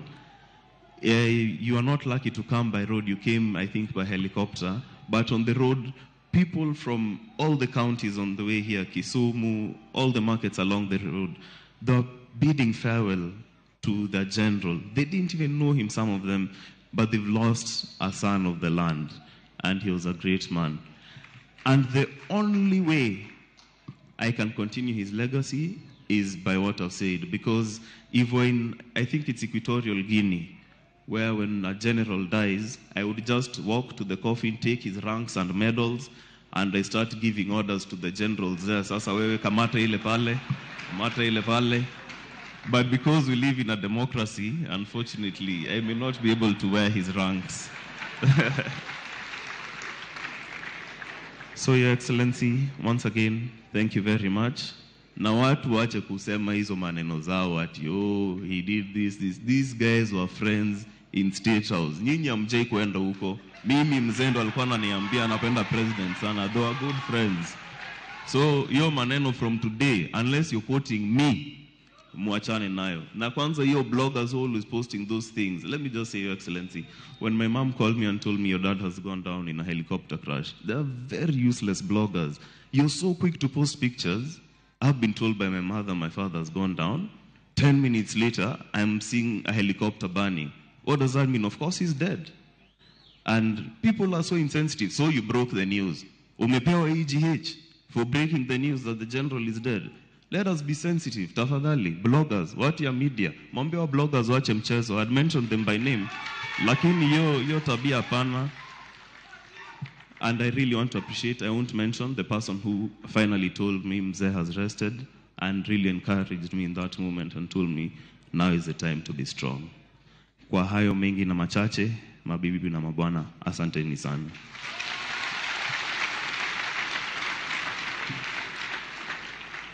That was the Siaya tribute. Yesterday was a military one. On Friday during his memorial, we have very many stories about General, which would have everyone laughing for very many minutes. So hopefully you can join us then as well. Asanteni sana. Thank you very much, Joel. Your Excellency, the son of a general, speaks like a general. Let's give him one more round of applause as he takes his seat. And we now move from the family, and we want to have a church representative. And on behalf of the church, let me call Mr. Philip Opio, who is going to speak on behalf of the church. Mr. Philip Opio, kindly, if you may advance so that you may give the remarks on behalf of the church. After that, we'll move then to the military. Tumpigie makofi akija. Karibu sana.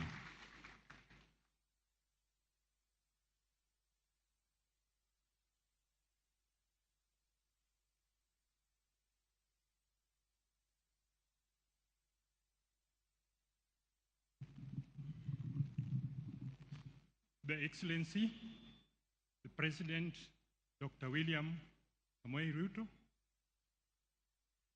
the mourners present, I want to greet you in the name of the Lord. I'm a member of the church, St. Thomas Church. We used to be in the church with the general, and he impressed us so much. On 31st, he was there, 31st last month, we were with him. He took the Holy Communion. It was an ordinary church. All of us were there. And my purpose to come here is to give his contribution to the church. But his contribution is anchored on the following.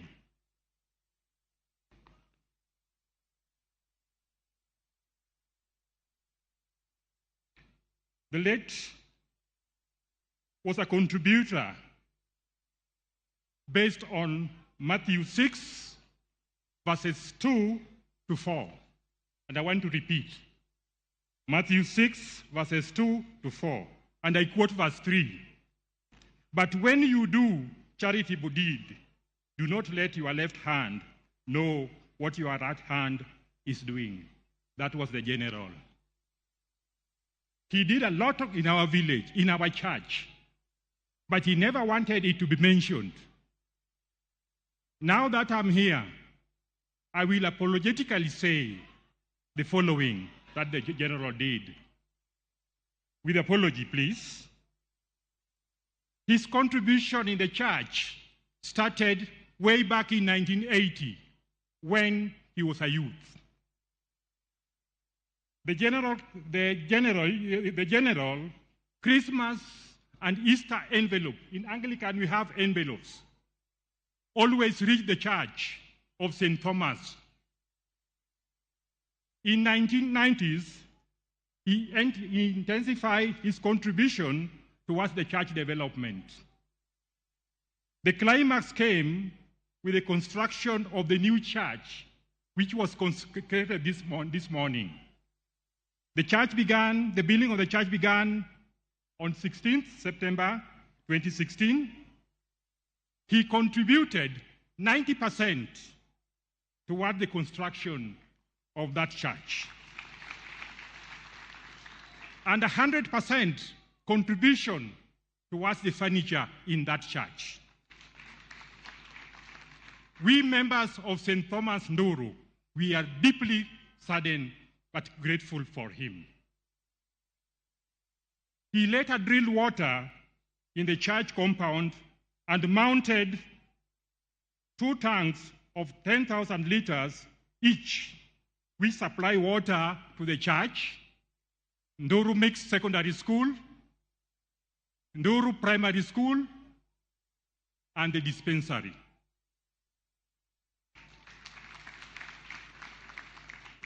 On Sunday, 31st March 2024, he was in the church and not only contributed generously, but also sent 100,000 to St. Andrew's Church, ACK, which is our neighbor. during their fundraising. There's one thing that we also acknowledge, that he contributed. His prayer in the church attracted so many youth. The population of the church started going up. And I believe by end of this year, we were going to raise a lot of money in terms of Christmas contribution because of his presence in the church. In the learning institution, the late renovated all the classrooms and offices of Ndoro Primary School, where the family learned. He supplied over 100 desks on his own. He bought playing balls, uniforms for schools team, and supplied goalposts for netball, volleyball, and football. To the community, he provided financial support for the disadvantaged families and supported widows and orphans. All in all, he was a generous contributor in the society. May God bless his soul. May God bless the family. Thank you so much.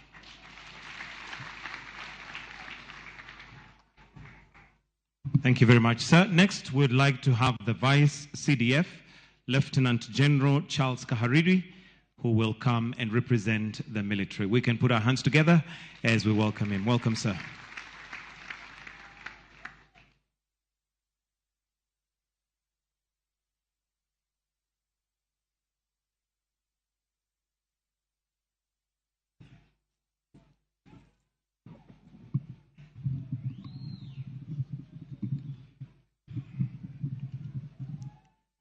Your Excellency the President and Commander-in-Chief of the Kenya Defence Forces, Honorable Dr. William Samoei Ruto and Mama Rachel Ruto, Deputy President, Your Excellency, all protocols observed because of time.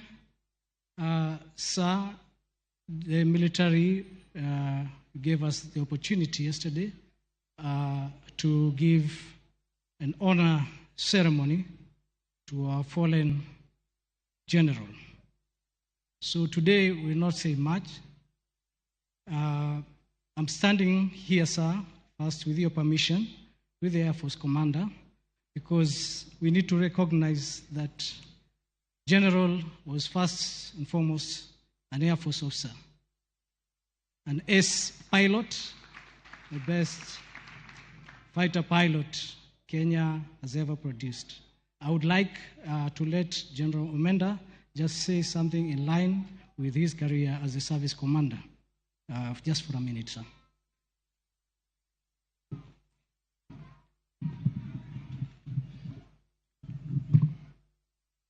General Ogola was a fine airman.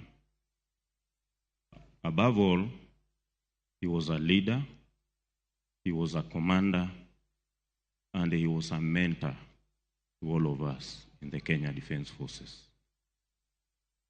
On behalf of all airmen, women, and the entire Kenya Defence Forces, I want to condole with the family and the entire nation. May the Almighty God rest his soul in eternal peace. Amen.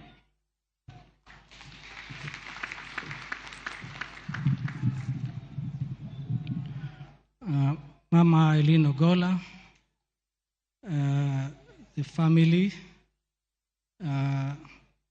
we've had what Joy has said, and a sister. Madam, be assured that you are a KDF family. And we not only will do it because you are, but if we don't, His Excellency has already given those instructions that we must take care of you. He didn't have to because we are part of us, but we will definitely ensure that you are well taken care of. We wish to today, Your Excellency, just convey condolences of the KDF to the wider family. of the late general, now that we are in his home area. Please accept our heartfelt condolences, as well as the people of Siaya and the general region of Nyanza, because this was your gallant son, that you will be dearly missed. So kindly accept our condolences. Your Excellency, as has been mentioned, the General had friends far and wide. Today, Your Excellency, we have with us the CDF of the United Republic of Tanzania, General Jacob John Msunda. Could you please? Your Excellency, the CDF of Malawi, General Paul Valentino Firi.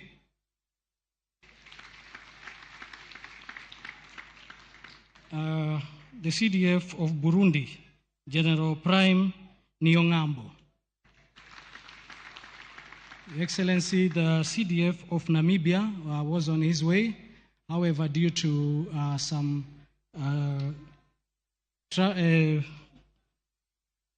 challenges in Joburg, the flight had to be cancelled, so he returned back to Namibia.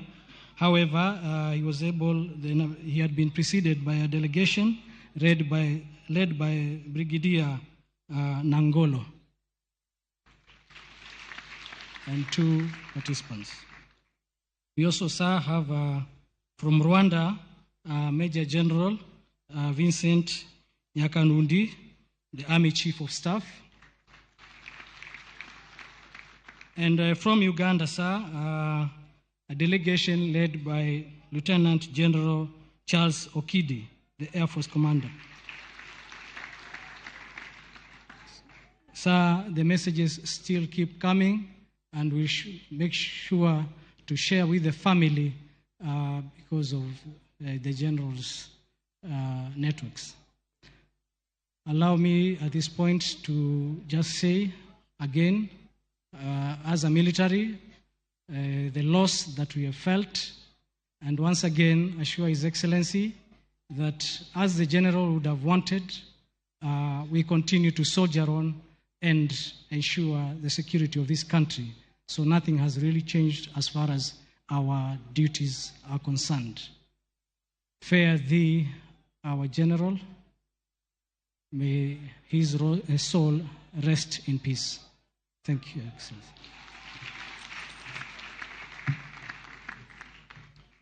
We now want to move to the part of tributes from the executive, and at this point, allow me to invite the Cabinet Secretary for Defense, Honorable Aden Duale, to come and give his tributes and also handle the part of the executive. Welcome, sir.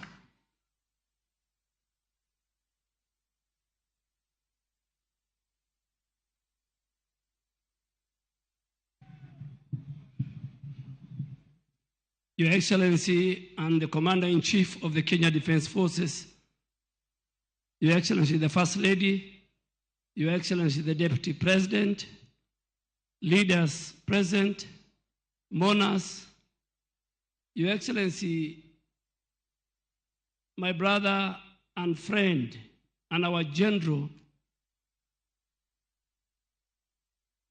told us how his ceremony should be conducted and how he should be buried. And Mama Eileen and the children have confirmed that to us. And in a very short ceremony, let me take this opportunity to invite the governor of Siaya County, Governor James Orengo, to make remarks, and then we take the program from there.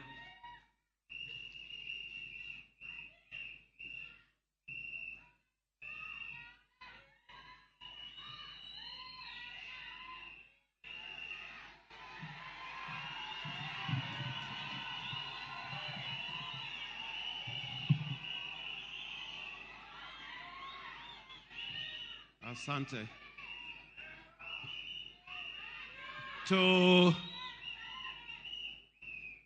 to Eileen Ogola and the family, to the President of the Republic of Kenya, the First Lady, the Deputy President, the Azimio leadership led here by Kalonzo Musyoka and Martha Karua, the Speaker of the National Assembly. Before I say anything, and I think it is important that we say something on this solemn occasion. Allow me, because I saw Dr. Buru Oginga step in, allow me to invite Dr. Buru to come and say something. Dr. Buru.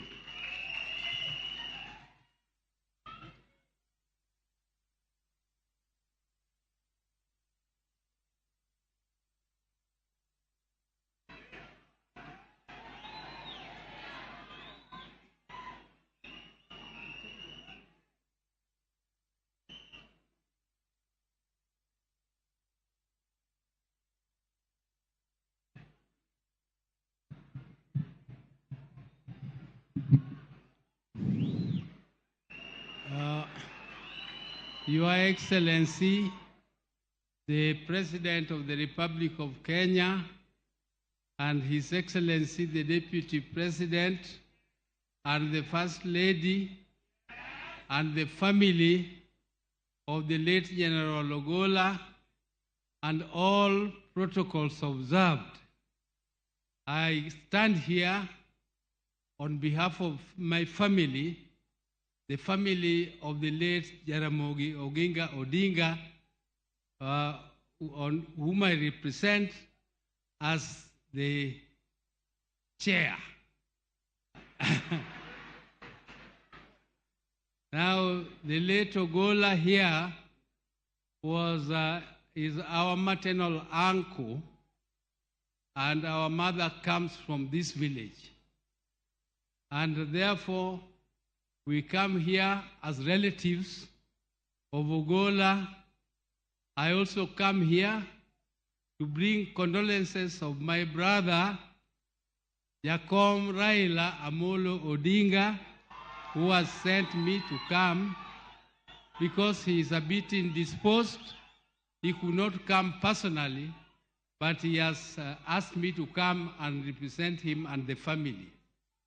So I also want to bring condolences of Uhuru Kenyatta, the former President of Kenya, His Excellency, who has also brought his condolences to the family.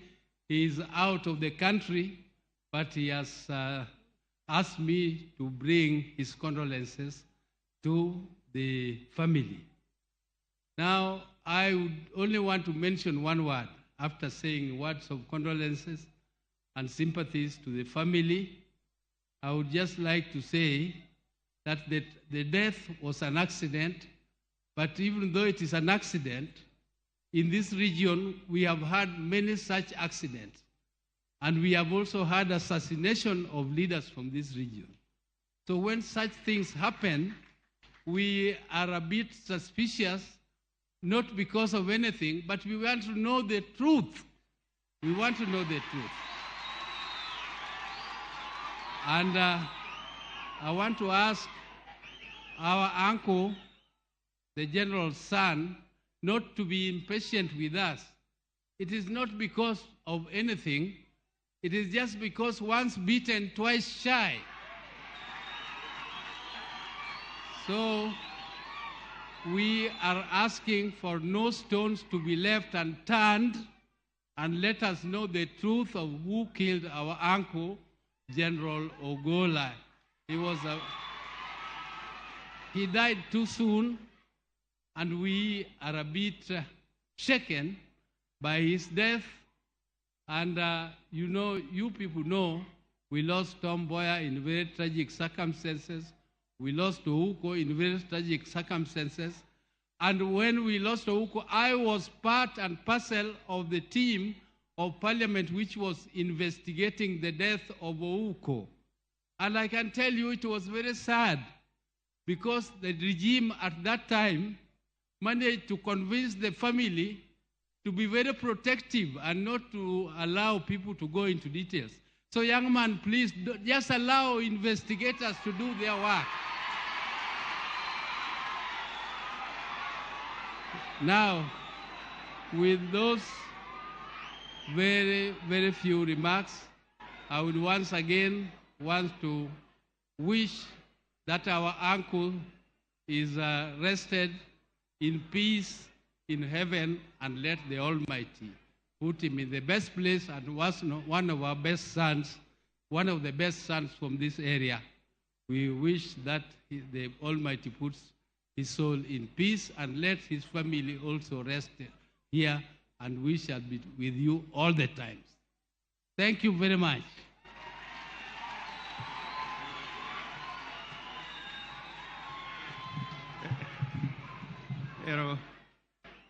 Erokamano. Ang'eyo ni kae wan gi jowa mang'eny mobiro. To e jomobiro ka nitie jomoyier mok ber ka alunga jomoko mokanyisogi ni gin kae. Otel nigi gi speaker Okode gi members ma county assembly ma Siaya kama untie mondo uchung' ane malo mondo neu. Ero gin kanyo. Mar ariyo, nokwaya ni mondo chungi members of parliament gi ng'eny kae, to list monega okelna kae pok ayudo. Koro atandi meli akeni in machiegni ka mondo bi.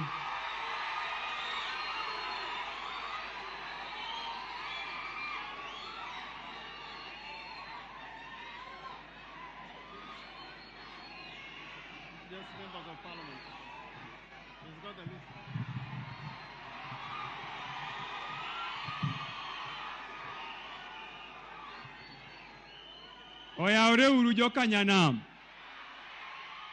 Urwako welo. Jomorwako welo timna kamae. Your Excellency, the President of the Republic of Kenya and the Commander of the Defense Forces, Your Excellency, the First Lady, the family of my friend, Mama Eileen, and your wonderful children, Joel and Lorna, the Deputy President, the Speaker of the National Assembly, the Cabinet, Azimio leadership led by Her Excellency Martha Karua and His Excellency Stephen Kalonzo Musyoka, and all the protocol observed, members of the clergy led by His Grace, the Archbishop of the Anglican Church of Kenya. I really do not have much to say today, other than to mention my colleagues who have joined us. But before I do that, Your Excellency, allow me to say that many of us in the political circle did not know General Ogola until the day he was made the commander of the Air Force. When the appointment was done, I remember me talking to my colleagues in Parliament and asking ourselves, from where does he come from? Is he from Migori? Is he from Siaya? Because we had heard that there was also a General Ogola from those sides of Migori. Then I was told by my colleagues that actually he comes from your constituency. So I took the journey of finding out who General Ogola was. So I used my contacts from here, and I was given his number, and I reached out to him. So when I reached out to him, within 2 days, he gave me an appointment. Actually, he gave me a dinner date. And we had dinner for about 4 hours. Because I wanted to know, this is a very big man. We don't know him. Where has he been?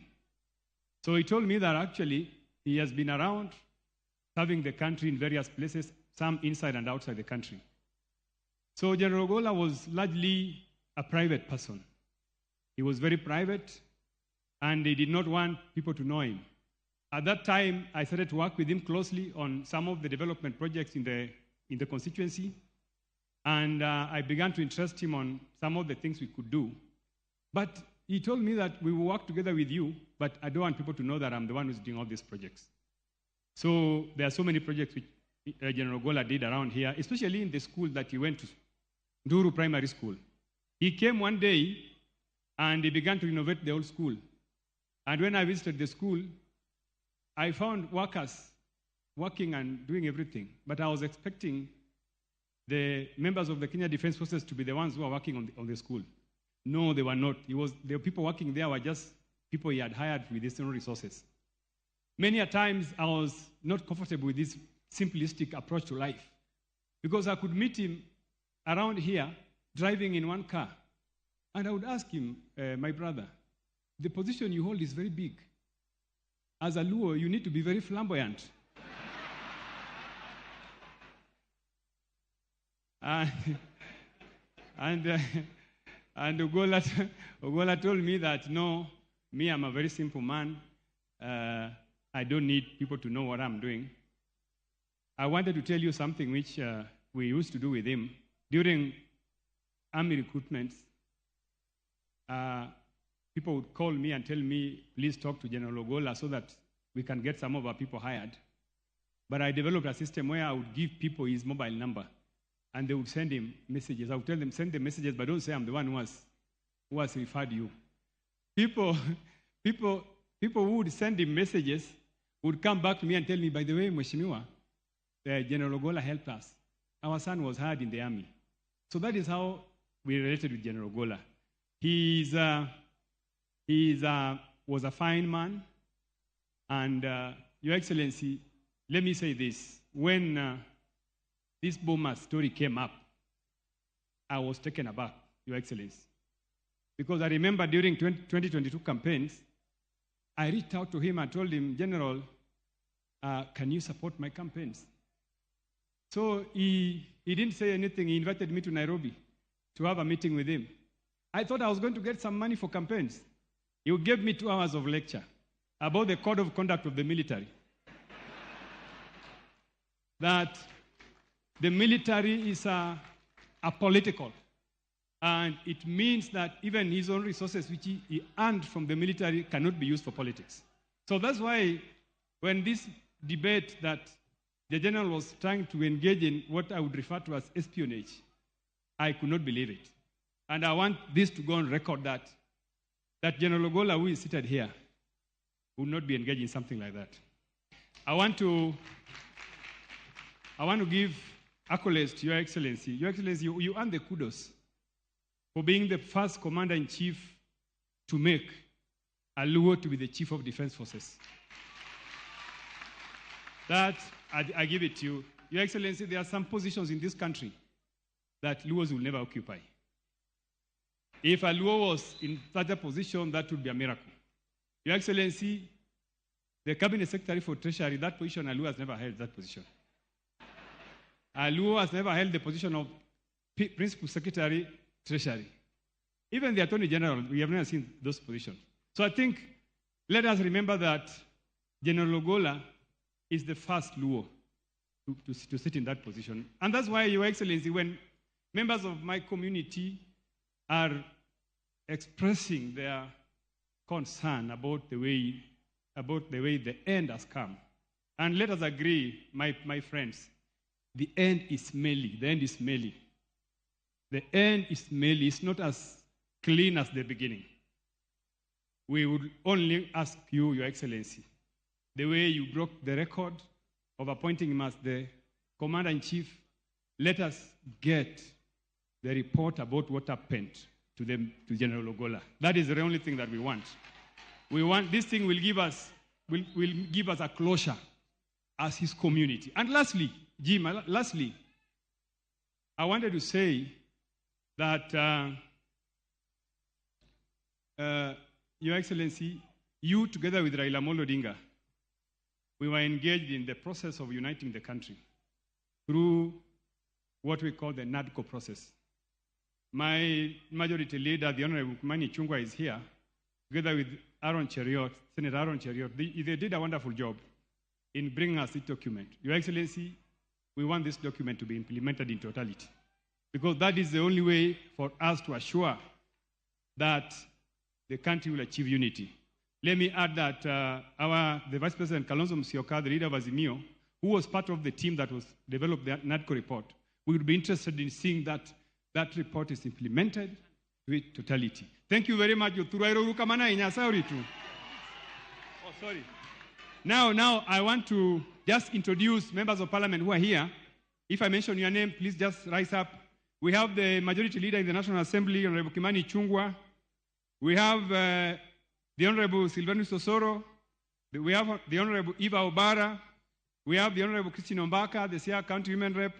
We have Felix Oduor Jalango, the MP for Langata. We have the Honorable Gideon Ochanda, MP for Bondo. We have the Honorable Mark Nyamita, MP for Uriri. We have the Honorable Jared Okelo, MP for Nyando. We have Elisha Odhiambo. We have James Nyikal. We have the Honorable Martha Wangari, MP for Gilgil. We have the Honorable Mboko Milemba. We have the Honorable Didmas Baraza. We have the Honorable Major Deko, Garissa North, Garissa Township. We have the Honorable Esther Pasaris, Nairobi Women Rep. We have the Honorable Siloya, MP for Sabatia. We have the Honorable Zaid Jianda. We have the Honorable Mutinda Mule. We have the Honorable Geoffrey Ruku. We have the Honorable Tienda Molo, MP Rarieda. We have the Honorable, finally, we have the Honorable Koyo. And we have my uncle, the former MP for Lego Usonga, the Honorable Edwin Inda, is also in our midst. Thank you, and may God bless you. Thank you, Honorable Tandi. Now is my pleasure and privilege to call upon Dr. Stephen Kalonzo Musyoka, Senior Counsel, to speak on behalf of the Azimio team.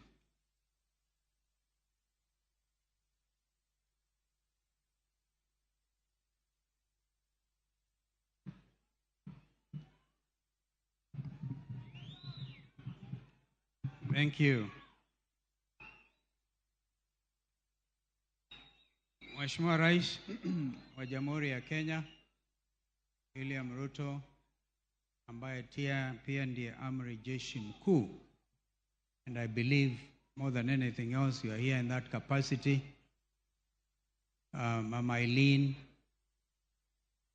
fellow mourners, I will say one thing, and with your permission, I'll ask our sister mother to come and deliver the other portion. It has been said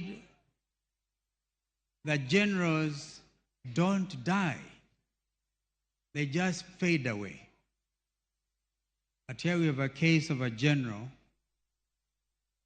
who did not wait to fade away. He crushed,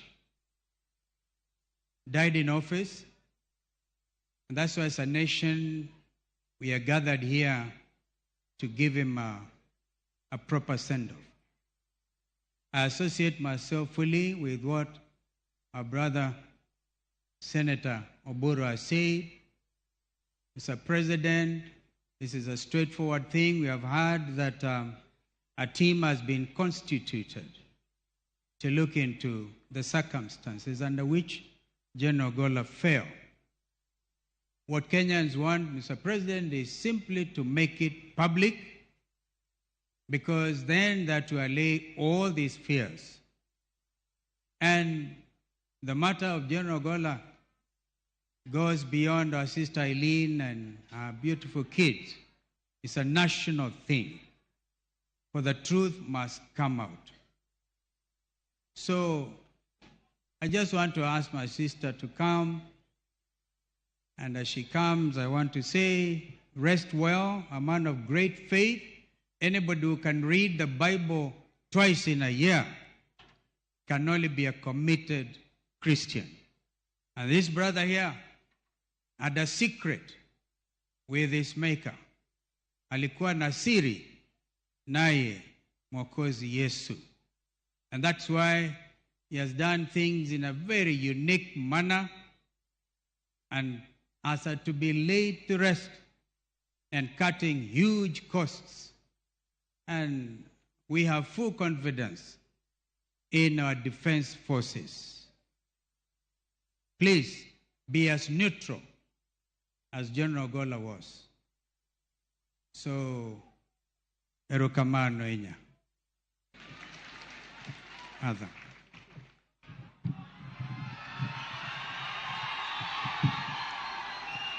Asante. God is good, and all the time. Mheshimiwa Dr. William Ruto na Mama Rachel Ruto, and all protocols observed, I'm here to deliver my condolences and the condolences of the Azimio fraternity who could not be here, to the family of General Ogola, to Mama Eileen, the children, and the entire family. Everything else has been said. I would only like to add, when an accident occurs, it's a security issue. There are security concerns which deserve an answer for the nation. And since an inquiry has already been formed, we look forward to a speedy investigations. I salute our fallen general. Fare thee well. May God bless him and his family. Thank you. Thank you, thank you. And I don't watch my 10. Gedoluo tomorrow wacho gi Kisungu. Adwaro ni mondo josiaya duto mondo winj wach ma wacho ni wuoyi ma waiko kawuono ni ok en ng'ama inyalo pando. En wuoyi mathuon kendo en ruath. Emomiyo kata kineno liete mang'eny ma ji bedogo, to ok inyal neno ka ji owuok oko kaka ji owuok ni General Ogola. An adwa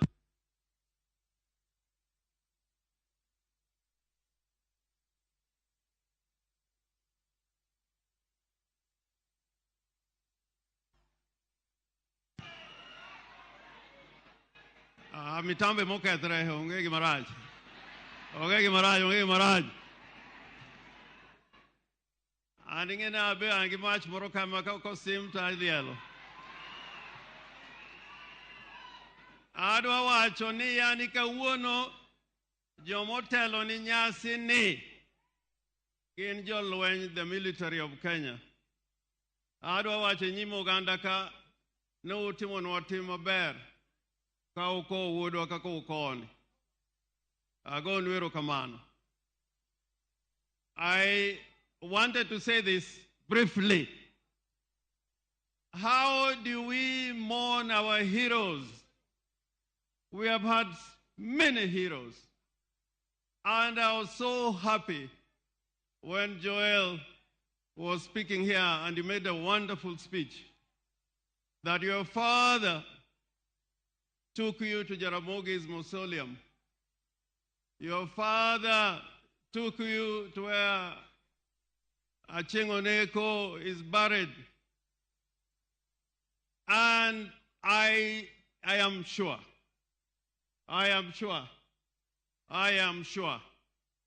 that your father wants you to be part of the history of his people. I want to say this without fear of contradiction. We have mourned many times, and that's why sometimes people mistake us. We have mourned many times, and we have mourned heroes. We mourned Arguing Skodek, we mourned Tom Mboya, we mourned Dr. Uko, we mourned Odhiambo Mbai, and today we are mourning General Ogola. I therefore plead with anybody who is here, you must allow Kenyans to mourn their heroes the way they can. When I was coming here, I followed a different route. The one from Luanda to Wagai. And the whole route was full of people waiting for this gallant son of ours. Many were waiting. I just hope that this time around, we will, with the investigations which are undergoing, will come to the final conclusion and outcome of how this happened. And I was taught in investigations. Your Excellency, I was a lead lawyer in the Ouko trial. In the Ouko trial, there were many investigators, international, FBI, and Scotland Yard. And the first rule in investigations is that you don't rule anything out. If you want to carry a true investigation, don't leave anything out. So we want to be assured that nothing will be left out so that the truth comes out. The truth comes out. Your Excellency the President, just like Atandi has said, when you retire and think of appointing other positions, you see what he has pointed out, that you think of somebody from this community to be in that position. And this constitution does not say that you must vote for so and so in order to be in government. We want a government based on our constitution, so that when these positions are open, like you did in appointing the chief, you open it to the entire republic. Finally, as General Ogola rests here, I beg you, Your Excellency, that let General Ogola be buried in doubt, and the lingering doubt. And I was in Bomas of Kenya. I was there. I was not an agent, but I managed to go there. The lingering doubt is that there is this allegation that General Ogola went to Bomas to try and change the elections. If you accuse Orengo of me, you can accuse me. I can plead guilty. I know, even when I went there, I was just overpowered. I was just overpowered. But if you accuse Orengo, I think that it would be a reasonable accusation.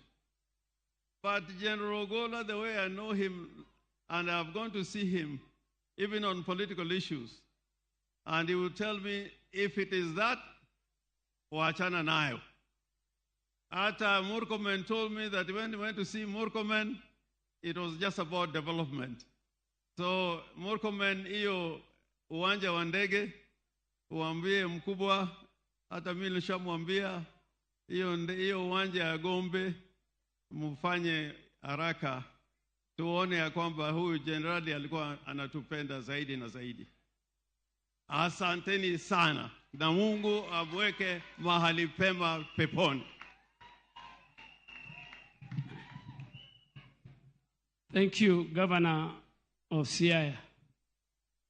Your Excellency, on behalf of the Ministry of Defense and Kenya Defense Forces,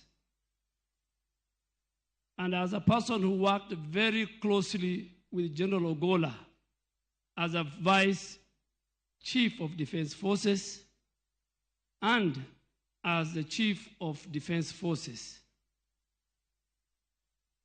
personally, I have lost a brother. I have lost a colleague. I have lost a member of the Defense Council. I have lost a general who has put the security, the sovereignty, and territorial integrity of our country. His family will confess, Your Excellency, that even Christmas and New Year, General Ogola could sacrifice and tell me, let's go and visit our troops in deep operations. Those outside the country, we were in Kismayu, we were in deep hostile areas. He was a man who was committed to his work. He was a man, because the office of the Minister and the Vice Chief of Defense Forces are the closest officers, Your Excellency. I work with all the Vice Chief of Defense Forces and the Chief of Defense Forces. He was a man of discipline and honor. I don't want to say more because you have interacted with him too. So, Your Excellency, the rank and the leadership of Kenya Defense Forces, we have a lot to learn from General Ogola, our general. The way we will learn and have learned more with the previous Chief of Defense Forces. We want to assure you that we will leave the legacy and the dreams of General Ogola for the safety of our nation, be it in the air, land, and the sea. But Your Excellency, as our Commander-in-Chief, if you allow me, the former Prime Minister yesterday said a statement. And I want to qualify that statement. Because General Ogola was very close to me, particularly when he was the Vice Chief of Defense Forces. And when the whole issue of bombers, 15th of August, was hanging over his head, he even told me, and the family can agree with me, we had conducive discussion, that even he has lost weight, that this thing was disturbing him. And Your Excellency, General Ogola was not, as the Vice Chief of Defense Forces, was not a member of the National Security Committee, which is chaired by the Head of Public Service. So how did the General Ogola went to NSAC and to bombers? And as a Muslim, General Ogola shared with me text messages of his superiors and members of the National Security Committee then. And he asked 3-4 times. First, in the morning when he was going to NSAC, he showed me the message that he was given, go represent me at NSAC, because of a prior other commitment of the person who was supposed to go. When he went to NSAC, General Ogola, and a direction was given to him with other colleagues, with a leader, him as a member, to go to bombers. General Ogola, as a respectable soldier and general, he asked and sent a text message to his bosses and asked, what am I going to do in bombers? And this has happened. And General Ogola was told, it's been decided, you go. And I'm narrating what General Ogola today, he's lying here, this man told me. When he went to bombers, the then chairman of IBC, so he told me, kept them for 5 hours. And the 411 came while he was in bombers, saying the results will be announced at 3. And General Ogola then again sent a text message and saying, now that the result will be announced at 3, as a general, as a soldier, what am I doing here? And he was told, stay with your colleague. That text message is there. When His Excellency yesterday said, I had a one-to-one with the General Ogola, he gave me permission to have one-on-one discussion with the General Ogola on a Monday from 7 to 9:30 p.m. in my house. His security, his drivers can confirm. And when he convinced me, because he was a man of God, when he convinced me is when he got an opportunity to relay and talk to the president with those 3 statements at the end of his discussion with the president. Today, I want to confirm that because of what happened to General Ogola, the president as the chairman of the National Security Council, so that for it not to happen again, the president has directed last year that members of the National Security Committee, the IG, the DG NIS, the head of public service, PS Interior, PS Defense, CDF, PS Foreign Affairs, PS Treasury, and the Solicitor General can never again delegate the attendance of that membership to their juniors. Because tomorrow, another member of the National Security Committee will commit the same crime. So Honorable Raila Odinga was very right. And I came today to qualify his statement that General Ogola, a man he knows, would not have gone to bomb us. And the people who sent him to bomb us, some of them are here. Some of the people who sent him to bomb us,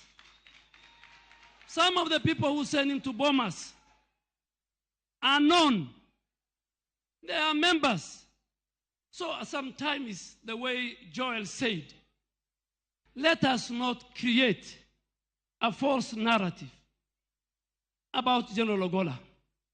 Your Excellency, allow me again to make another confession as your Minister for Defense. Many of my colleagues ask me, you used to be a vibrant politician, you have changed. I have changed because I went to a different environment. Your Excellency, when General Tonje introduced that gentleman's agreement, there was General Opande, who he recommended to be the next CDF. But he did not. He was not given that chance. Many, the law says that a CDF will serve for 4 years or at the attainment of 62 years, whichever comes first. Your Excellency, this region has produced decorated generals. General Owiti, General Opande, and many others. But because you wanted to change Kenya, you said we must kill ethnicity and regionalism in our country. Your Excellency, and I want to confirm to the nation, there were many people within even our ranks who said General Ogola should not be appointed. But they had only one reason. Very unfortunate.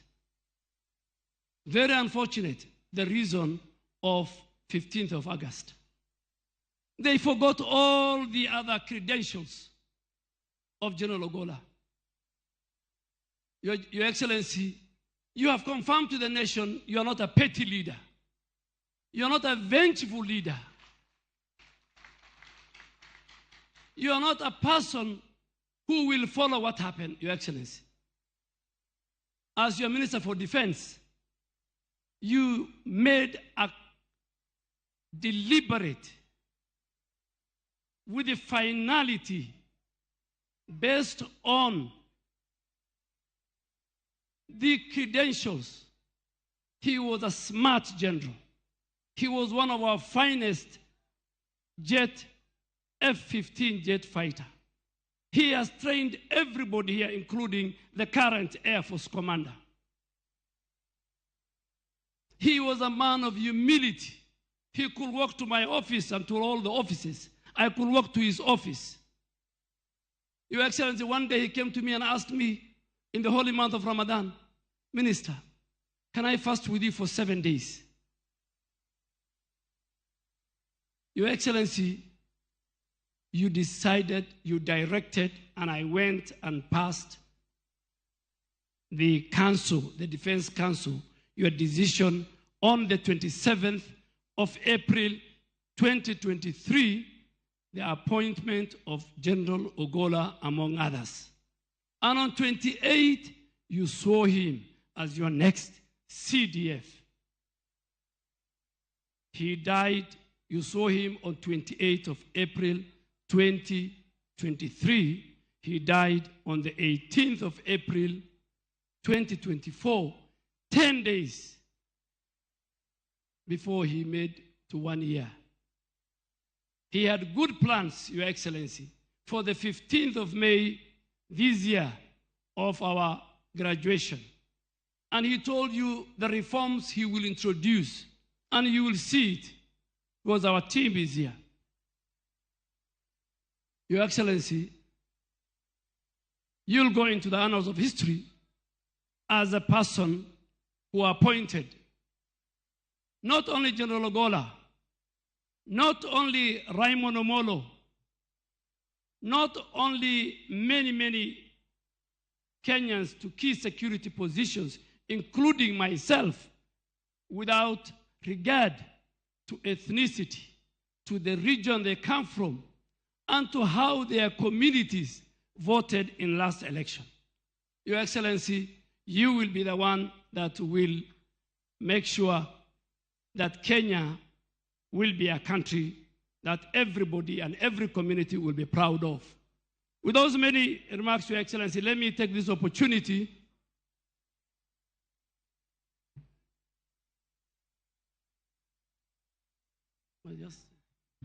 Your Excellency, managing coalitions, as you know, is never easy.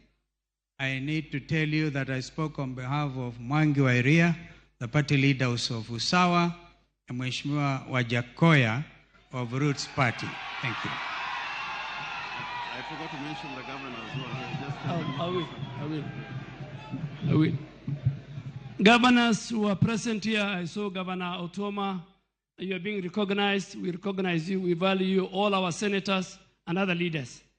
Your Excellency, with those very many remarks, we, the KDF family and fraternity, have lost a great general. We have defended our country. We will not let you down as our Commander-in-Chief. It's my humble duty to invite the Speaker of the National Assembly, the Honorable Moses Masika Wetangula.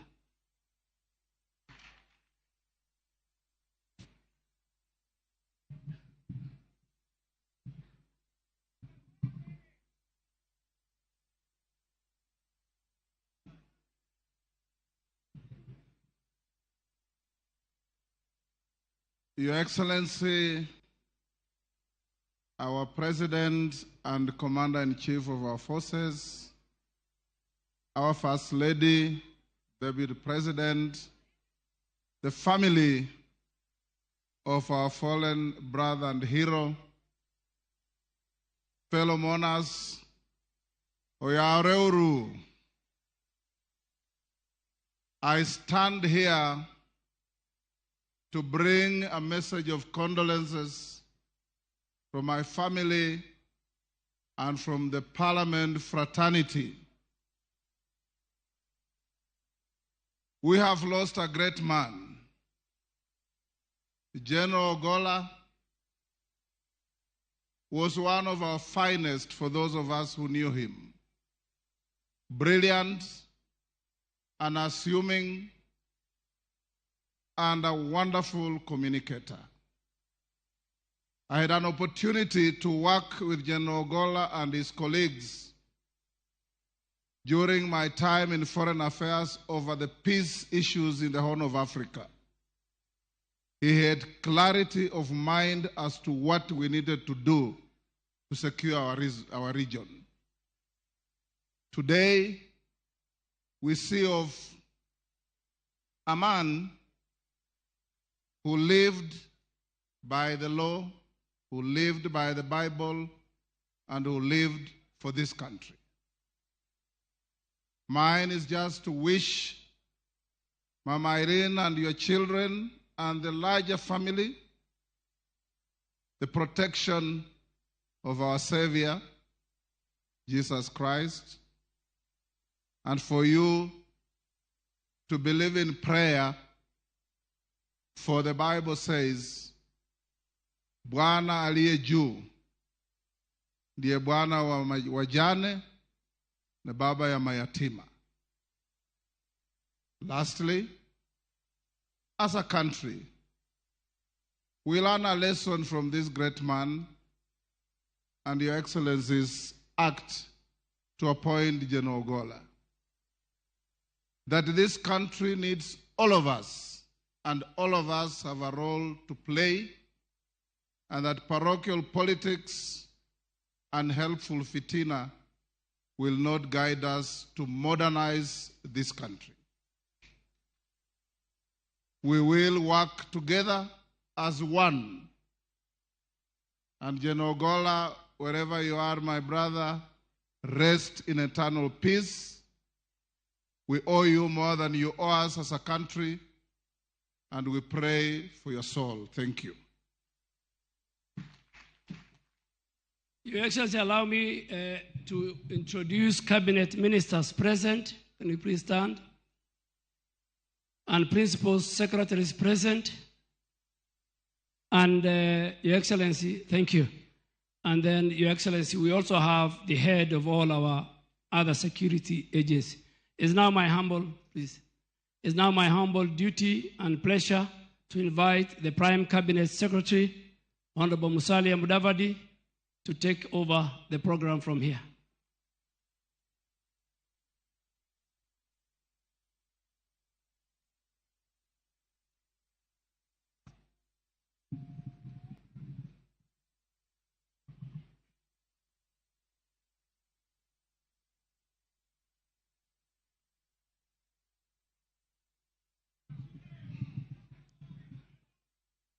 Your Excellency, the President of the Republic of Kenya, Mheshimiwa William Samoei Ruto, our First Lady, Madam Rachel Ruto, the Deputy President, Rigathi Gachagua, Eileen Ogola, and your entire family, the leadership of the Defense Forces, friends, relatives, and all dignitaries present. Your Excellency, a lot has been said, so I will really be very brief, but with your permission, let me give the Deputy Prime Minister of Tanzania, who has been sent to represent Madam Suluhu, to convey a word of condolence. He's called Ndoto Mashaka Biteko. Thank you.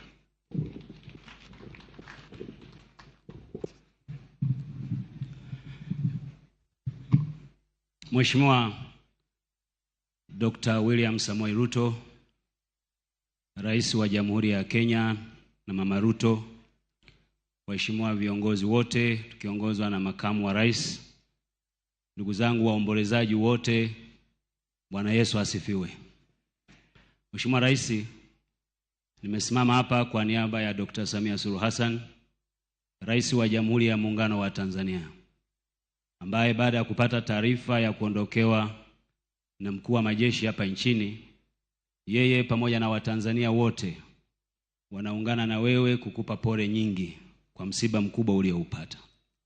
Wewe pamoja na familia ya marehemu na Wakenya wote na vyombo vya ulinzi na usalama vya Kenya, kwa kuwa wameondokewa na kiongozi mashuhuri, kiongozi ambaye bila shaka kwa maneno yaliyosemwa hapa ameandika kurasa nyingi sana zitakazosomwa na vizazi vinavyokuja. Mheshimiwa Rais, Mheshimiwa Dr. Samia Suluhu Hassan anakutakia moyo wa subira wakati huu mgumu, wewe pamoja na familia, lakini muhimu sana kwa Wakenya wote na wale wote aliowaongoza. Mheshimiwa Rais, nimesimama hapa kueleza tu kwamba yote yaliyosemwa kuhusu marehemu ni masomo makubwa kwetu sote, lakini masomo makubwa kwa vijana wanaokuja. Tunamuombea mapumziko mema yeye, lakini kwa familia kuyaishi yale mema yote ambayo marehemu alikuwa akiamini na kuyaishi. Asanteni kwa kunisikiliza.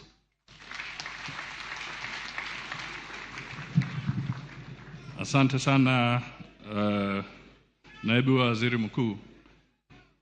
Ningependa tu nitaje majina ya wale mawaziri kwa sababu walisimama, na ni vizuri watu wajue kwamba tuko hapa na Mheshimiwa Machogu, waziri wa elimu. Tafadhali punga mkono. Tuko na Mheshimiwa Eliud Owalo. Asante sana. Tuko na Mheshimiwa Chirchir. Asante sana. Tuko na Mheshimiwa Markomen Kipchumba. Asante sana. Tuko na Mheshimiwa Madam Malonza. Tuko na Mheshimiwa Zak Njeru. Tuko na Mheshimiwa Florence Bore. Asante sana. Na tuko na Moses Kuria. Sijui kama kuna waziri yote ambaye nimewacha nje. Pia kwa majina nitambue PSS. Kuna Raymond Mbolo ambaye ni waziri wa internal security. Kuna Patrick Mariru. Kuna Alfred Kombundo. Kuna Susan Mangeni. Kuna Beatrice Inyangala. Kuna John Ololuta. Na kuna Solicitor General Shadrach Mose. Asanteni sana. Your Excellency, I think Duale has spoken very passionately and he has said it all. What I can only emphasize ni kwamba sisi kwa serikali yako tulimheshimu sana Generali Ogola. Kama kuna kielelezo ya heshima na integrity kwa majeshi yetu, basi Ogola ndio alikuwa kwa mstari wa mbele. Yeye ametoa heshima sana kubwa kwa taifa letu, na mimi ningependa kusisitiza kwamba kama waziri wa mambo ya kigeni pia nataka niwaambie kwamba Ogola alikuwa na kipawa cha ujuzi wake kwa mambo ya kijeshi, na pia akawa na kipawa sana mambo ya diplomasia, na haya yote aliyatumia vizuri sana kuhudumia taifa letu na kupeana heshima kwa majeshi yetu. And let it go on record that the accolades that we have received as they convey condolences from all over the world is testimony to the integrity and professionalism of our defense forces. And we must acknowledge our defense forces have made us proud as a nation and as a region. God bless you all. May Ogola's soul rest in eternal peace, and may the family find grace in God's word. Your Excellency the Deputy President, wakati ni wako.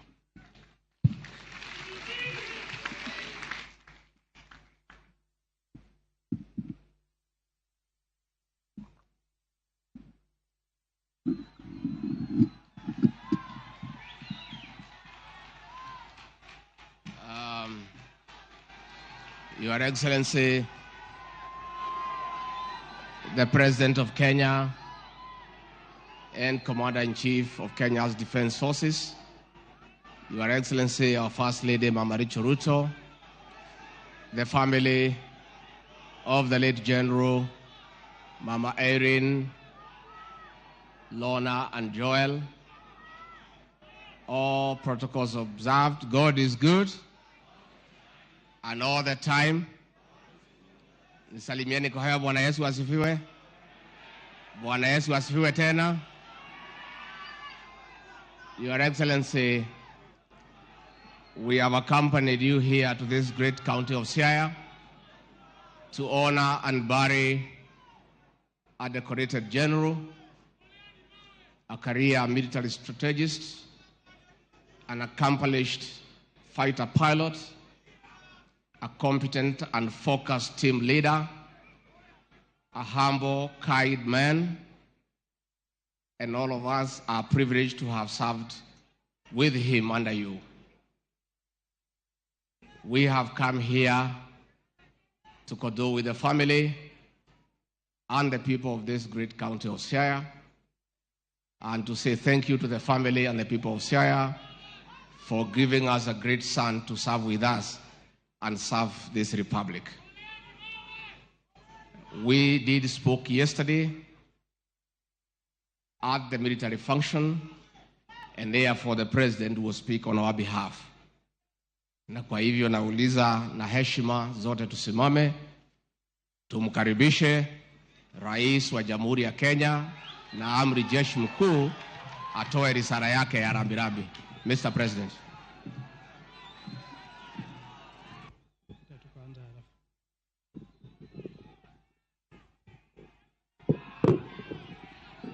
Asante sana.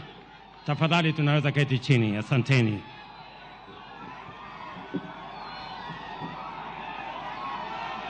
Mama Eileen Ogolla, watoto wake Lona na Joel, mjukuu wake Taji, pamoja na familia, jamaa, ndugu, marafiki wa rafiki yetu Generali Ogolla, familia ya wanajeshi ya KDF na wananchi wote wenzangu, hamjambo. Oyaore uru, amoso ujodurua. Bwana Yesu asifiwe. Hebu mnisalimie hewani hivyo. Asanteni sana. Mimi nachukua nafasi hii katika maziko haya ya kiongozi wetu wa wanajeshi Generali Francis Omondi Ogolla,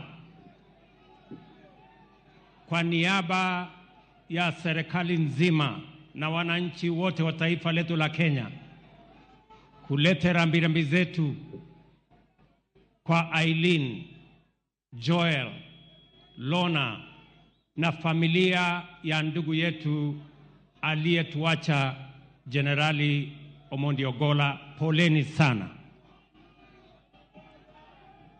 Generali Ogolla ni shujaa tuliyemtambua. As I said yesterday, General Ogolla was a consummate military officer, a passionate commander, and a patriotic citizen of Kenya of great humility and integrity. General Ogolla was appointed as the CDF in Kenya because of his credentials, his integrity, his professionalism, and he stood tall and deserved the appointment. As I said, I was very proud working with this man, General Ogolla. And I know for sure that I made the right decision. And if I had another chance to appoint him, I would appoint him again as the CDF of Kenya.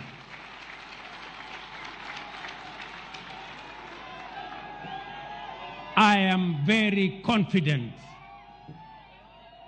as I was then, that in the hands of General Ogolla, the security of Kenya was assured. He demonstrated in strategy in word and in deed that he loved this country, that he wanted the best for Kenya, and he stopped at nothing to make sure that Kenya was safe and every soldier, wherever they were, inside the country and outside the country, was serving to their best of ability. And therefore, as we celebrate his life, many people don't understand the loss that we have incurred as a country. Those of you who may not have worked closely with General Ogola as I did, you may not understand the kind of men that we have in this great Kenya. There are very few leaders, there are very few people who can fit in the categorization and the shoes of General Ogola. I say this passionately because I know what Kenya has lost. When I got the news that there was a plane crash, it was a very heavy moment for us and for me, because I did make a commitment to the people of Kenya. And I have this to say. It is true, we have lost many Kenyans because of extrajudicial killings.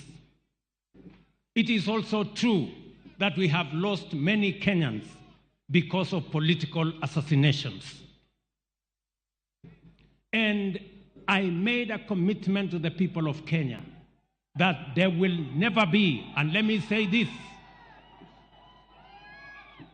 as has been said here by others, for the avoidance of doubt and without any fear of contradiction, there shall never be again extrajudicial killings or political assassinations. There shall never be another occasion where we have bodies of Kenyans in River Yala. It will never happen again. Not under my watch.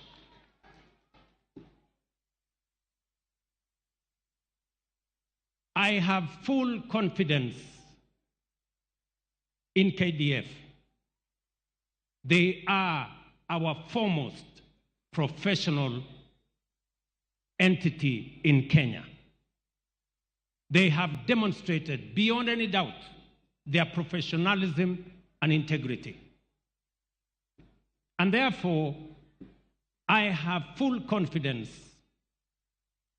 that General Omenda and the team he has appointed to make sure that all details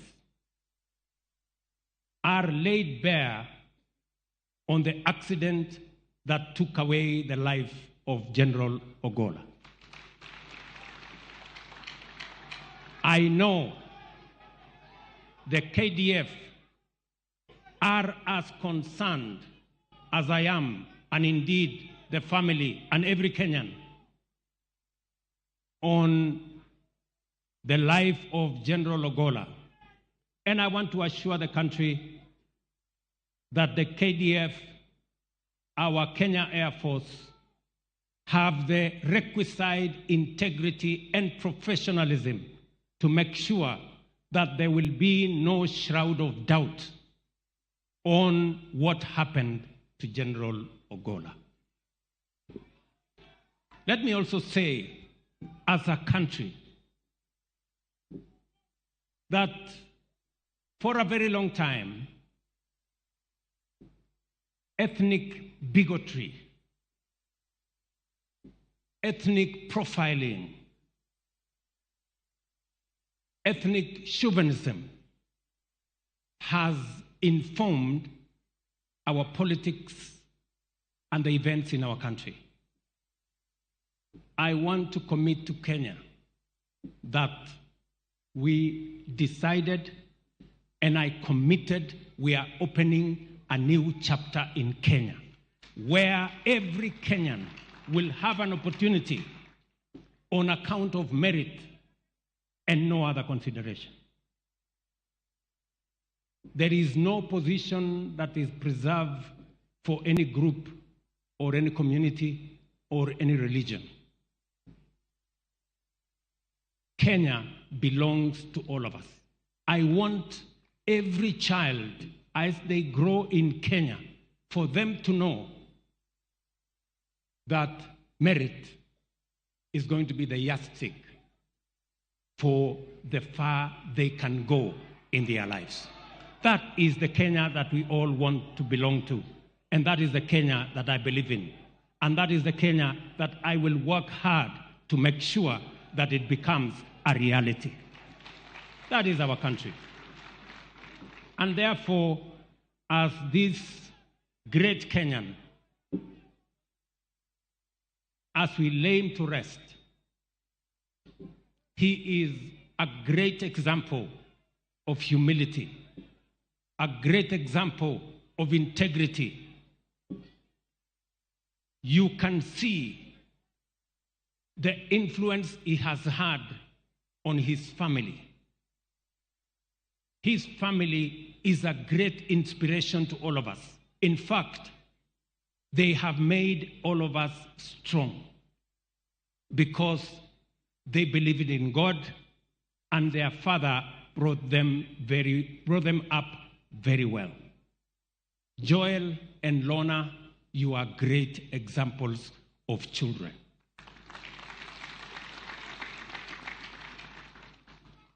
I was surprised, amazed actually, that my own daughter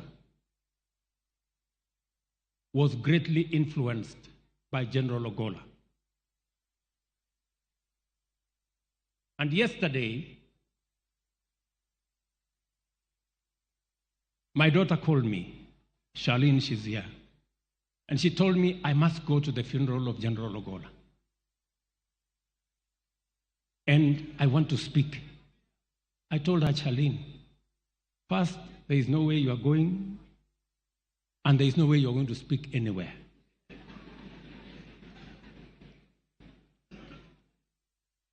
So, but as fate would have it, she found her way here. And before I could notice, she was on the microphone.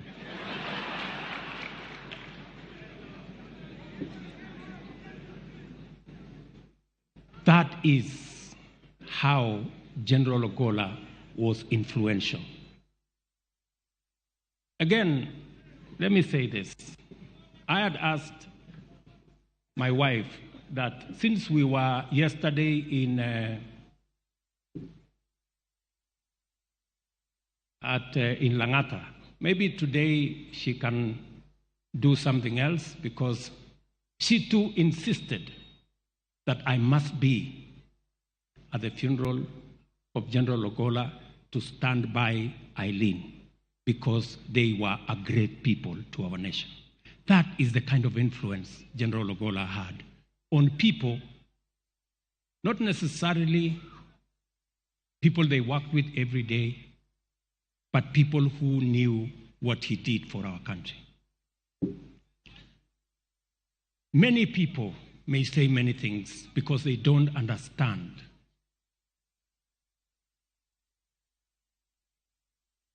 what those of us who have worked closely with General Ogola understand about the potential that he would do for our country. I am very sure the generals here know that they have lost a solid man. And I wish we could all spare him and give him a decent send-off. He deserves it.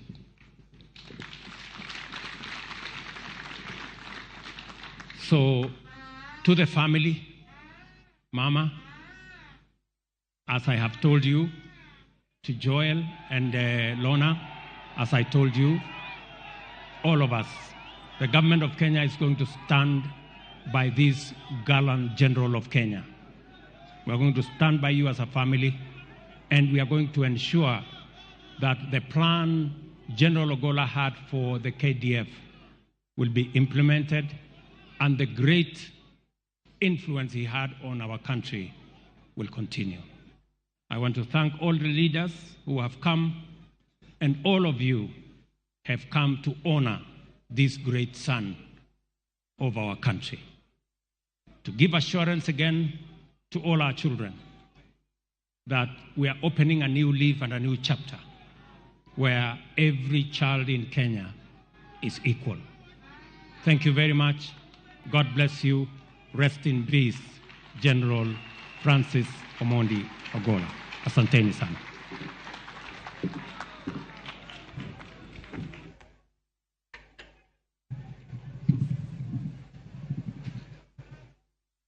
Let us appreciate His Excellency the President one more time with a round of applause for his speech and his comforting words. Thank you, Your Excellency. Let us kindly take our seats. And His Excellency's speech ties a knot on the tributes, and now would like to move to the church as we get to the tail end of this service. And we'll start with the reading of the word today, and the reading is going to be done by Professor Julius Ochuodo, after which we shall hand over to His Grace, the Most Reverend Dr. Jackson Olesapit, to give us a short word of encouragement as we continue to mourn the fallen general. So we'll allow him to access the platform where we have a reading which will be led by Professor Julius Ochodo. Thank you.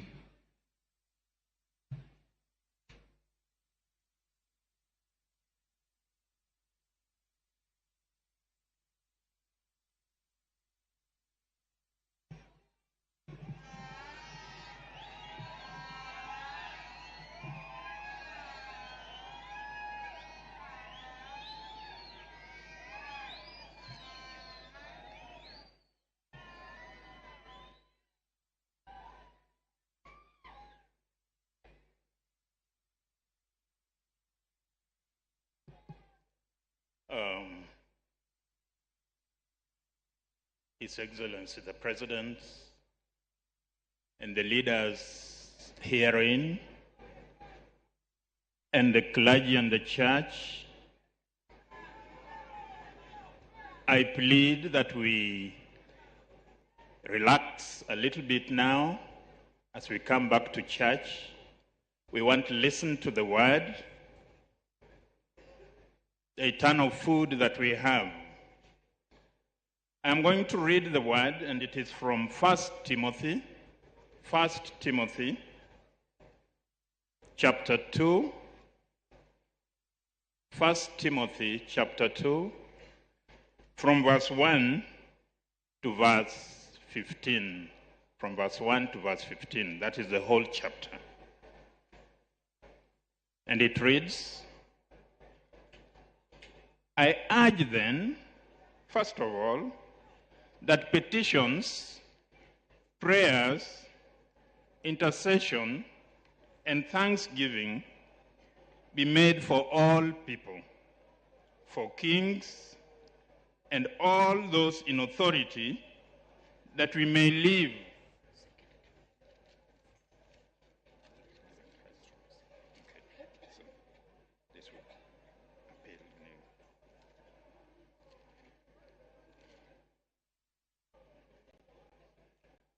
Sorry, I was given the wrong part to read. It is 2 Timothy chapter 2. 2 Timothy chapter 2 from verse 1 to verse 15. Sorry again. And it reads, You then, my son, be strong in the grace that is in Christ Jesus. And the things you have heard me say in the presence of many witnesses, and trust to reliable people who will also be qualified to teach others. Join with me in suffering like a good soldier of Christ Jesus. No one serving as a soldier gets entangled in civilian affairs, but rather tries to please his commanding officer. Similarly, anyone who competes as an athlete does not receive the victor's crown except by competing according to the rules. The hardworking farmer should be the first to receive a share of the crops. Reflect on what I'm saying, for the Lord will give you insight into all this. Remember, Jesus Christ, raised from the dead, descended from David. This is my gospel, for which I am suffering, even to the point of being chained like a criminal. But God's word is not chained. Therefore, I endure everything for the sake of the elect, that they too may obtain the salvation that is in Christ Jesus with eternal glory. Verse 11. Here is a trustworthy saying. If we died with him, we will also live with him. If we endure, we will also reign with him. If we disown him, he will also disown us. If we are faithless, he remains faithful, for he cannot disown himself. Verse 14, keep reminding God's people of these things. Warn them before God against quarreling about words. It is of no value and only ruins those who listen. Verse 15, do your best to present yourself to God as one approved, a worker who does not need to be ashamed and who correctly handles the word of the truth. That is the word of God.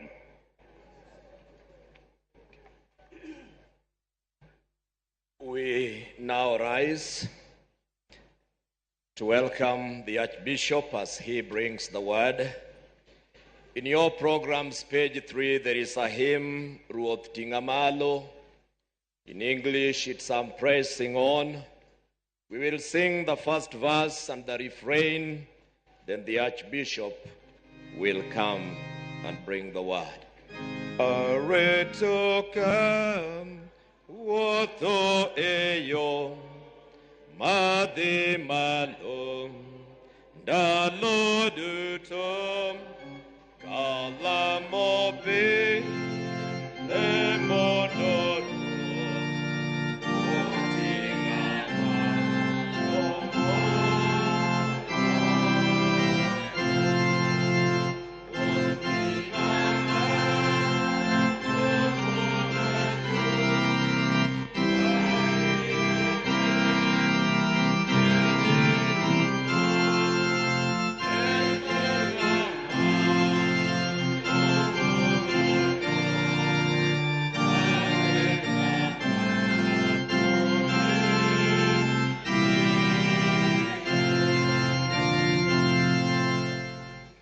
As we stand, let us pray together.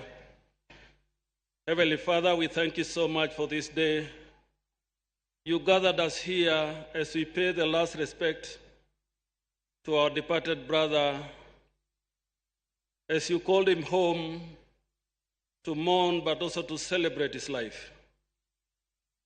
Lord, it is now time that you condole us with your word, the word of life, that gives us hope more than all else. So, Lord, speak to our minds and our hearts, your word, that we may be refreshed, This we ask in Jesus' name. Amen. Please let us be seated. Your Excellency, the President of the Republic of Kenya, William Samoei Ruto, Your Excellency, the Deputy President of the Republic of Kenya, Rigathi Gachagua, Her Excellency, Mama Rachel Ruto, all protocol observed, Mama Eileen, and your family. I take this moment to greet all of us in the name of our Lord and Savior, Jesus Christ. Good afternoon. Praise the Lord. Bwana Yesu asifiwe. A lot has been said, so we need now to be consoled by God's word. Indeed, this moment is a hard moment for Kenya, a moment that befell us without any one of us getting ready for it. But just before I share God's word, allow me to mention the clergy who are here, a few of them. We have the Superintendent Minister, Reverend Mutahi Simon from Lavington United, where General Ogola and his family worshipped regularly. We also have Reverend Joyce from the same church, and we have the Reverend Amos Ololdapash, Kenya Forestry Service Chaplain. We have Archbishop Emeritus Habakkuk Bogno. We also have Bishop Bernard Lesagi. We have many of our military chaplains led by the principal chaplain, Alfayo Lelei. We have two other Anglican bishops, the Bishop of the Diocese of Maseno West, who is our host bishop, the Right Reverend John Mark Haung, and we have our neighboring Diocese of Bondo, the Right Reverend Professor David Kodia with us. Again, Mama Eileen, on behalf of the Anglican Church of Kenya and my family, and the fraternity of the Christian family, where you belong, I bring greetings, but also condolences for what happened to you as a family and to us as a nation. For me personally, General Ogola, we became friends when I met him in Nanyuki Air Base, when I became the Archbishop of the Anglican Church and also Bishop in Ordinary to the Kenyan Defense Forces. And I tried to visit all our barracks, and we became friends.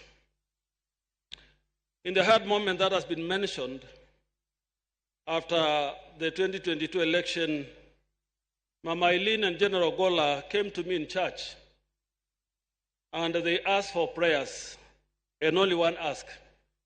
If you ever meet the President of the Republic, ask him to allow me to give me an ear. And that's all. I don't fear what is going to happen to me, but I only need to be listened by him.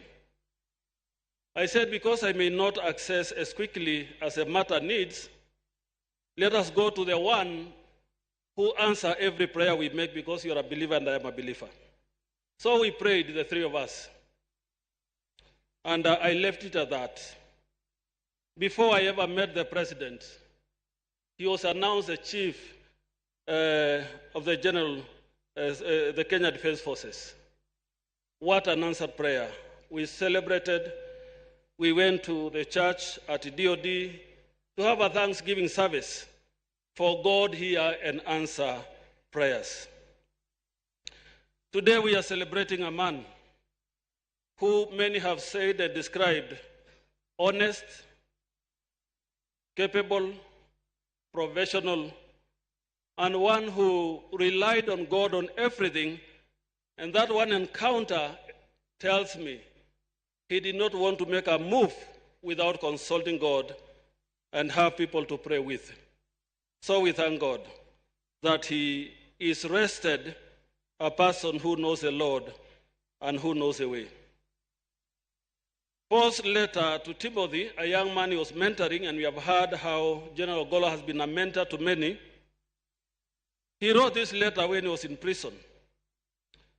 And he told him he need not to be ashamed as a worker wherever God has put him.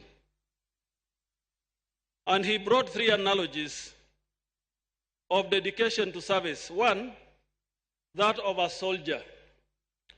And he said, a good soldier of Jesus Christ is one who takes pride in taking commands and doing his work diligently, and is not entangled in everyday life or in matters of civilian. And I think that's what Mheshimiwa Atandi said. Ogolla could not entertain raising money for campaigns with him. He was a soldier and a true soldier. The other analogy here is that of an athlete. No athlete who is competing is awarded unless he does it according to the rules and compete diligently and make to the finish of the race and is awarded the crown of glory when he emerges first. The next analogy here is that of a farmer. That is that who have worked hard and labored, who deserves the first fruits when harvest time comes. But we have also been reminded that in Christ, yes, we shall die, but because he's raised from the dead, we embark on a journey that God prepares us for eternity. And that's what verse 11 says. The saying is sure.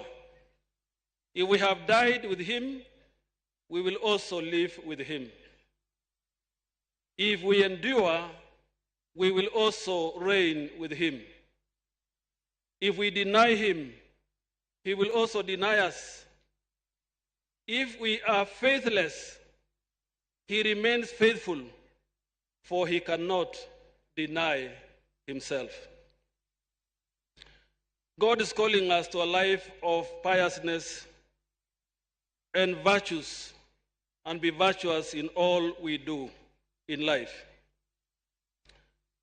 When we read theology, for those of us who train to be theologians, one of the critical subjects we have to go through is philosophy, to understand the philosophical mind of man and what human nature holds and the capacity that we can be able to connect with the Spirit of God. And I want to quote a few quotes from a philosophy of a man called Zeno. He developed a philosophy called Stoicism because he lived in Athens, a small place called Stoa. Him was a virtuous teacher. He taught virtues. And some of the quotes I'm going to read describe the virtues General Ogolla had as Paul was asking Timothy to have, so that he may never be ashamed as a worker who serves his God. Zeno says, the happiness of your life depends upon the quality of your thoughts. And the quality of our thoughts as Christians are sharpened by the understanding of the Word of God when we read it rather thoroughly and carefully in faith.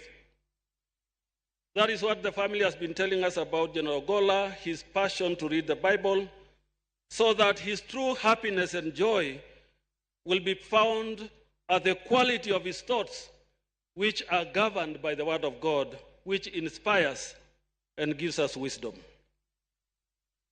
The other quote says, luck is what happens when preparation meets opportunity.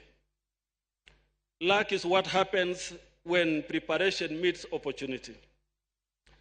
What we have heard from the generals and the colleagues of General Ogolla is he's always a fully prepared man. He's never casual about his work. He's always prepared for every day's work. And therefore, what may be called luck is only preparation meeting opportunity.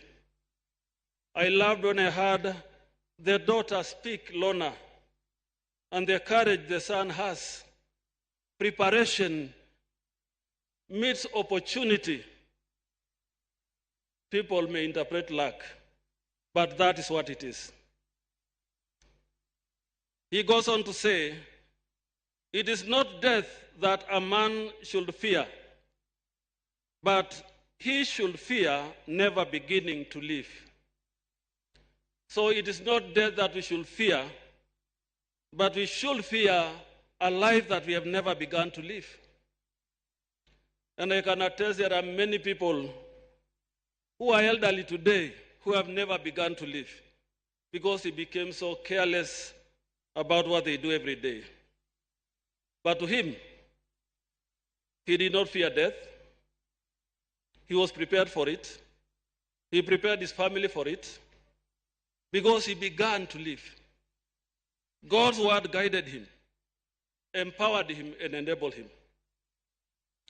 The other quote, to live a good life, we all have the potential for it if we learn to be indifferent to what makes no difference.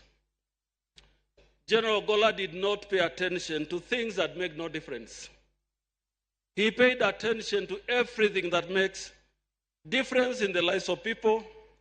That's what we heard. He touched the lives of many widows. He was about this community, giving water and building schools, because he learned this virtue, that to live a good life, we all have the potential for it, if we only will learn to be indifferent to what makes no difference. Fellow mourners, we must learn to be indifferent to what does not make a difference in our own lives and in the lives of others. It is not because things are difficult, Zeno says, that we don't dare. It is because we don't dare that things are difficult. Ogola was one who dared. Any leader who dares to move and move the people, things become easier, and ability and success is in the offing.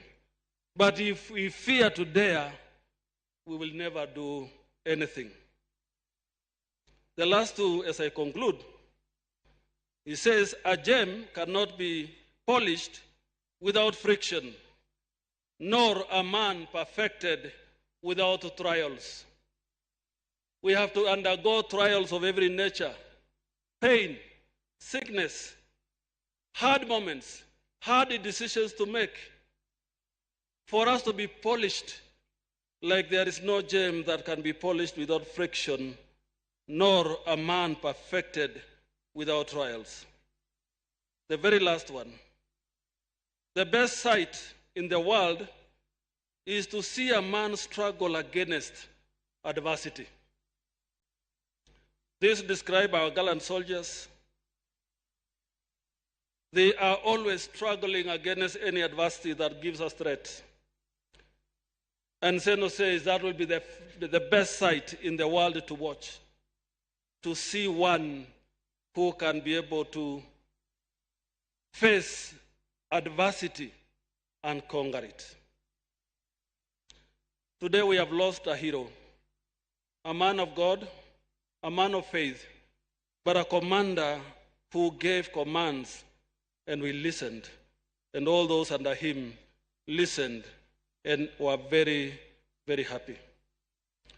We celebrate his life with pride, that yes, it is doable for one to be given responsibility and discharge his responsibility with courage, with zeal, with anticipation that success is always in front of us. Let us emulate him. Let us learn to trust in God. Let us learn to be obedient to the call of duty. Let us learn to move forward even when things are tough, for that is what makes the joy of this life. The realities of this life are they are all up and downs. Joyous moments, hard moments, moments of tears, but also moments of laughter. Although we are crying today and mourning, but we are also happy that we are mourning a hero who have made it at family life, in the national service and as a Christian who knew where he was headed. So as I conclude, these words of 2 Timothy chapter 4, verse 6 and following describe the journey of today as we take him to his final rest of the remains of the body, but we know his soul is securely fastened in God's hands. Verse 6. This is Paul talking about his imminent end moment. As for me, I am already being poured, and my departure has come. I'm being poured like a libation, and the time of my departure has come. I have fought a good fight. I have finished the race. I have kept the faith. From now on, there is reserved for me the crown of righteousness, which the Lord, the righteous judge, will give me on the last day, and not only me, but also to all who have longed for his appearing. Paul said these words over 2,000 years ago. But these are the very words we can attribute to General Ogolla. He has fought the good fight. He has finished the race. He has kept his faith, and the crown of righteousness awaits him in eternity. May we emulate him in all we do every day, that we too can be people of hope. In the name of God the Father, and of the Son, and of the Holy Spirit. Amen. We will now invite the family to step forward so that we do the prayers of the family, and I will also conclude with the prayers of journey mercies to all of us so that we may move to the next step of these days, a celebration of General Ogolla's life. So to the families, we pray. Just step a little bit forward. Professor Kodia will pray for the family, and I will come to pray for journey mercies.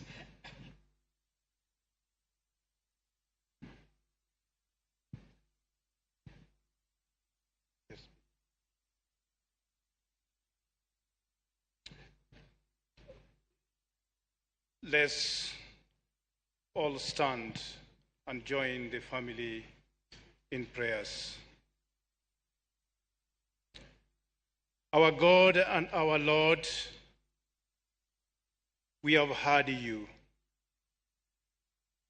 And we are very grateful that you have also heard us. As we bid farewell to our father, to our husband, to our brother to many, a friend to all, to the servant of this nation who was in charge of our security in this country. You have heard our cries that may his good deeds not die, not fade away, but would be emulated by others as well. As we commit the family before you, Lord, we want you to touch them, to surround them with the rings of fire that will protect them from anxiety, from evil thoughts, so that as they remember their loved ones, O Lord, it will not be in vain, but will be a remembrance that will live from their hearts to the rest of the nation, who had also felt the good deeds that he had done to this country. You have heard their pains, but it's our prayer that you will replenish their pains with their joy. As we shed tears of sorrow, grant us the favor of comfort. Even as we pray for our armed forces, because I know most of them are also touched by the loss. especially His Excellency the President, who has made it clear that he was the best he could find around. Father, you are the one who brings leaders at a time like this. Even in his exercise of duty, we pray that God, you will touch the one that will bring our armed forces into unity and discipline for the good of our nation. As we pray for the family of the departed brother, we cannot forget about his father, who could not be with you here to share this moment of grief. Father, extend your hands of mercy upon him, even as he celebrates his 100 years in pain. Touch him with love and sense of hope. As we commit each and every one of us here present into an able care, touch us once more. Touch us once more, Lord. For in Jesus Christ we pray and believe. I just want to announce, particularly to the family, that the wish that General Gola had that we open and consecrate the church he helped build today, we have done it in the morning. The church is consecrated, and we have fulfilled his wish as he has asked us to do. Let us commit all our journeys in God's hands. We praise you, Lord, for this moment and this day. We have come from far and wide to join the family at this moment that we are giving the last respect to our departed brother, a father, a son, a husband, and a friend to all of us. Lord, give us journey mercies on our way back home and remain committed to unite the family and encourage them. God, go before us in all our endeavors. We commit the future of our nation in your hands. The Lord shall prosper as a people and be united as a people. This we ask in Jesus' name. Amen. We give back to the MC to give us the last protocols. We may kindly take our seats.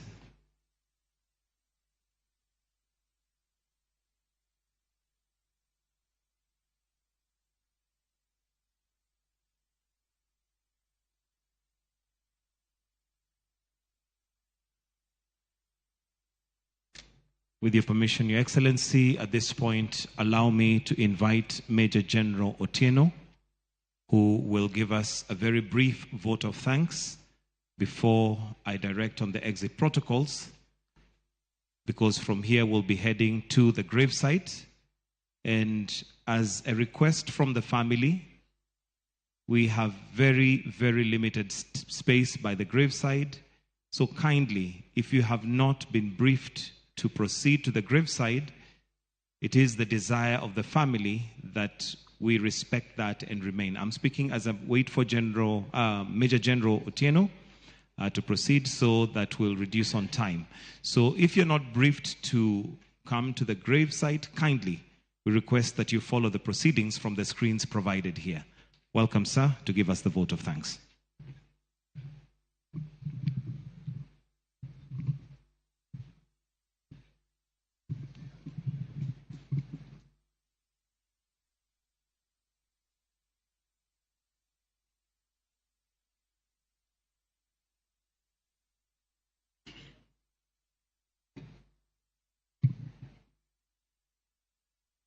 Your Excellency, sir, on behalf of the organizing committees and myself, I would like to extend our sincere gratitude to all our distinguished guests, esteemed officials, and the community who have honored us with their presence at this service for our CDF, particularly Your Excellency, sir.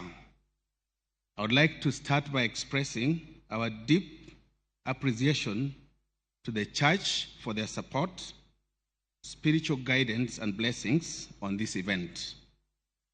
We are very thankful for the support you have given to the family, both here in Siaya and Nairobi. Your presence here, sir, added a sense of reverence and grace to our gathering. A special thanks goes to the family of General Francis Omondi Ogola for the collaboration and support to the committees. Your support has ensured that the committees delivered on their mandates with your blessings and concurrence.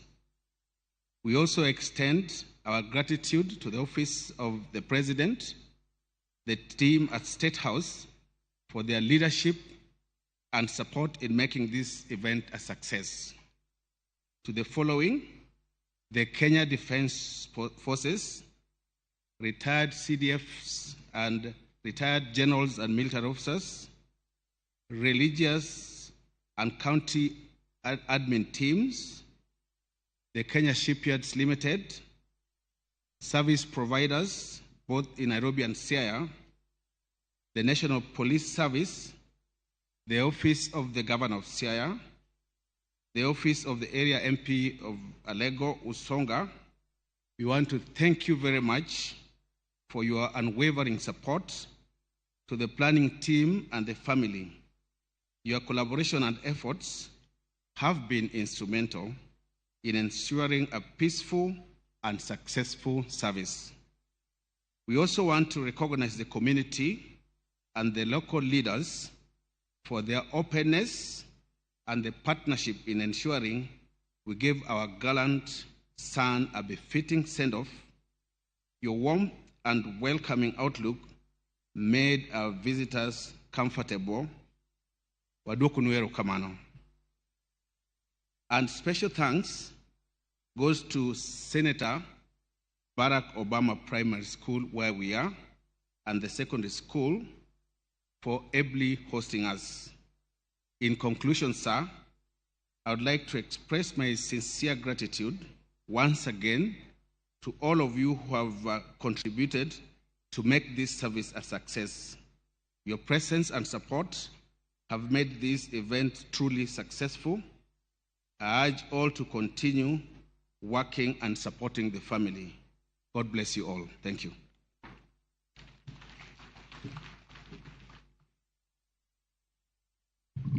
Thank you. We've now come to the end of this farewell service. We'll now proceed to the graveside, and I'll just give a brief of the exit protocol. We'll start with the pallbearers coming in and wheeling out the late general, followed by the clergy, the family, His Excellency the President, the generals who are going to be part of what's happening by the graveside, and those who have been briefed to proceed, which includes immediate family. So kindly, just a reminder, we have very limited space, so let's honor that request. Again, the exit is the pallbearers as they wheel out the late general, will be followed by the clergy, the immediate family, His Excellency the President in the executive, followed by the generals. Thank you. Let's be upstanding, please.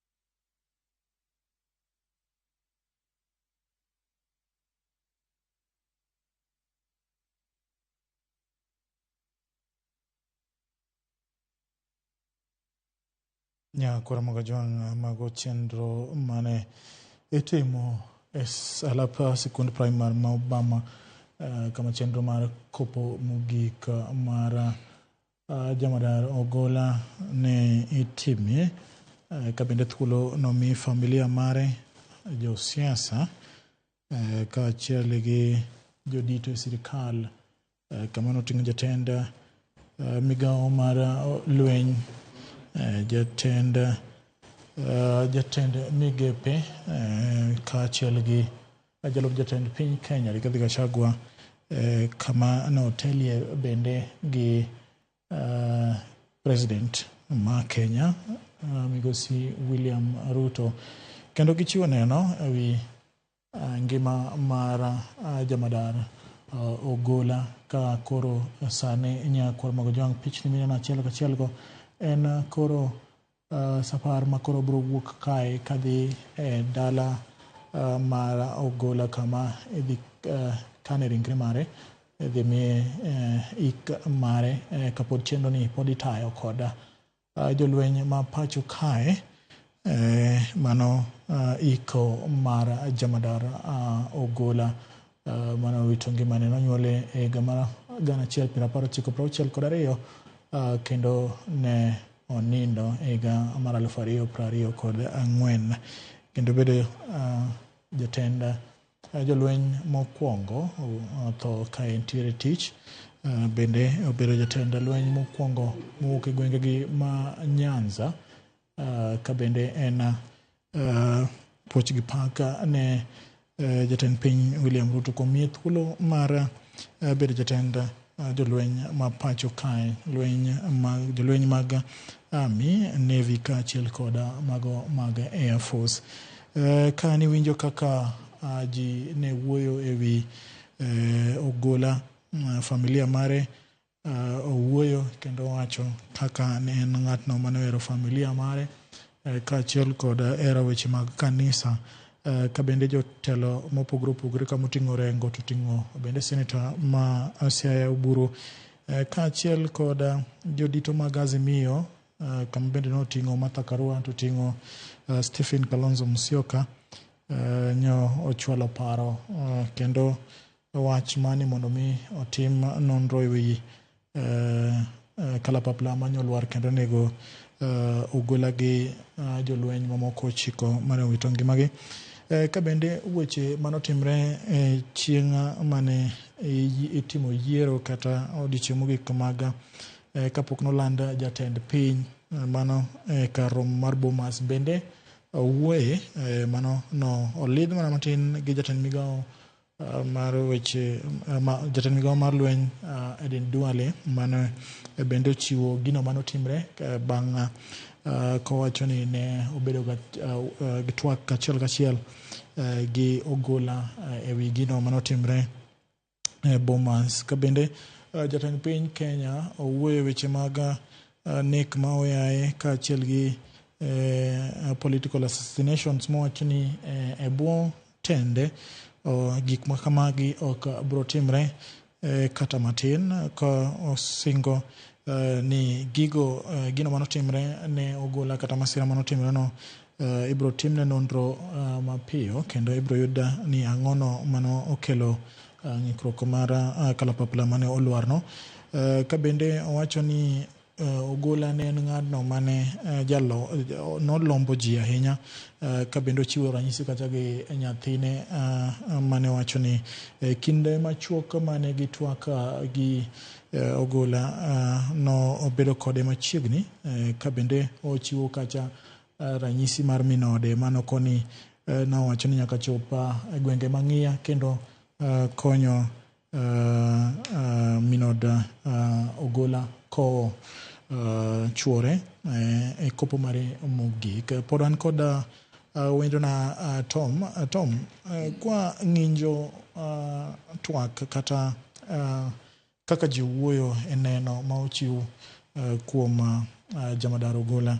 Adwa nachakana gi wach mar familia mare ka wacho ni ne en ng'atno mane konyo oganda e kor gweng' ki inyalo paro ni owadgi nyowacho ni nitiere mon liete mosebedo ka konyo nyithindo mopuonjo. Ma nyiso ang'o ewi jamadar Ogola? Anyalo wacho ni en kara ne en wuod luo madier, nikech ing'e ni joma chon ne ka owadu tacha liel to bende tachu liel. Mano momiyo chon ni nyalo nwang'ore ka une uonge dhiang' to inyalo nyongni. Ngeche ni nyocho tiyo e be momiyo kare Nyasaye okonyo bo chopo kama chope.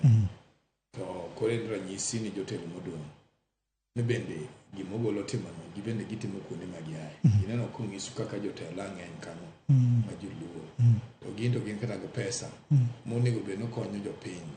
Koro mane ma ginon to ka ng'ato ne nyalo tiyo gi mwandu mamage tinyalo en gi historia bala to gin to magin margo ma jopiny ni gin to gitimo gamo iwinja. Koro mae puonj ma duong' monego josiasa ng'e. Kich neno ka odo migi challenge maduong' kabisa ni nitie gik mobro timo e Siaya kanyo ka oriwore gi piny Nyanza ma ji bro neno. Omiyo wan walamo ne Hawe mondo tim mago nikech luwo te gima pod dware nokony. Koro jotelo makarwa kae bende okop gima jatelo notimo. Ke jatelo tincha onge pesa ma sirikal otengo manyalo bedo ne gima notimo ne ma kuom osiepene mare owuon. To jogi to nego pesa. Tema pod inyalo ng'ato dhi kwaye pes fees to en kendo pesa ne mong'ado omiyo mana ng'ama were to tuon ng'ama winjore. Koro mano en puonj maduong' kuom jowa. Okay, bende nya kora mogo jotelo mane oyuoro nyasi no kama ne oting'o Governor Siaya James Aggrey Orengo, bende Senator ma County ma Siaya Oburu Oginga, jaod bura ma Alego Usonga Tandi, kaachiel koda jodito mag Azimio kanotelnegi kacha koda Stephen Kalonzo Musyoka kaachiel koda Martha Karua no wuoyo weche mag timo nonro ewi luar mar kalapapla mane okelo midhiero ne piny Kenya mane onego ogola kaachiel gi jolweny mamoko 9. Iparo nade jatend piny owacho ni nonro ma kama ibiro tim, ipani ma en gino monego beni chakre gi sani koso onego beni okaw kinde malach? Ing'e ni kaka wan joma timo nonro wan ga gimiluongo ni preliminary report ma jowa motimo nonro to ng'eyo nikech nyone oben experts so the kacha bosomo gineno. Ing'e ni investigation is a game of possibles. En gino ma miparo nikech mane miluongo ni expert to kine kanya ka sani waonge game of possible. Wan gi rumors ma ng'ato nyalo wacho. Koro gigi opuonjowa kendo wan challenged as a country ni watem mondo wabed joma well equipped because that is the confidence which we are lacking. Nicha achiwo example ka wacho ni kani ne ogo America mogo Pentagon to chako go ginene towers to Bush obedo briefed to teri evacuation area to wacho ni no an kura biro headquarter makato wach manango kodhi to ochopo to within that few minutes giso establish ni gini en Osama bin Laden go joge. So odhi on air to wacho ni odwaro Osama bin Laden dead or alive. Koro omiyo jo piny confidence no already was so identify kama problem why but whether uri nyime gi evacuate ji wakonyo jo mwanyalo konyo. Ni neno ka spirit man ne jo American go was a much combined force and the whole world was mourning. Kendo neno kanini gino work maber nikech kata wan jo Kenya ni waduogo na confidence. So on that account eminyalo nwang'o ni koro nyowa lak mane omineno ka koro gimae Governor ma Siaya wacho kata gima Martha Karua wacho kata gima Kalonzo wacho koro biro nikech why is it ni gini pod preliminary report pok wayudo. So ma en confidence ma jo sirkal obedga beda ni gino to is important mondo giwache ni preliminary report mwango en mago ma but wabiro yuda proper report. Aneno ka omiyo the current commandant mar Air Force to handle that. My view would be that's a good thing, but yen wan gi chances mang'eny. Emo miyo ka acho ni nyocho ni goyod nikech wan gi Federation of Aviation ma bende nyaka tim nonro gi. Wan go joma noloso ndege no ma nyaka tim nonro gi. Bogi miwa report. Wan go jowa wegi ma nyaka nyiswa the cost. To ineno ka Migosi Governor Orengo wacho wan gi historia malach mokoso bedo maber chien kacha kuom ogandawa. That's why ineno ka jowan go buok matin ka ging'ikrok. Nikech bende wacho ni kaka idhi malo podho mari bende yot. Koro mondo wagol magi, jatelo ogol confidence marwa mondo bed kare. And ing'e ni gima nyakwa wachi jowa owinj gima jaduong' Oburu wacho ni jakom ok obedo kanyo based on technical reasons. Ang'isi say not what you know. Iwinja. Koro jopiny obedere go kwe, jaduong' nitie. Iwinja. To nyalo bedo nitie gik moko ma odhi nyime. Iwinjo wachne. Koro an anyalo kwayo mana jothurwa ni gima sirkal owinjo mana ni gima wakwayo kaka jo anyuola. Ing'e ni familia ta nyalo wuoyo nikech machato babagi. But ging'e no gole en od oganda. Iwinja. Mane bende luo onge, to bende dako luonge no gola. Koro seche moko bende wapuonjre ni kantie kama ng'ato sorais bogiki, to koro ken marwe ni mo, en mar oganda. To nenre ni Luo Council of Elders need to improve. Gini ma blame gi. Nikech nye be ni gin joma take control. Kata owadwa ma wuod general. Aedo puonj kaka wuoyo. Jowa ma wajumbe go be ado puonj kaka wuoyo. Koro wakasuru korwa. We are a very good one oganda ma educated. To karantie missing links mantie. Koro gini mwaduog walos. Iparo penjo madwa penji mbele nikech ji ka ing'iyo kata jogo ma ne nie mbui kendo luwo chenro ni achiel kachiel, thoth gine penjo ni to jakom ni kanye. To iparo ni koso mar jakom biro eliel machal kamae nikech Ogola en thuon kendo en jatelo ma wuok e gwenge ma Luo Nyanza. Sani jo nagi neno ni Raila e jatendgi. Koso biro ne kae, koso iparo ni ting' manomiyo Senator Masiaya no oromo. Watigo te ganyo koso kaka ng'ama osomo intelligence nitie privilege information manyalo bedo go. Kata gima nyalo somo ka ng'at mosomo intelligence. Adwa na wachi for the peaceful program ma dhi nyime.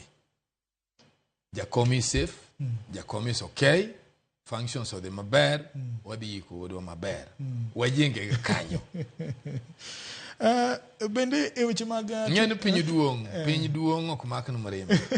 Piny duong'. Ka ng'e weche mag timo nonro ma jo siasa kata jotelo mawuok ka Luo Nyanza kwayo ni mondo tim, jatend piny no chung' malo kendo wacho ni nonro kama idhi tim, kendo komedo wacho ni weche mag neka oyaye en gino ma ok bro timre e tende. Kendo kata kaka ineno e picha ni mabiro achiel kachiel Nyakura Mugajwang', koro safar mar ringre Jamadar Ogola koro wuok e sikund primar ma Obama kadhi e dalane kama idhi timne kopo mogik, ka wageno ni magi duto bro timre kuom buo seche matin ahinya. Mago pichni mabiro ni achiel kachiel kowuok ng'iya kama chenro mar Jamadar Ogola ne dhi nyime. Ki wanyalo luwene gi gima jatend piny owacho, ochiwo singo ni nonro dhi tim, kendo wacho ni nek ma oyaye ma itimo kinde ka kinde ok bro bedo e sirikande. Ing'e ni piny ka dongo gik mang'eny timore. Ing'e ni gima ji ok oseng'eyo, kata na Amerika before kapok ochopo kama Amerika pok gicheno. Ji nokale mang'eny. Manitie kata jotelo moko mane kotiyo mang'eny. Iwinja. Nitie jotelo moko mane otiyo to Nyasaye okawo gi immediately. Koro gima jatelo wacho, wadwa nwadhi gi swat. Ing'e gik manyalo miyo mondo wadhi nyime on that angle. Gima nyalo miyo mondo wadhi nyime in those angle en mana kopo nwagero piny malong'o, bu piny obetie. Be waneno kuom tim. Koro gik maduong' ma jaduong' owacho kaka president ma piny owacho nwa ni gini ok notimre. Otemo assure wan ne en go confidence. Ne confidence on merit. Otemo assure ni Kenya bro bedo Kenya mar opportunity. To mak mana ne jakotelo parie ni in his confidence. Nitie jomba bende kethone nikech ka koro KRA nyocha koto chungo. nikech recruitment mar oganda ariyo. Koro ochamie nono kuondego. Aneno ka obila pangore kacha mabicha inya. Wawinjane ni to chalo nade?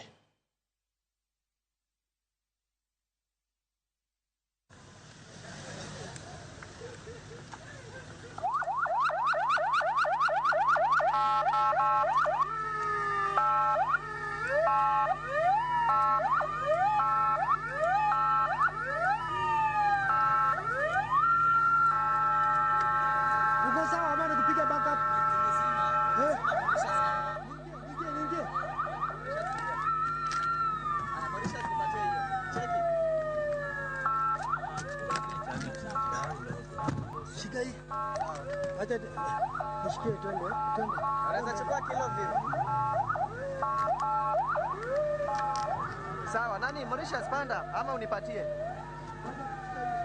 Haya, sawa, shanipatia. Yeah. Haya, sawa. The funeral service is over and now it is the final. Kuna mkijua nkoro sa para ma uwoke sikunde primary ma Obama ochakore yanga ka en wuotho ma koro gik bang' chenro mane ota kata gi kanisa mar ACK kotelnegi kod jadolo Ole Sapit ka koro giwuok gidhi kama idhi ikie Jamadar Ogola dalane ka ne anyuola okwayo ni jogo mabro chopo kacha bro bedo jogo matin ahinya nikech onge nafas ma ji duto nyalo betie. Kakoro mago pichni mabiro ni achiel kachiel kowuok sikund primary ma Obama Primary School.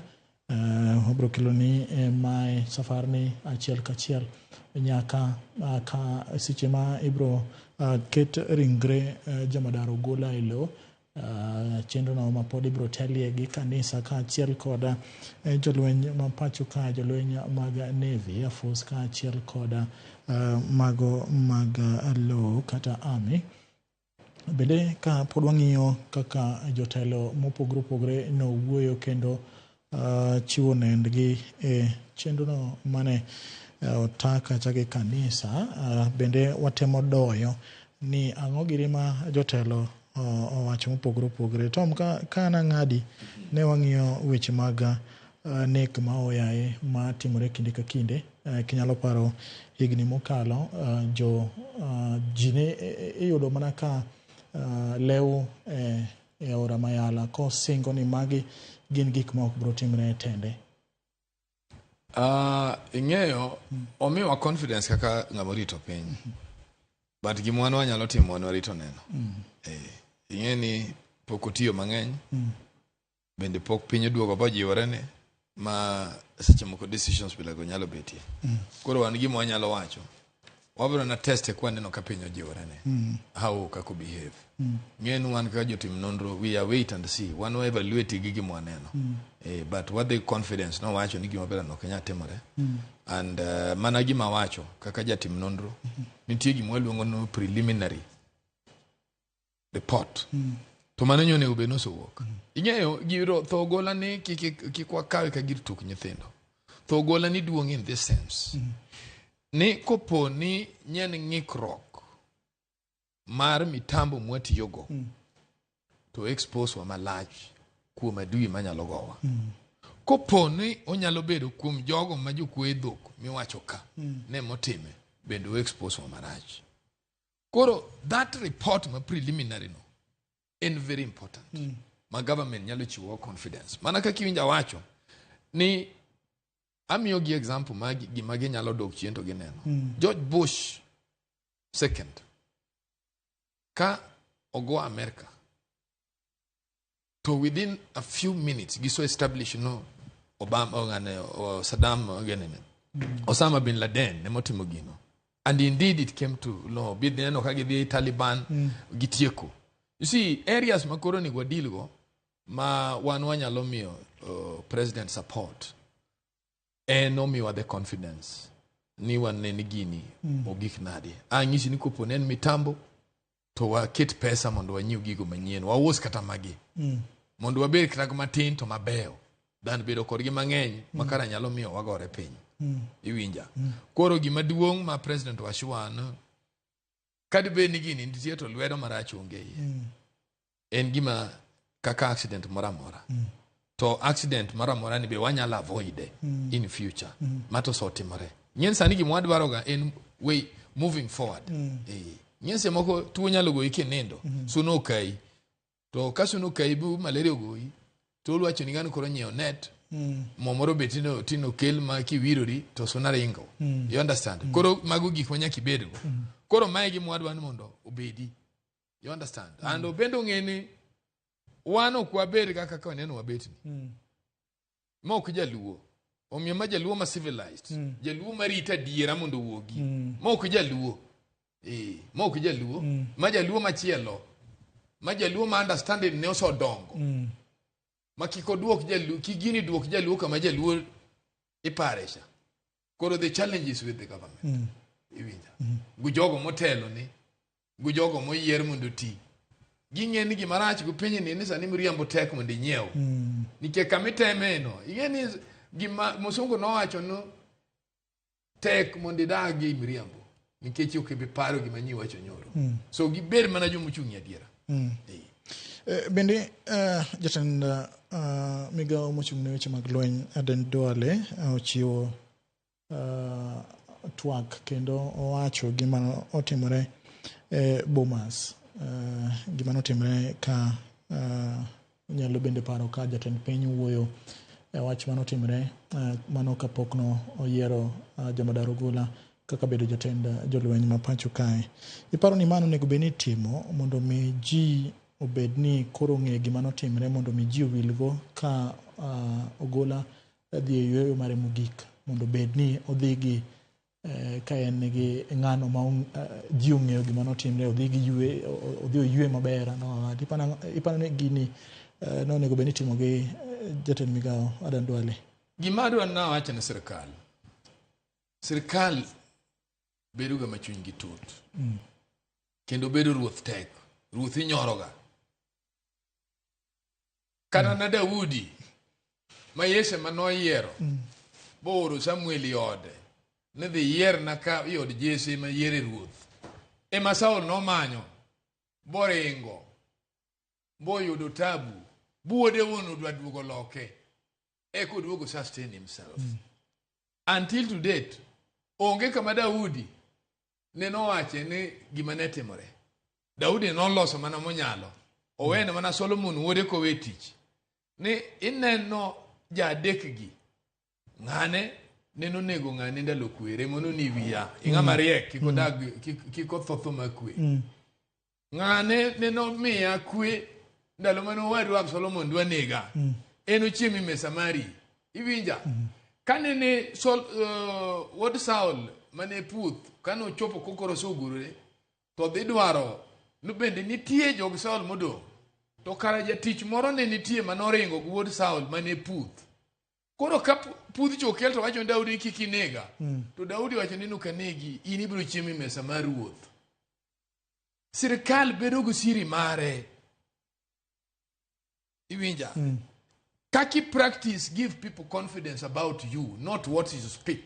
Inyalo wacho gimoro but mano ki in tinyalo ling to ji neno gima in iwinja ana kwayo ni sirkal obedo joma jomrima sama ji ni kedo gik mang'eny timore iwinja ng'ato nyalo kta yany maduong to kongiso ni king gi chiemi mesa tituone sama sirkal ilaro yimilaro nga gwachene ng'amuso bedo humiliated piny malora Odinga onge to seche moko chuni mondo beri ng'ama duong mondo dog piny nikech piny duong moloye he can only serve but piny ok nyal serve nitie sama piny odire ma en the best candidate okoyudi omiyo president osoyudo opportunity minister bende osoyudo opportunity moserve gima chwa up magi gin petty issues manoso timorega mago notumore ikedo gik mang'eny timore wawe bedo joma ywagre wawe bedo joma mako mirima nikech sami siemo jatelo manyotelo ei migao to en kanyo to bende nitie jok ma loyal to him. What message are you sending? Ti wuoyo go ng'ama mako bunde every day. That is no. Akwayo gi ni kaber joma jo intelligence, joma ni civil service. Mane momiyo kiwacho ni civil servants they serve any government. System roni Kenya kamarach. Ni kibedo president idwa loko everybody. Mane momiyo anka sustainability marwa as a country bedo go problem. Civil servants okuloko ga. Kata manyoro Obama weyo. Trump ne koloko. You only change a few. To ng'eny gidong again because they serve any president who comes in. Nikech gik ma gin ga goni gin gi siri maduong'. Maksiche moko pimni to kinyal believe. Emomiyo ananyalo kwayo jowa. Sani gini magitiyo. No matter the circumstance, no matter gimotimore, you so will. Wan wadwaro Kenya manyien, wadwaro Kenya chiel, wadwaro Kenya ma president owuecha. Koro gik matindo tindo gi. Wa ae Defense Council en gima duong'. Ok discuss with election kende. O discuss gik mang'eny. Ka koro wachako blame joma nyo serve. To jogi bentie joma nyo ndiko. Jogi bentie joma nyo serve. Jogi bentie joma nyo kelo manye gi kelo up. What message are we sending? Kik wabed joma dwa bedo prefect ni joma kwang'e kaka wanyalo handle kopo no biro marach. Nitie ng'at moro mok inyal handle. Mane momiyo en ga korgi. Kik iwe ni maricho ok timre ga ikambi gi. Nene gine jok ma timo marach mogik to awegi ni punish yourself. Isonje ne jalwe moketi court no twe. Gini gi alore kendgi kucha.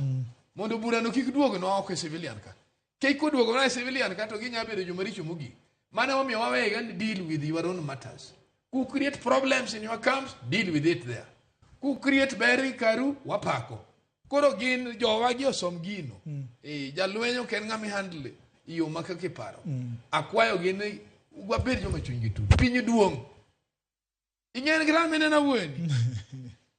Pinyu duong'. Iwinjo kipenja very technical about Jacob. Ineo ka duong' kipenya ng'o? Pinyu duong'. Ong'ama duong'. Seche moko nitie advices ma oso winjo. Seche moko nitie gima oso neno ma jomoko koneno. That's why ongima entie. Joyi ka iko gola. Ang'eno bende kendo ka obro yudo time obro dhi kanyo. Joyi ka iko gola. Kiki ji wach mang'eny. Ang'eni winjo ka odo mosoni do golo wuoyi wach mtandao. Adier. Adwa na pimni. Jo Kenya dwa bedo joma indiscipline. Kaka wan jomo somo security. Nitie gima iluongo ni privilege information. To nitie gima president manyaka land. Makta nyathi ng'ano ok nyal wacho. Tie rank maka ng'ato osechope. Mane momine no ka rais marwa machon Moi president. Ka nonindo chuon malich. To nomany president Uhuru Emmanuel announce. Jogo to nong'eyo. Gideon ne nyalo dhi radio to wacho. To piny chiko tame. Koro nitie gik wa manyakwara anguru. To mano bende achayo joma manage intelligence mapping ka. Onego beni by now gin gik ma gisonono bo ginwango ni sim no akanye giluongo ng'acha gipuonje. Next time don't do this. Mok timga. Pinyiri to guluor nikech you may send a message kaka ma en general. Masama no nindo cha jikia circumstances monindo go. Seche moko ka enemy biro gowa. And that is we are already in a confusion. Koro jo wanyaka ng'e gima dhi mtandao gima kidhi mtandao. Gima ginyala announce gima konyala announce. Wan wada bedo gimoro amora makta gimoro wuok. Tap to ni mtandao. Tap ara nenu une jo press. To nenu link gino nyaka deka mugi. Nyaka president olanda. Maka usonge ne usonge ni general longe to link thick kabisa. Unukero na breaking news there's an aircraft accident. To mano ne jowa gi simbe gi okidwa ng'eyo. That thing is bad. Indiscipline moro ni Kenya kaema has to stop. Jowa ng'eni gigi, they are just there to make you have some little knowledge. But they are not there to destroy your future mapinyo. When it comes to security could be normal in everybody. And one job of intelligence, you must be very careful.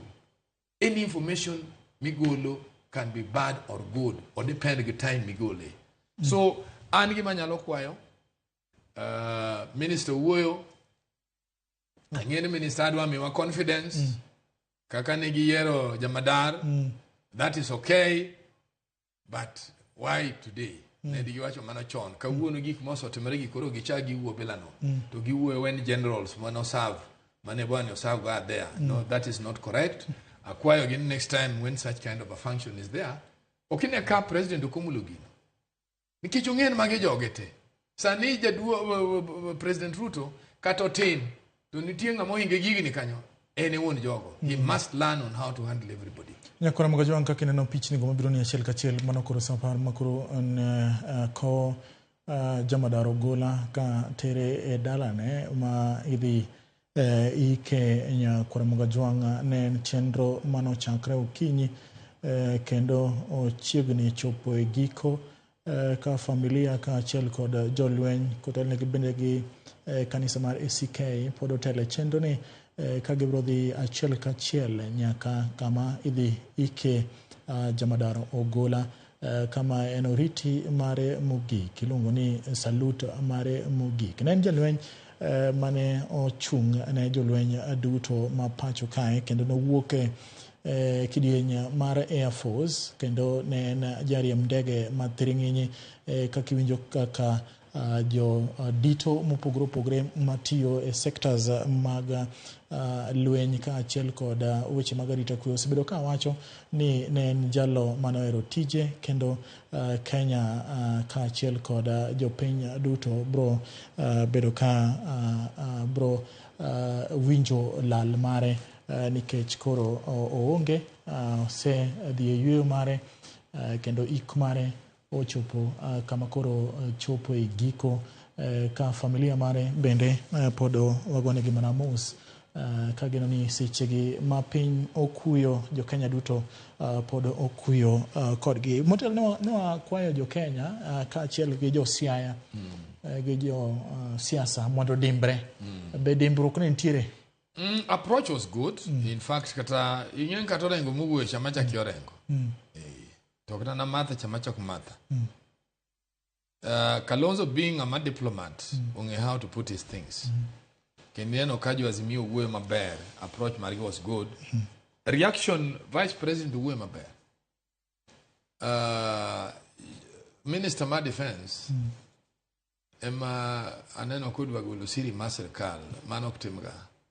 Even though he was giving us confidence, gimomi negika ugola on merit, but yo jorango yo moro nikiche jomani nugulo savu go kata jomane gik manete mare. Yani sakedo kaka wacho.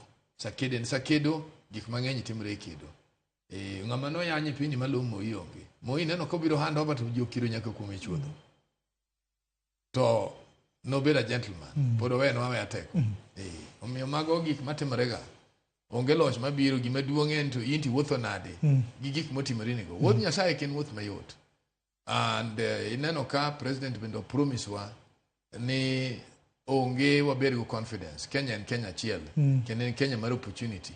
Wan mane marito neno no opportunity gi koro wayudo gi koso kwayodo gi.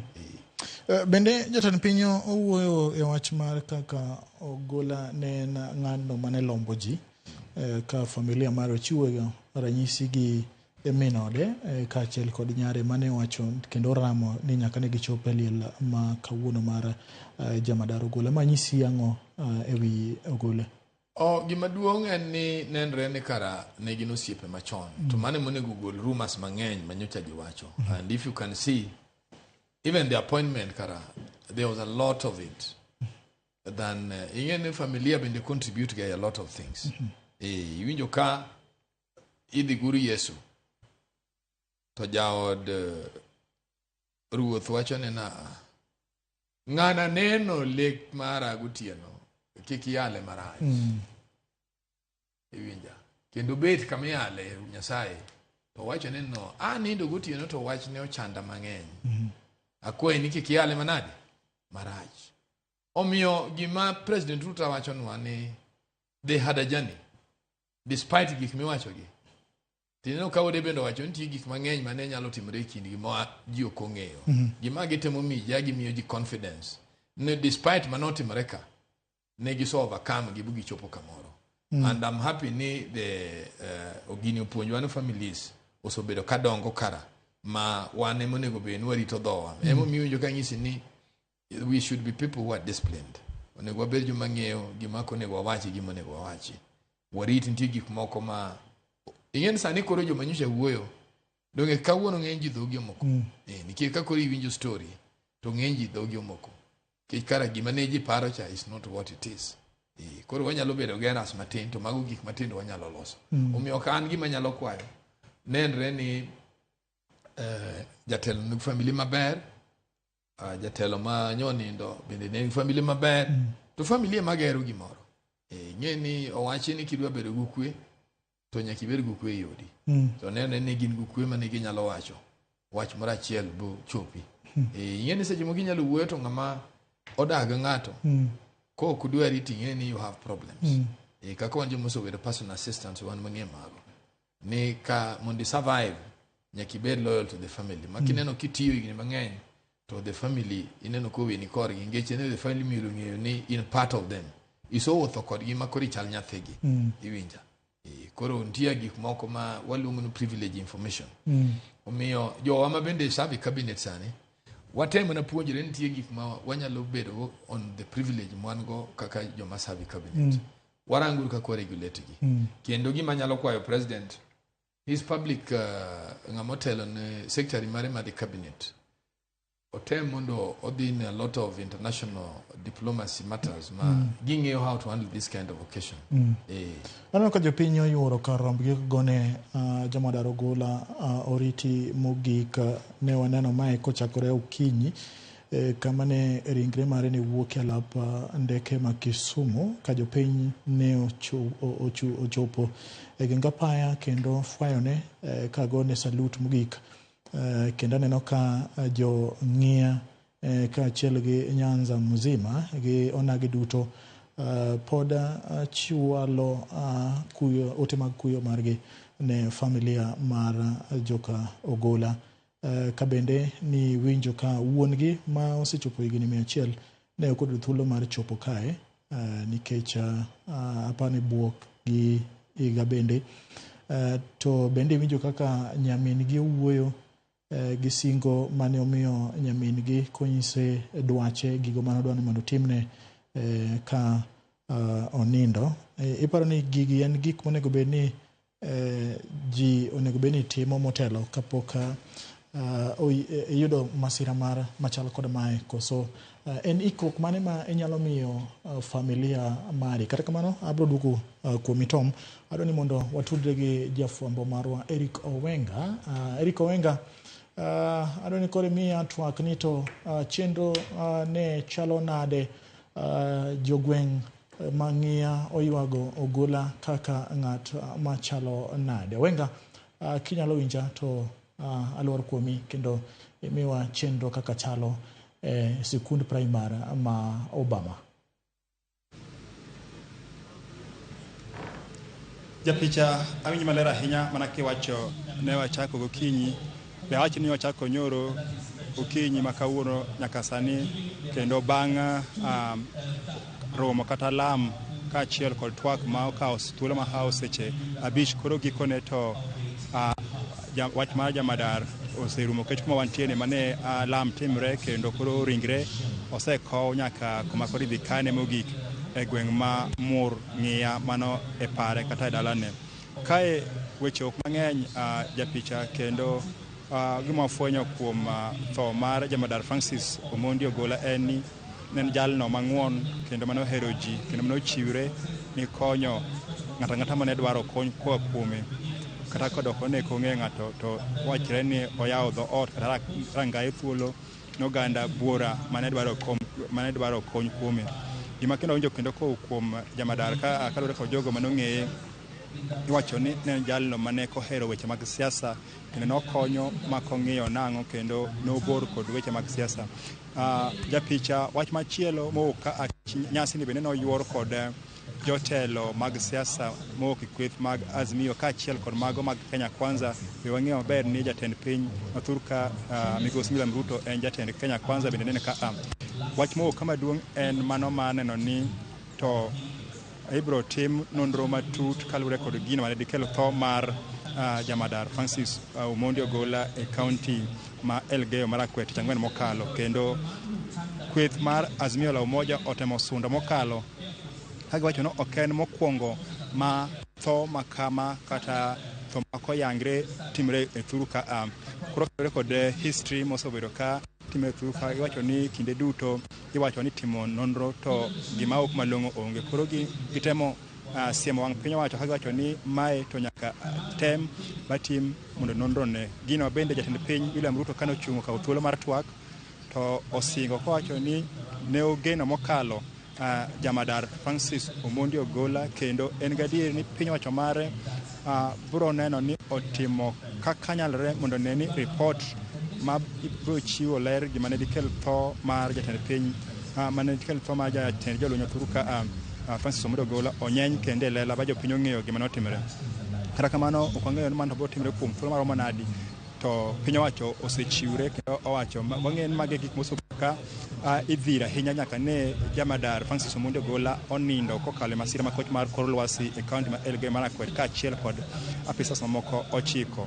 Wach machielo ma kendo omul ka pod aneno ka weche bare kalure kod kong'e maber tok yiero ma higa mag 2022 tarik 15 ne weche tarik 15 ne weche liet kalure kod weche ma Bomas, kalure kod oboke mokwong mar jakom machon mar IEBC Wafula Chebukati mane otemo tudo jamadar Omondi Ogola kod weche mag Bomas kalure kod weche mag yiero.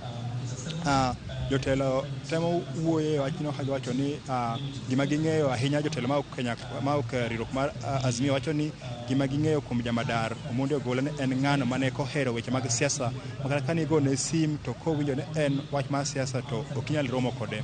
Koro weche ne ng'eny ka to chutho gima nyacho picha en ni nyasi kata nyasi ma kuyo ma kawuono ni otieke makare, kendo koro gi sani no ka en mana dakika mogik madhi nyime, kendo jopiny koro moko ma kech chal kama kayo ni kod thuolo ma chopo mwalo kacha chande, kendo giriedo laini kako ng'en manyien gino manya olos kod jolweny nyayude migago matin ma ginya chamo gi sani kama moko bende to kod thuolo sani mar wuok. To gima ng'en gima timre koro e gwenge ma mor ng'iya to en koro kaka inya kow jatend jolweny mosenindo Francis Omondi Ogola. En nyasi ma bende ibro yuorie gi joma tin kabisa. Kaka nyo wang'eyo dich manyoro nyawinjo ni oganda mibro yieni donjo e dala mare kama idhi timne kopo mogikno dhi bedo joma romo dhano 50.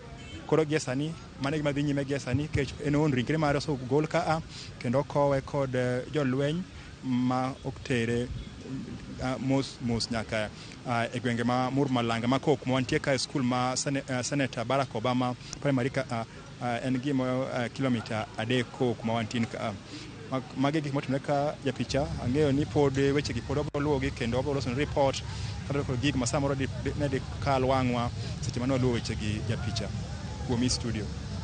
Kapok awei jotelo mopogore opogore owuoyo e weche monego bed ni timo gi jatend piny ka gikwayo nonro mondo mi otim e wi masira manotimre mane okawo ngima Ogola kaachiel kod jolweny mamoko 9.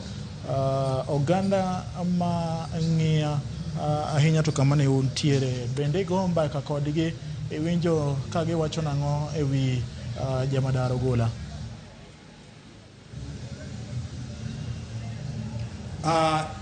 Kochakre nyoro japicha nyayudo thuolo mar goyo mbaka kod jodak ma Lego Usonga, jodak ma Ng'iya kod jodak ma Nyang'oma kogelo ka gima awinjo en ni Ogola ne en jalno manoyawo dho ot kendo ne ng'uon mokalo ng'at mane dwaro kony kuome, kendo kata ka ineno mane chiwo ka mawinjo kuom jopiny, kuom jotelo mane wacho ni ne ng'atno mang'uon mokalo, to jopiny wegi wacho ni Ogola ne ng'uon kendo ne okonyo joma ng'eny, nyithindo mang'eny mane dhi skul gi nyinge. Nitie clubs mag mpira ma ne osiro lwedo, nitie riwruok mang'eny mane ochung' kod ne en ng'atno ma wacho ne muol kendo ng'uon kendo nobolre mokalo kalure kod kaka jodak makoni taje kata tale kaka ng'atno ma ging'eyo. To gima omako chuny kabisa en ni jodak ma Alego Usonga kaachiel kod Siaya Mangima giywak kendo mano en buok kata en chwat maduong' ahinya ma giyudo tok lalo jamadar Francis Omondi Ogola. Kwang'eyo maber ni en ye oganda onagi kata oyudo nagi mokwongo tik e piny Kenya ka amar bedo jatend jolweny e thuru ka kendo nyiso jodak ma kod geno mokalo kalure kod tudruok mare kendo wawinjo ni kata nyithindo mayande ng'eny gimoko nte manyicho okaw e lweny kalure kod thuolo manyicho yudo ni kendo en gino ma gineno kaka en chwat maduong' kendo pod nyaka sani ng'eny gi pod ok oyie to odiochieng' ma kawuono e sapar mogik mar jamadar Francis Omondi Ogola ma koro sani koro ikowo e gwenge ma Murng'ia e kaunti ma Siaya ka en gino ma gitemo mana kwe gi hocho i chunygi to japichagi mang'eyo ni ging'eyo ni gilalo thuon kendo gilalo ng'atno ma yande ging'iyo ng'at ma gigeno ma nyicha ging'eyo ni samoro dogo korgi okang' mak mana mago duto to gin chenro mag Nyasaye kendo pod gin kod geno chiemo Nyasaye pod nopar gi ng'ama chielo ma pod biro chielo kodgi e weche ma yande giparo ni Ogola nyalo chung' kodgi. Japicha gima bende nyaka ng'e ni Ogola lemo monjo mako ni nyaka ne piny Kenya yud loch kuom jowagunda mae nyicha en ye jatend jolweny mar 11 nyaka ne piny Kenya yud loch koro en gino koro ing'iyo to bro bedo nang'o koro bang'e koso lengre gi sani to wang'eyo ni nitie gigo bende nochakono kod jatend lweny machon miluongo ni Daudi Tonje ma notemo kelo kaka lokruok nyalo bedo migepe 3 mag bad migawo mar lweny mano Air Force, Kenya Navy kod Kenya Army. Koro wageno to kuome keche no ng'ade kapok notieko thuolo mare ma bende ne igeno ni nyarumo higa manyien. Koro gima dhano penjo to bende samoro jatelo maok e bad migawo mar Kenya Air Force ema nya mako kanyo yo makojolo kapok oyier ng'ama chielo keche ng'ama chielo monego bed ni kawo kare kuom ja Air Force ma en ni ne bedo Kenya Navy. Koro pod mano koro en mana twak ma piny Kenya duto koro ng'iyo neno to biro bedo nang'o. Kaka mano kata jotendo manyicha gitiyo kodo kaka jalupne ma bende koro sani omako lemo mar yo makojolo Charles Kahiri otemo wacho ni nyicha otiyo maber kod Ogola. Dhano opake mokalo neno ka jatend migawo mar jolweny ka Duale opake en yo machuok japicha wuok yo makare kapok gin to koro aparo ni ng'ama miya yo mano jatendwa ka Philip Ochieng temo ng'isa ni chal ma koro dwan munde koda aweni thuolo bende yudi thuolo ma mudho to kapok atimo kamano watudi kod jafwambo wadwa ka Walter Nyambaga machiegni awol to ang'eni bende chako kunyoro osebedo kodi ka kawuono miuye jopiny to wang'i omako ang'o to ang'o mi iwinje kae ma bende inyanyiso nyakoremogi ajwang'. Erokamano Eric Owenga en ang'eni osewach mathoth to nitiere gik moko ma seche moko ok nyal kalo wang' jofwambo ahinya to kuonde machal kod magiendi mokelo kanyakla gima jopiny ne temo choro mondo mi ochop kare e kinde mane jatend piny loso neno ka nitiere moro gi ilo moko mane nitiere kanyo endo mane jopiny obedo godo kane odonjo to kod kende kane owuok to kakoro gi seche gendi Owenga kiba wang'ie tent matung kocha ibiro yudo koganda makwar kata dhano buora machal mire onur kanyo gima dhi nyime en ni dhano yudo poda iwacho ni liel ka liel nyaka ji we dhogi koro neno koganda mathoth odhi we dhogi tunga chachande koro gisani to mane gima dhi nyime kanyo endo kendo yine iya mondo awach ni kopogore kod mano nitiere weche mag siasa maka kod kacha mo bende no oyudo thuolo kendo ochikore mochope yamo komokelo kanyakla Governor James Agri Bobo Rengo kanyakla kod mago ma bende ne oyudo thuolo mar chopo yamo koro mane gima ne nitiere Eric Owenga.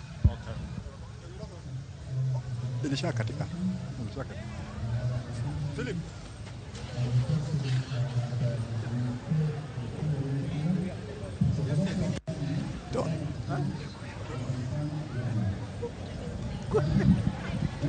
japicha podi winja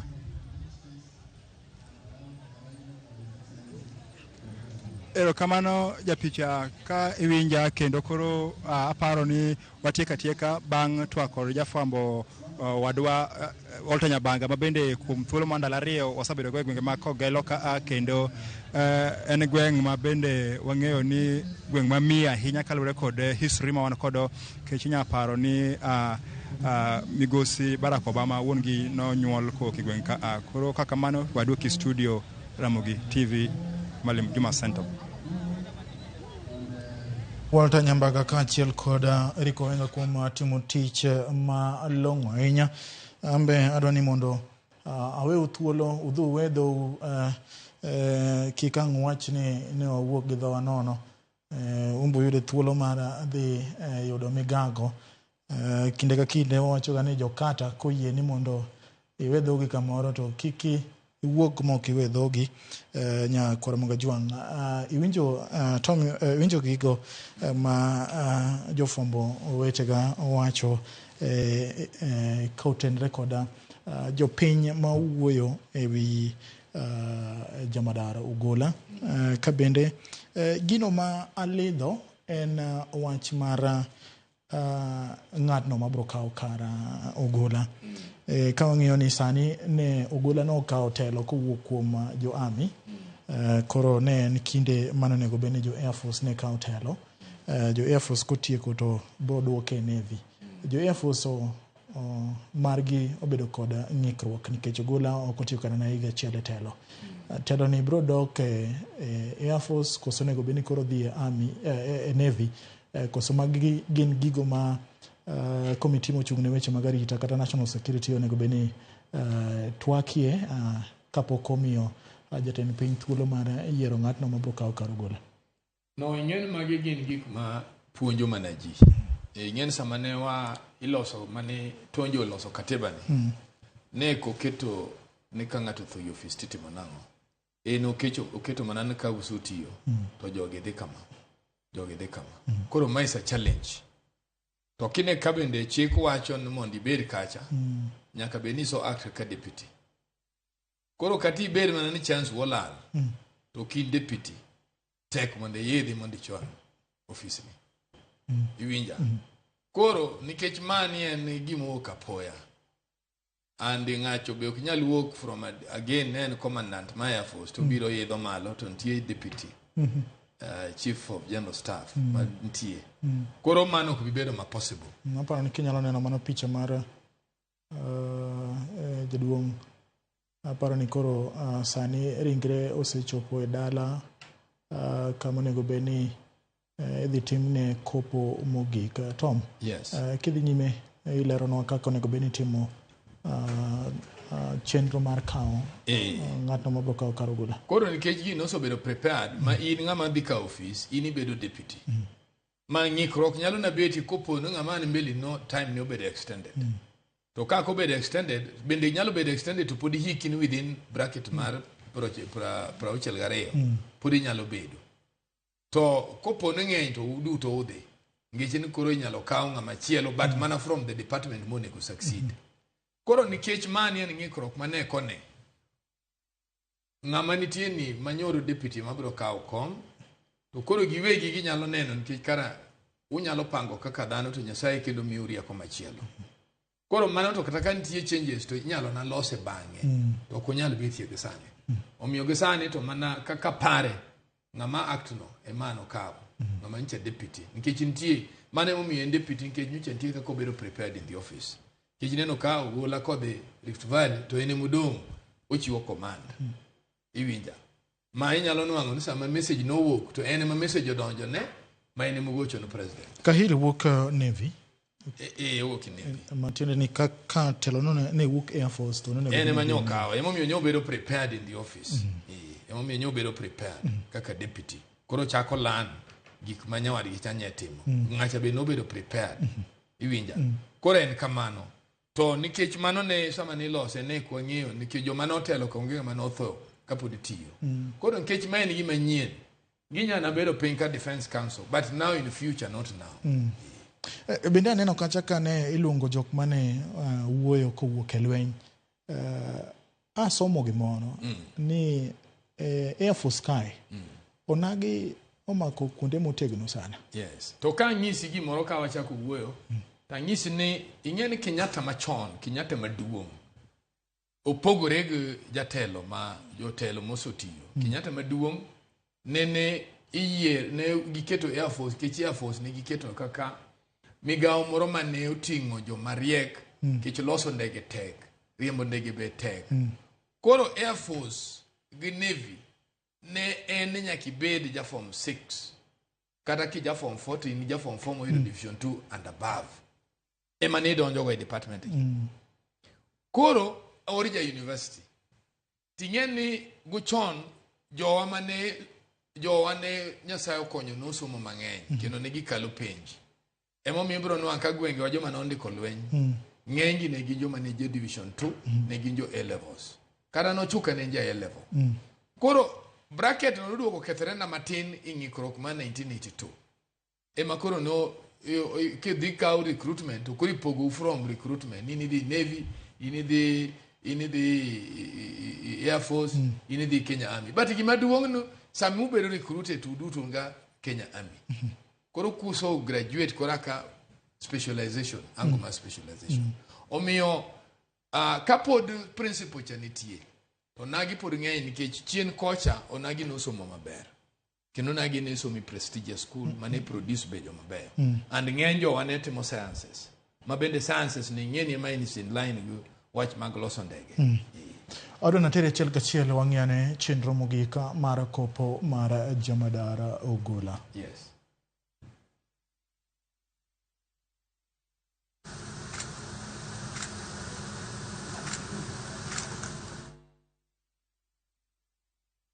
Kwa sehemu ya mwisho ya sherehe yake Generali Francis Omondi Ogolla, nikupe tu kimkutasari kwamba wakati mwili utaweza kufika mahali hapa, tutaweza sote kuwa tumesimama.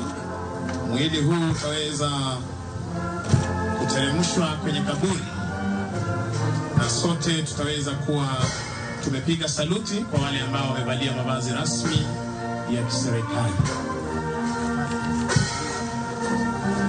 Na hapo pia Mheshimiwa Rais tutaweza kupata buruji ama kupenda tarumbeta ya kwanza, last post.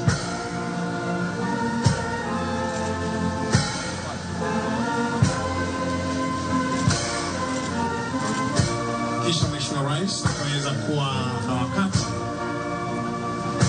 wakuwa na dakika moja kuweza kunyamaa, na baada ya hapo tutaweza kuwa na tarumbeta ya pili ama ukipenda long revali. Baada ya hapo Mheshimiwa Rais tutaweza kuwa na heshima ya mizinga 19 na jenerali aliye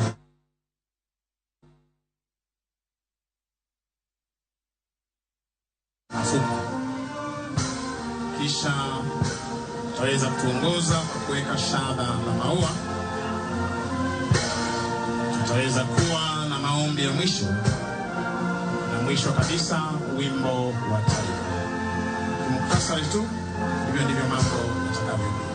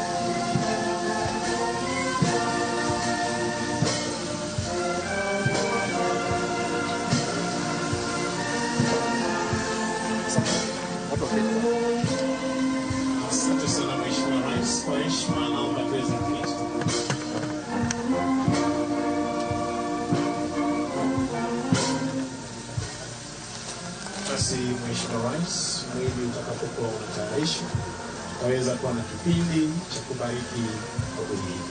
Asante sana Mheshimiwa Rais. Kwa hiyo tutaendelea na maombi mafupi ya kubariki kaburi hili kabla ya kuja kwa tafadhali kuweka basi.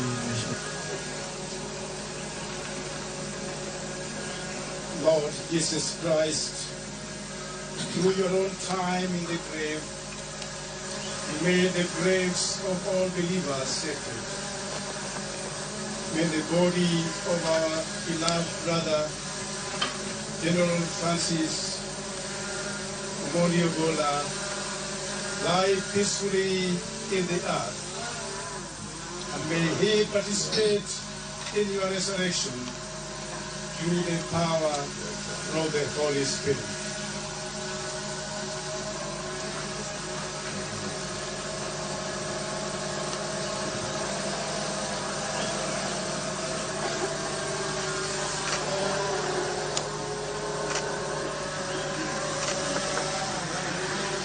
Bendi, tafadhali tupate wimbo wanapozidi kutayarisha mwili wa jenerali.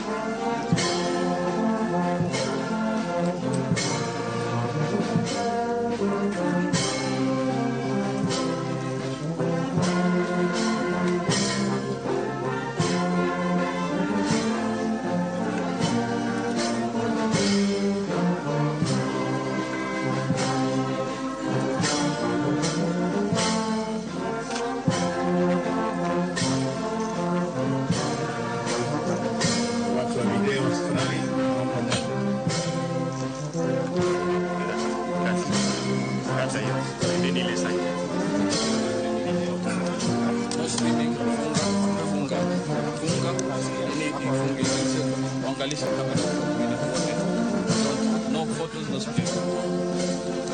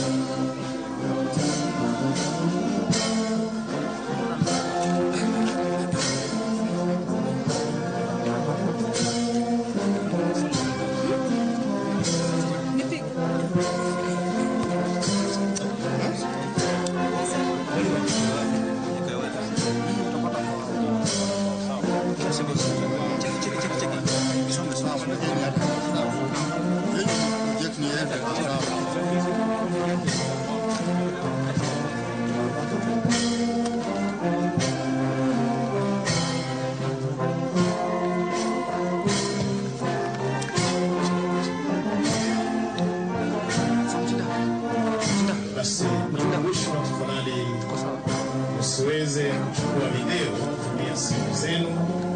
Don't go live, just record. Usiweze kutumia simu zenu kwa video na hali kadhalika live stream. Nakumbushwa kwamba uweze inaendelea. KBC na State House inaendelea. KBC na State House wanafanya.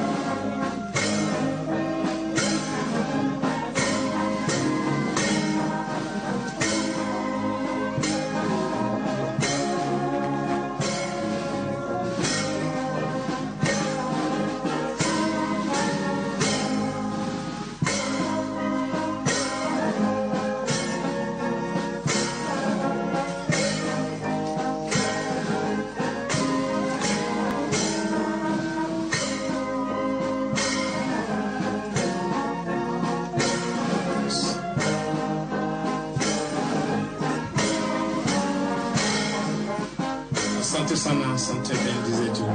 Asante bendi.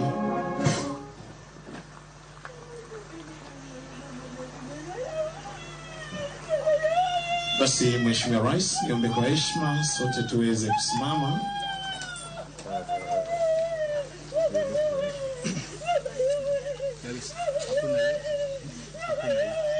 Na wakati buruji ya kwanza itaweza kulia, Sote tupige saluti wale wamevalia mavazi rasmi.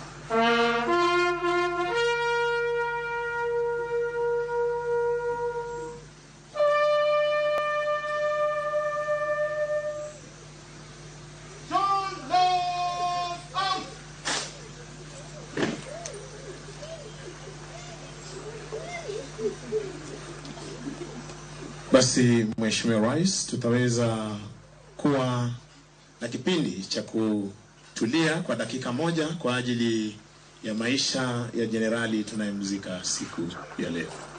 Dakika moja hiyo inaanza hivi sasa.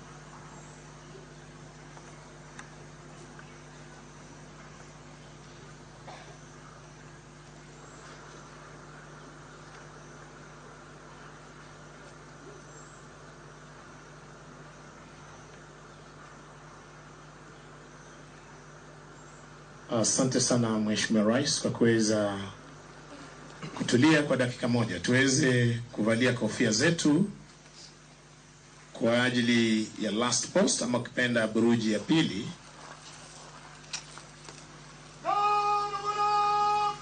Samahani, tutaweza kupata kipindi kifupi cha maombi.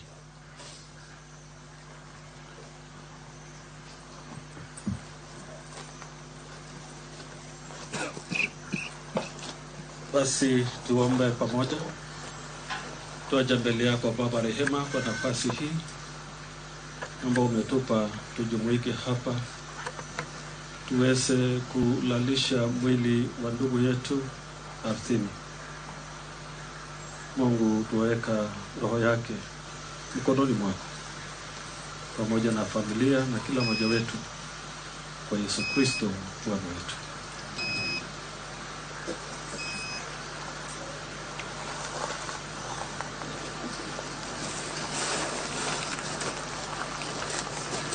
Basi hivi sasa tutabaki tukiwa tumetulia.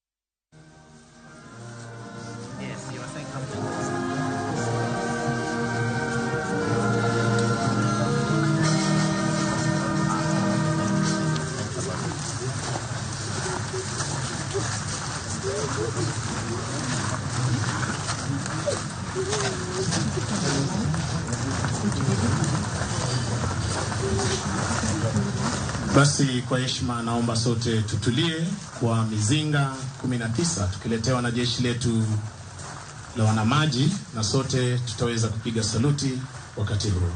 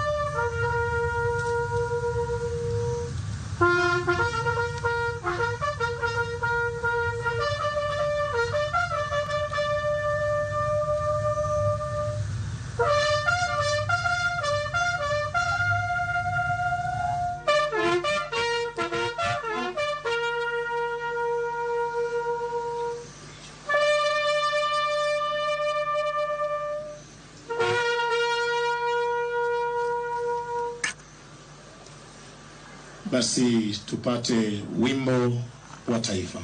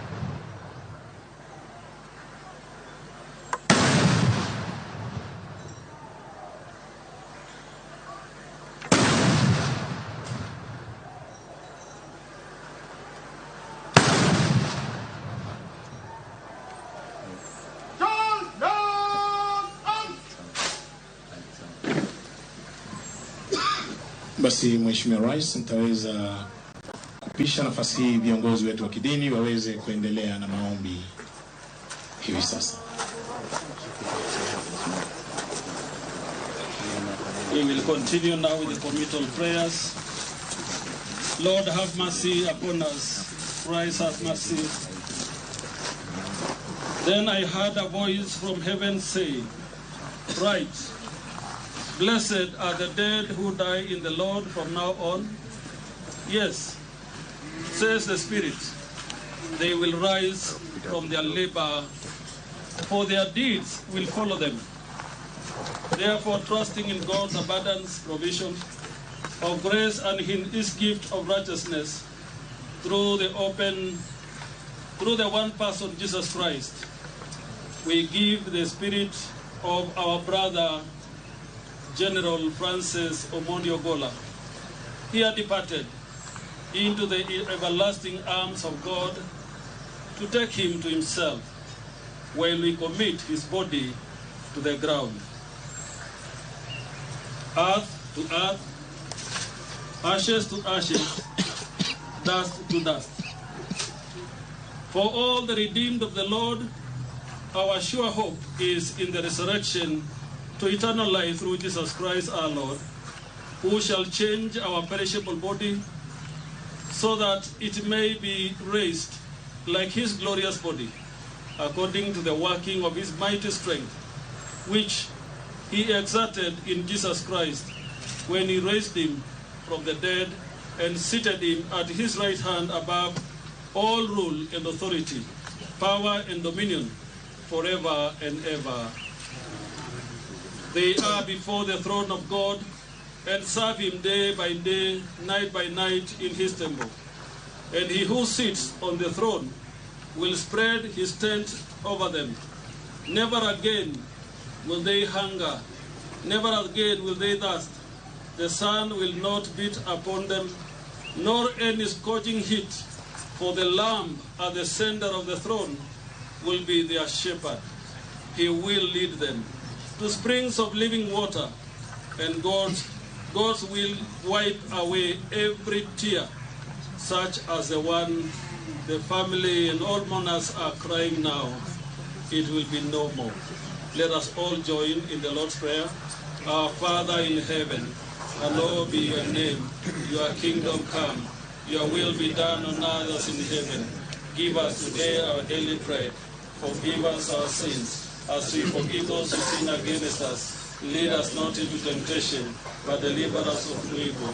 For the kingdom, the power, and the glory are yours, now and forever. Amen.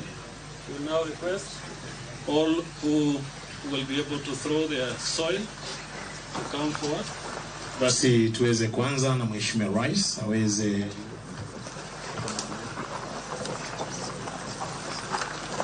pamoja na familia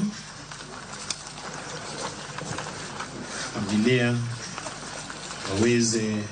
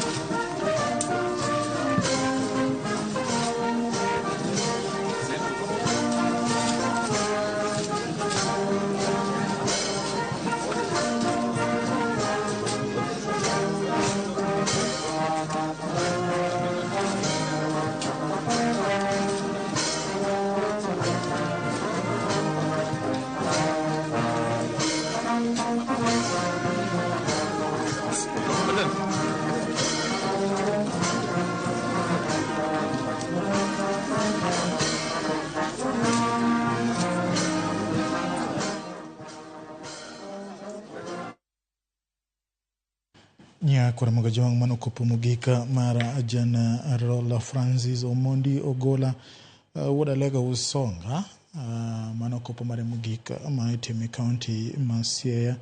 Nyakwaramaga jwang' bende kaka wasebedo ka watayi nyaka ne wachaki kendo koro aneno mana ka koro wachopo e giko mara safar mogika mara Jamadar Ogola ka koro ringre oseketielo.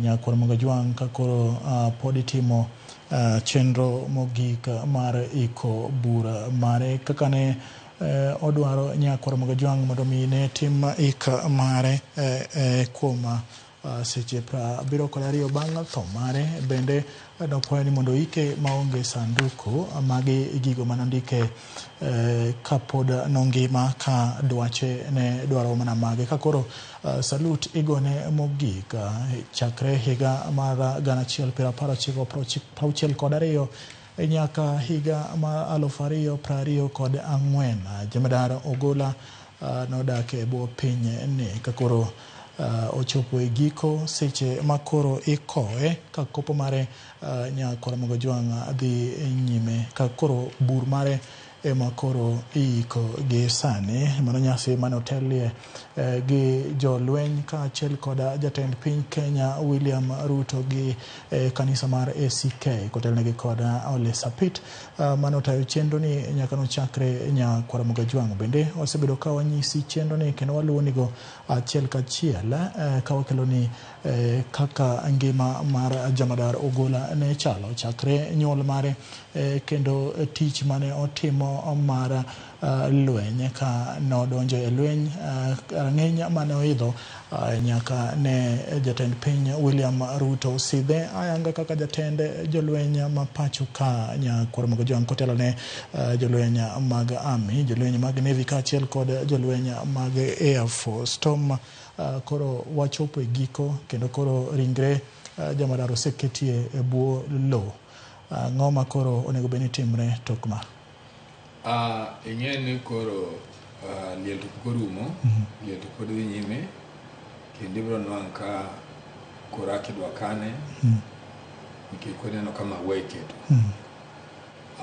koso yike kaka ng'ama general jolweny go gin ga gi ceremonies magi magi bende gibiro timo kendo ang'e ni koro gibiro hand over bahasha ma gin go gibiro miyo familia gibiro jiwo familia kendo koro gimwan wanyalo timo en mana ni rwako mar jaduong' mosonindo Jamadar Ogola e dala obedo maber Mae liel achiel maduong' wasobedogo.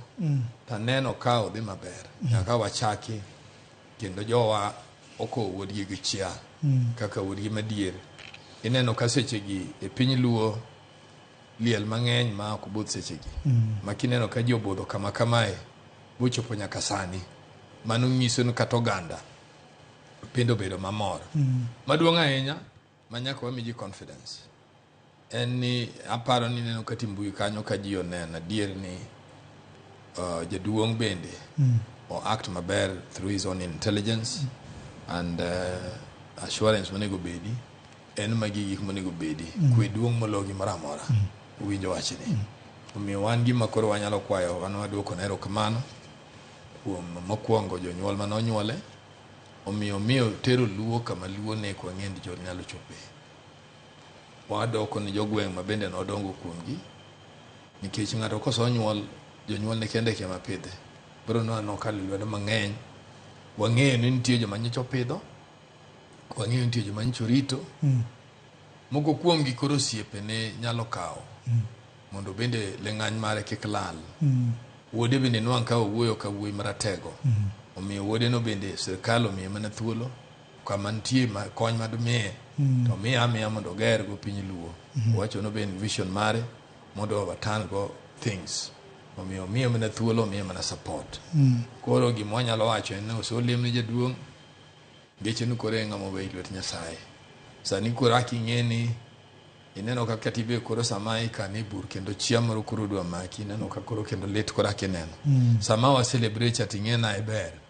Koro sani koro ako wang'eni kara uweni kara koro dhi. Koro magi gin gik matimore nikech seche moko ok inyal geng'o mirima mamako ng'ato. En wuod Luowa magi otimore nwa kwaneno. Gima wanyalo timo en mana medo lemone kendo jolemo lemne maber. But omiwa example maber. Ni kari nya bedo jalweny to kari jalweny madhano ok jalweny ma jalweny. Mane gima wasomo kuom ahinya ke somo historia ne. Aroni wawinjo ni lemo mogik ma itimo.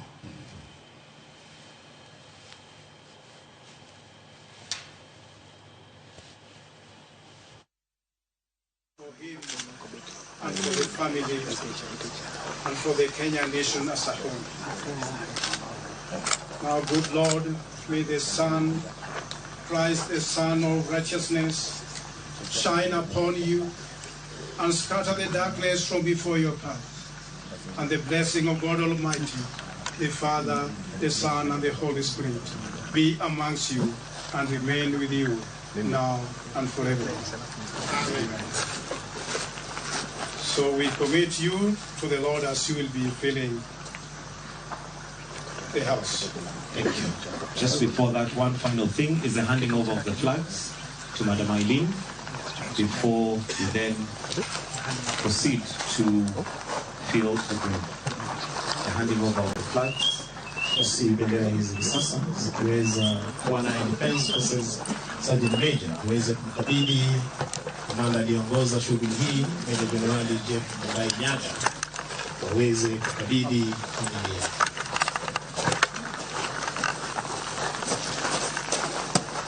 Hii ni heshima na ishara kwamba Jenerali alihudumia taifa la Kenya kwa heshima ya hadhi ya juu.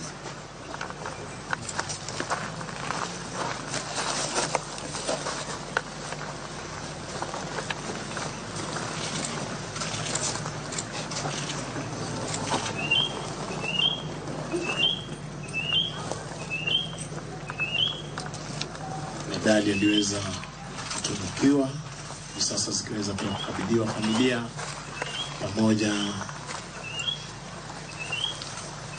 na jambia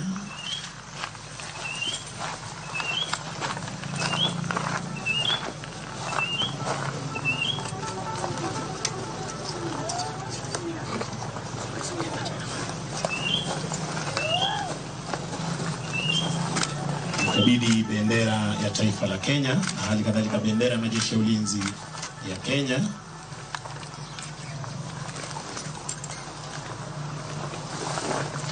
Kiweza pia kumkabidhi jambia aliyokuwa anatumia jenerali kwa ulinzi wa taifa.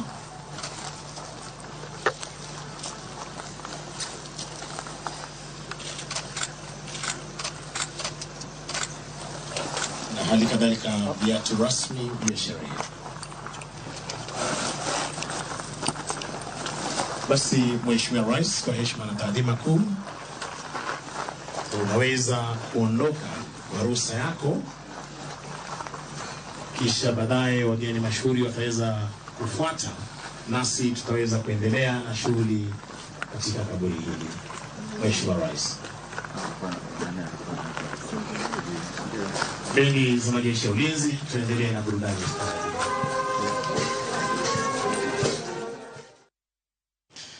Tom, kinyalo ng'iyo gigo ma ochiw ne Minoda Jamadar Ogolla gi nyiso ranyisi mane?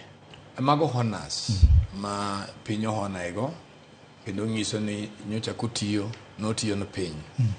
Koro kawuono nikech Nyasaye oluonge, koro mago gik mane osetiyo matek boyudo. Koro iweyo kanyo ikano, ma bende ibiro nwang'o ni kopo ni odno inyalo ger maber, to mago gigo mabiro bedo kanyo mondo oganda mabiro biro machiemo no winji nitie Jamadar mane obedo e gweng'wa ka biro biro bune. Koro mago nyiso tich ma ng'ato tiyo. Ma gimineno ka komi kende no bunde, seche moko joma fundu nyalo donjo bokaw budhi timgo gima rach. Gik modong' tineno komigi kendo nyise nikech mano nyiso ranyisi mar chia mar kaka nobedo jalweny. En jalweny, makta bed nano nindo en jalweny. Kaka wacho ni jalweny iko gi bunde. Yes. Emo mineno ka risase muoch. To mondo bende ji mang'eny machopo kamineno mochopeno, mondo risase muoch ni bilano ibe nitiyo no pinyne. And kirango en a man modongo through level bogi kama gikie nikech Nyasache gi tich matek bedo ng'ama nigi luor. Bende ka wanyalo mana nuoyo ngima kendo paro sigana mar Ogolla, en ng'ano ma kanineno bende ji ne ni kod puoch kod pak kuome, ka wacho ni en jalno mane ohero weche mag kanisa, jalno mane ohero anyuola mage, jalno mane tiyo ne jopiny ahinya to mae gwenge mag Alego Usonga. Iparo nade kinde ka kinde waneno mana ni jolweny gin jok ma dhi e lweny, to Ogolla miyowa ranyisi machielo mar ni jalweny kata en jalweny to nego beno keto weche mag kanisa machiegni, nikech lemo en gino ma ber ahinya kendo konyo. Nyena puonjra gimoro, nikech aneno rais ma Tanzania Magufuli, ne ng'ama ohero Nyasaye ahinya, kendo en ng'ama ne kirango, en ng'ama nyoni obed ni tiyo butiek, bubeno ne tich mane otiyo ka ng'ama chielo koro tiyo. To nakanye mane Nyasaye ong'ade ngimane mayot. Ogolla ma bende koro ineno ka en wuodwa ma kanyo ochako tich. Ma koro tich motiyo kendo koro inwang' ka kuonde mosokale kar osetiyo maber moloyo. Ma Nyasaye ne dwaro ni ochop kama ochopeno mondo bed ranyisi. Koro inwang'o ni kara joma beyo nitie kama Nyasaye ng'adogi mondo gibed rapar, mondo gibed jogo ma piny nyalo neno bang'e. Omiyo magi gin gik ma Nyasaye puonjwago ni if you want to live long live the king. Kara Nyasaye nyaka ng'adi sama ji ok par. Mane chia moedo kaendi. Nikech kinwang'o wanwang'o ni ma en ng'ama nene en Jamadar to kono chal Jamadar. Nong'eyo no en Jamadar nikech Kenya to gwenge to nyaka los kaka wuodgi. Omiyo ineno ka tich mane otiyo gi chien kendo bedo ja Nyasaye. Ing'eni kibedo ng'ama ogeno kuom Nyasaye to Nyasaye konyi gik mang'eny. Momiyo wacho ni ruoth mong'e Nyasaye, Nyasaye konyi gik mang'eny. Omiyo wisdom mang'eny maneno kuomegi en nohero Nyasaye. Koro Nyasaye ne kalo kode gik mang'eny.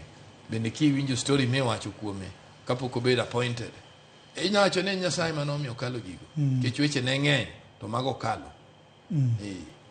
Bende ka inyalo paro nyakura mag Jwang' Jamadar Francis Ogolla emokuongo bedo Jamadar kowuok e gwenge ma Luo kata Jaluo. Bende en Jamadar mokuongo tho e apisi. Nyakura mag Jwang' ka bende en jalno mokuongo to ka entiere e weche mag tich, ka koro chenro mar kawo kare bro taa kata gi komiti mochung'ne weche mag arita ka bende inyalo paro ni jener nyaka bed mana achiel kende nyaka ne ik Ogola kasto fuka mo oweyo Nyakura Mogojwang ibo ta gi komiti mochung'ne weche mag arita ma bro bedo kod twak gi jatend piny Kenya mondo mi ging'e ni jal mane manyalo kawo kara Francis Ogola. Nyakura Mogojwang wasebedo ka watayi chenro ni mar kopo kata oriti mar jamadara Francis Omondi Ogola mane nyuol e higa mar 1962 kendo onindo higa mar 2004. Nyakura Mogojwang osebedo ko otayo weche ge mag tich kaka jalweny ka higa mokalo nomiye tich kaka jatend jolweny gi jatend piny William Ruto. Wachni mogik Tom ka watieko. An anyalo naketo jamadari lwet Nyasaye kendo ang'eyo ni en ng'amo tieko wuodhe maber.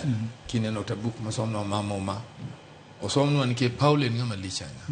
Paulo a disciples ma Nyasaye mane riek mogik kendo was a lawyer by profession. To Paulo no bi mawuotho gi wach Nyasaye mang'eny bende ne olando wach Nyasaye mang'eny. Omiyo samine no kisomo buge reflection ma ng'at ma koro bende tieko wuodhe.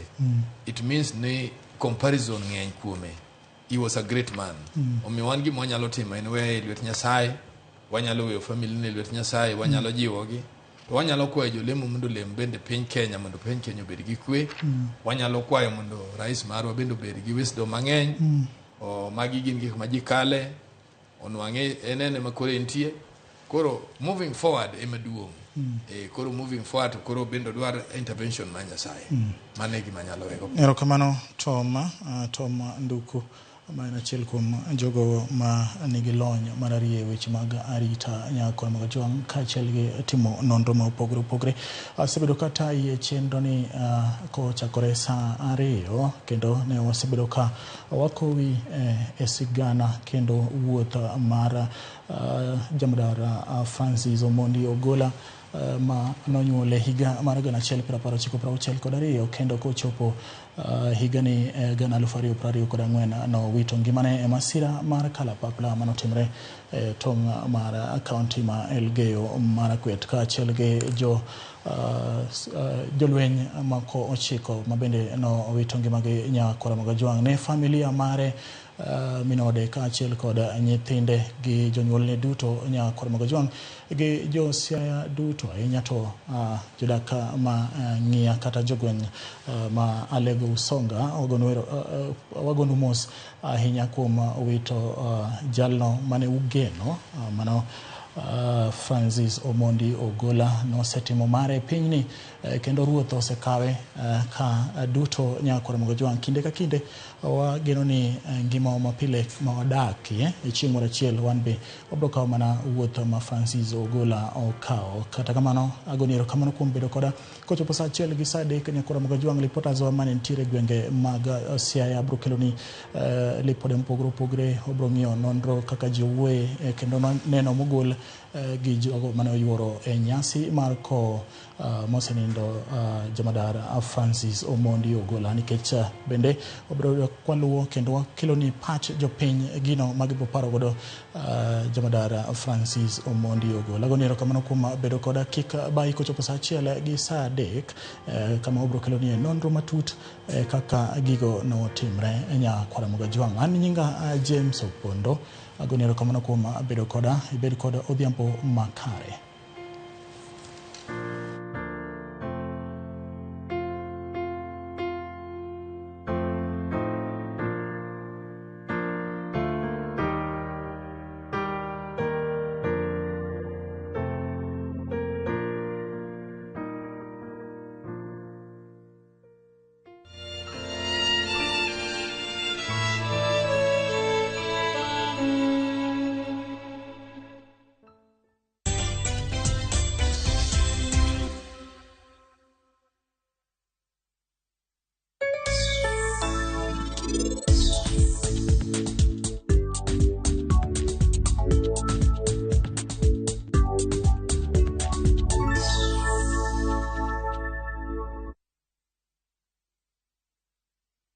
Looking for the perfect staycation that combines comfort, luxury, and captivating experiences? View Travel got you. Enjoy up to 30% discount to exotic destinations. Experience Nanyuki at the luxurious Sarova Mayan for only 9,500. Come soak up the calmness and relaxation of the Sarova Lion Hill in the Nakuru National Park for only 8,500 Kenya shillings.